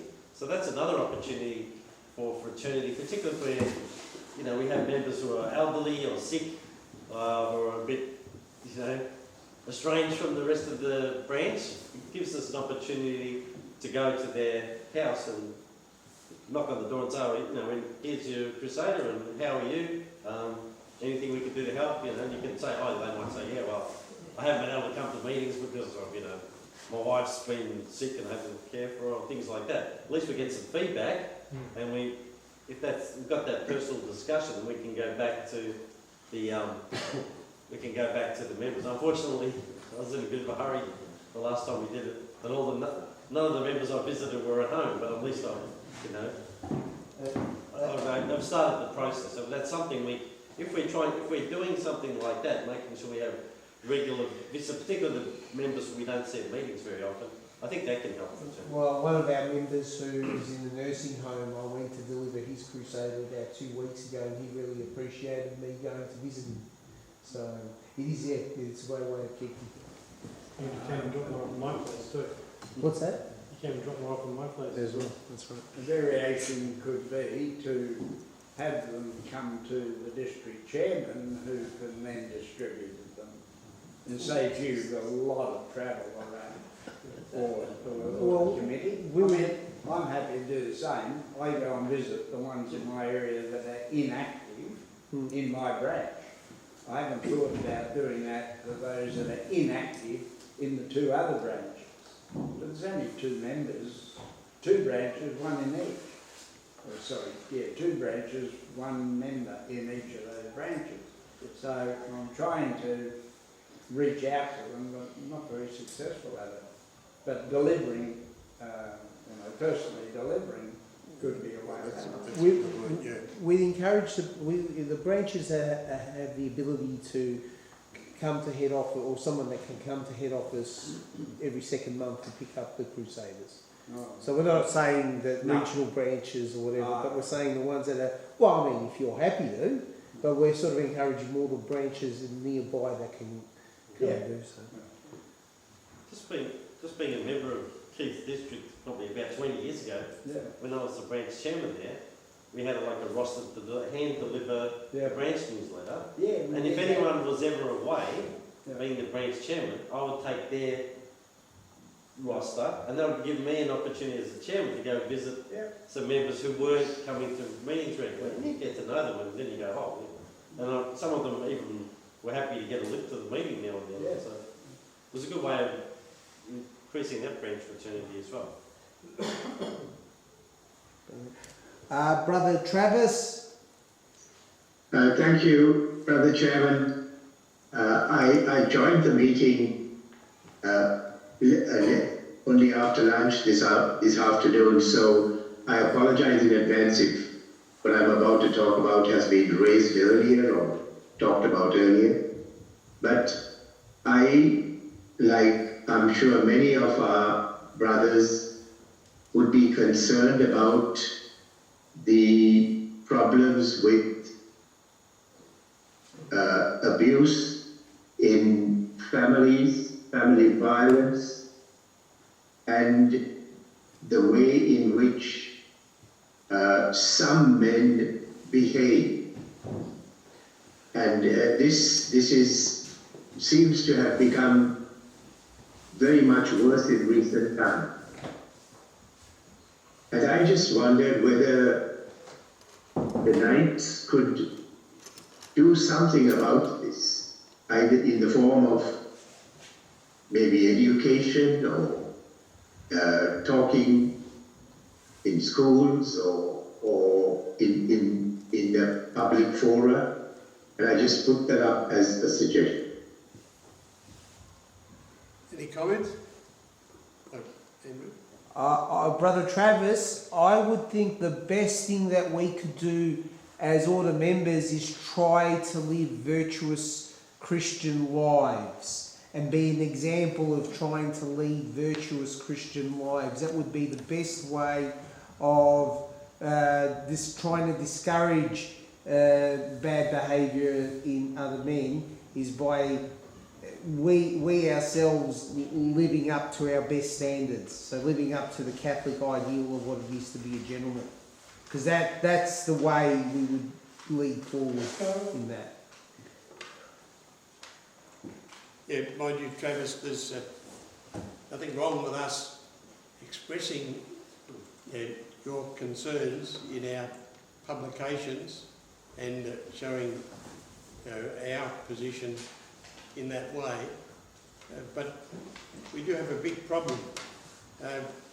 We invite people to write to Crusader and to State Council, and in my short time there, we've never had a letter yet. I think we should start to encourage more interaction in the public sphere between ourselves by things like letters to the editor, and if they're public matters, or keeping in mind that Crusader is a public magazine, and if it's private, well, communicate with State Council. Yep. Peter? Brother Chairman, I just thought to bring to the attention of members that a former district councillor, Adrian Dixon, passed away recently, and his funeral is on Thursday at 1 o'clock at St Thomas's, Blackburn. Oh, thanks, Peter. Yeah. Yes, I can recall Peter Dixon. He was from Waverley, and he was a very active member. Sorry, Adrian. That's comment by Brother whoever. We ought to take that on board as a comment from the conference and follow it up with some sort of action. So the branches can grab hold of it, State Council grab hold of it, and see whether we can come up with something about advertising and educating the community to improve family abuse and domestic violence. It shouldn't just, oh, we're too busy now to drop it. It should be noted for future. Yep, I agree with that, certainly. Yeah, Brother Michael? Just in support of what Brother Peter Dixon has said and what Brother Travis said, I think last year we saw, I think at the conference, about the Knights of Southern Cross Into the Breach program, and they had quite a, from those videos, it was quite a positive, a message of positive masculinity, and we should be putting that forward, maybe even not just amongst our board members, but in our parishes and the wider community as, okay, you can be a man without having, this bad, you can be you can show masculinity in a good way. You can be a gentleman. Yeah, be a gentleman. Like, support your wife, support those in need, support when women, are being under pressure. You stand up for them and all that. So I think maybe we should look at looking at that video series and seeing is that something we can try and promote not just amongst us as order members or Catholic men, but to a wider men. Promote the idea of chivalry and respect for women and respect for children, respect for our elders. I think that's something we've got. That we could at least we've got the materials for. We just probably need to discuss ourselves what we can do to utilise it better. Yeah, I agree. Yeah. Was somebody else back? Yeah, besides Peter, no. Are there any other questions online?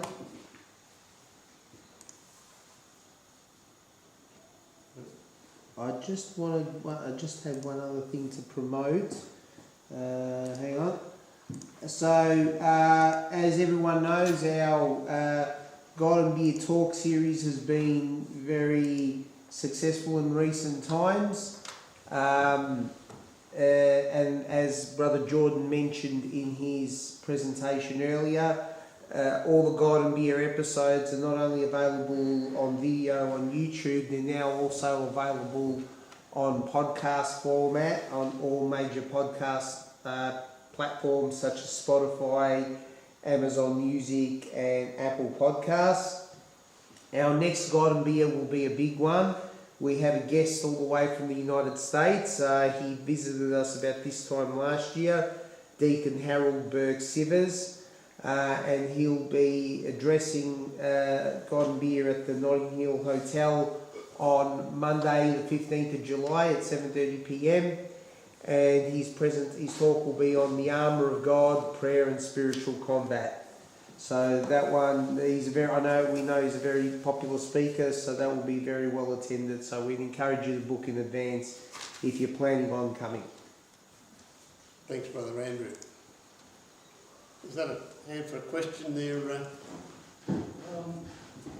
Mine's a bit different. I've been in the parish 62 years, so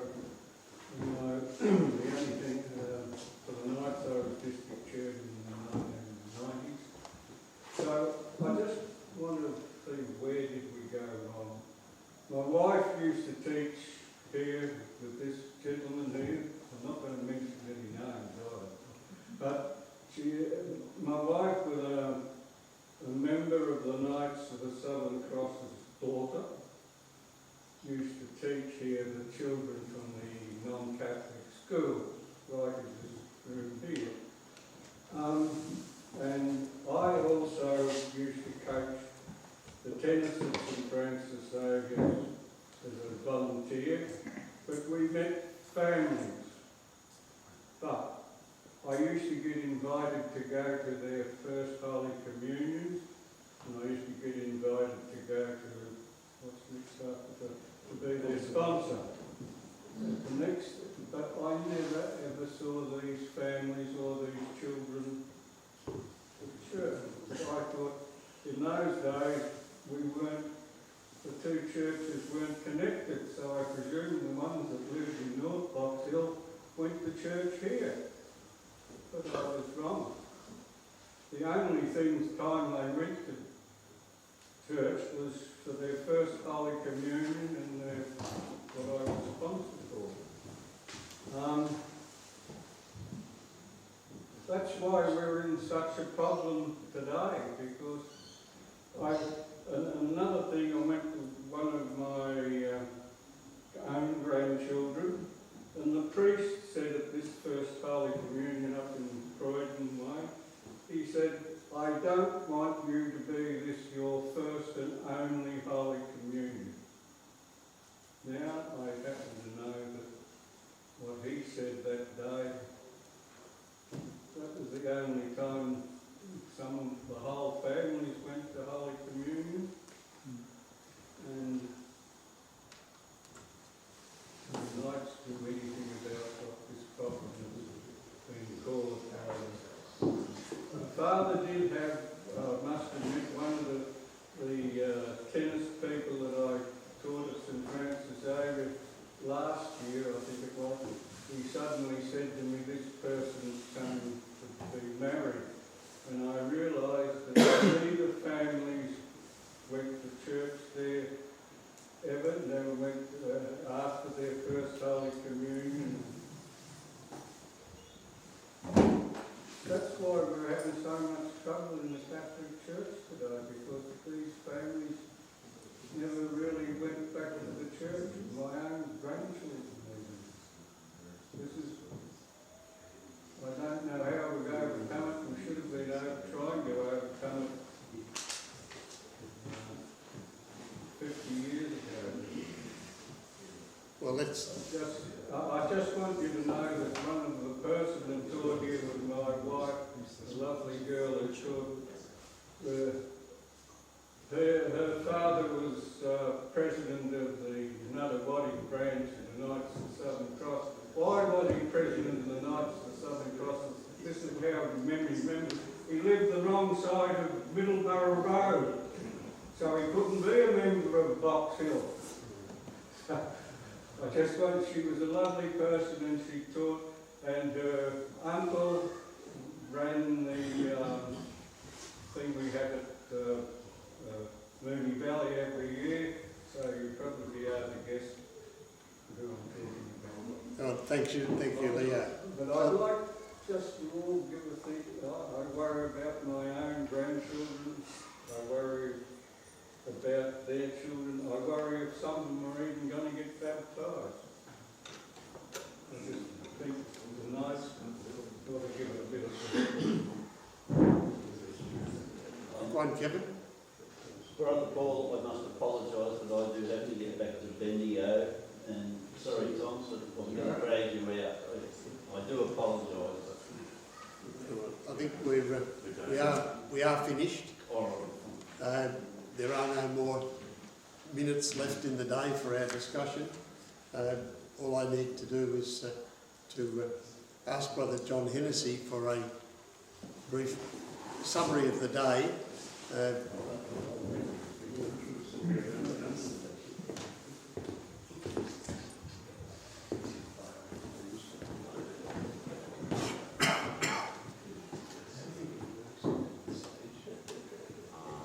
Good afternoon, brothers. Father Tony. A fair bit has been passed on today. A great day for information. These days started about 10 years ago, I remember, as training days. and training in the development program that I was introducing.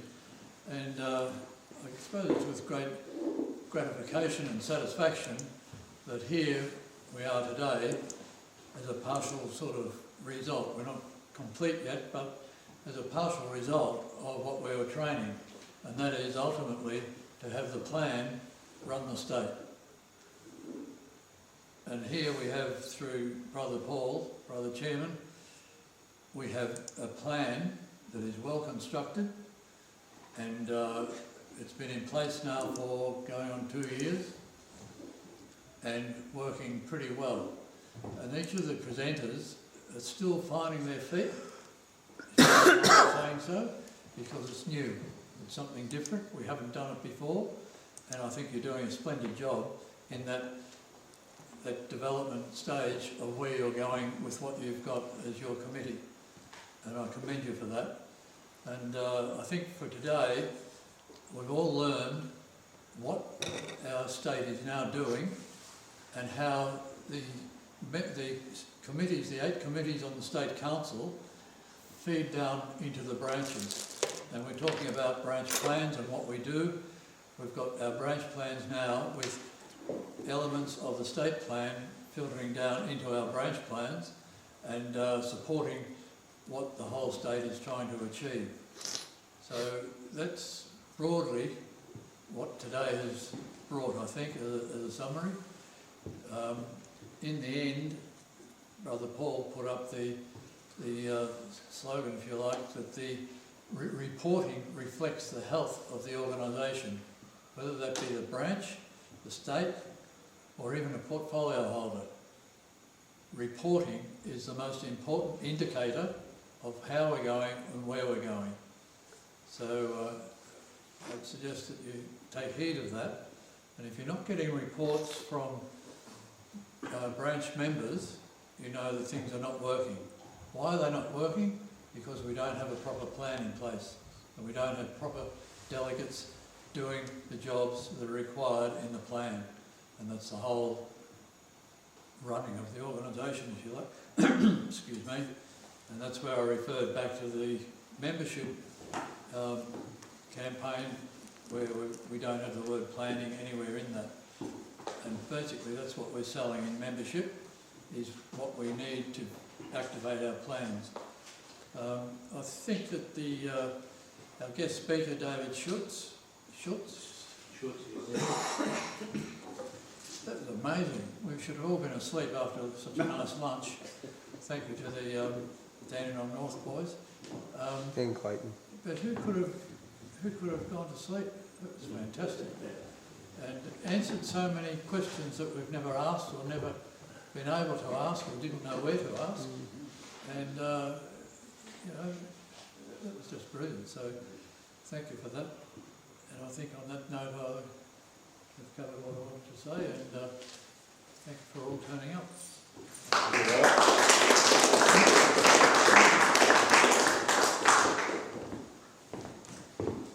I'll now invite Father Tony to lead us in our closing prayer.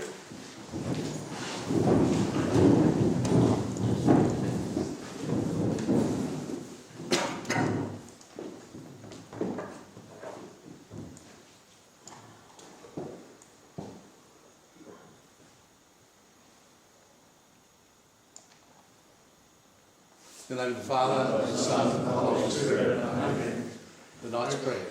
O God, that dwellest in our readings and lights the sun and cross in their hands, bless our activities, inspire us in our tongues, to work your grace and glory and salvation of all. May the souls of all the faithful departed rest in peace. Amen.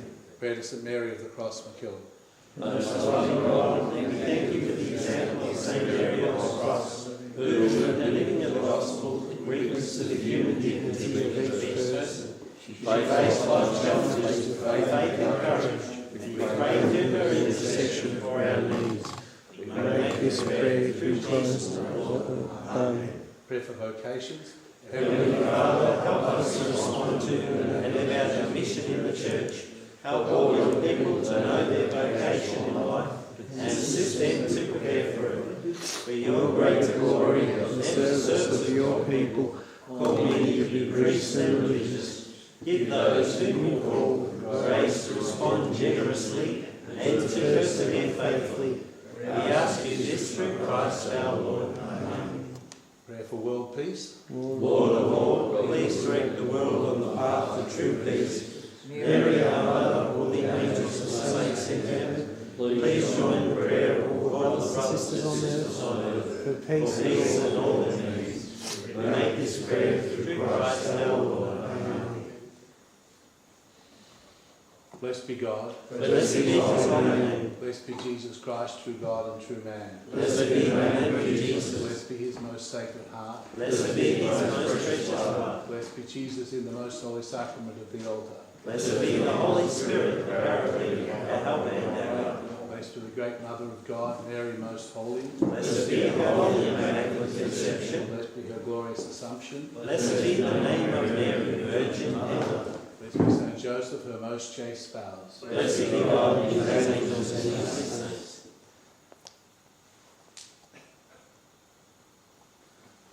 Holy Mary, Mother of God and Mother of the Church. Obtain for us many holy priests and religious. Our Lady, Help of Christians, Patroness of Australia. Pray for us. St Mary of the Cross, Patroness of our Order. Pray for us. For all departed members and their families, and an awareness in our society of the rights of the unborn child.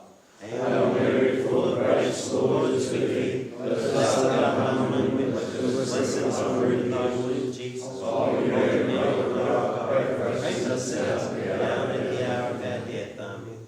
Lord, bless us and keep us from all evil and bring us to everlasting life. Amen. Let us go in peace to love and serve the Lord. Thanks be to God.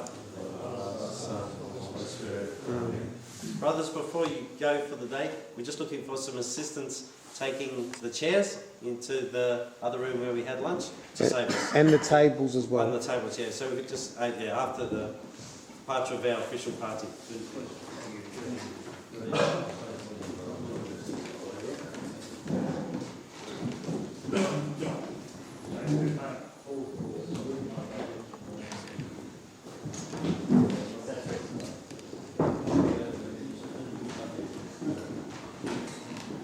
Thank you, brothers. Enjoy the rest of your Sunday. Thank you very much for attending, everyone.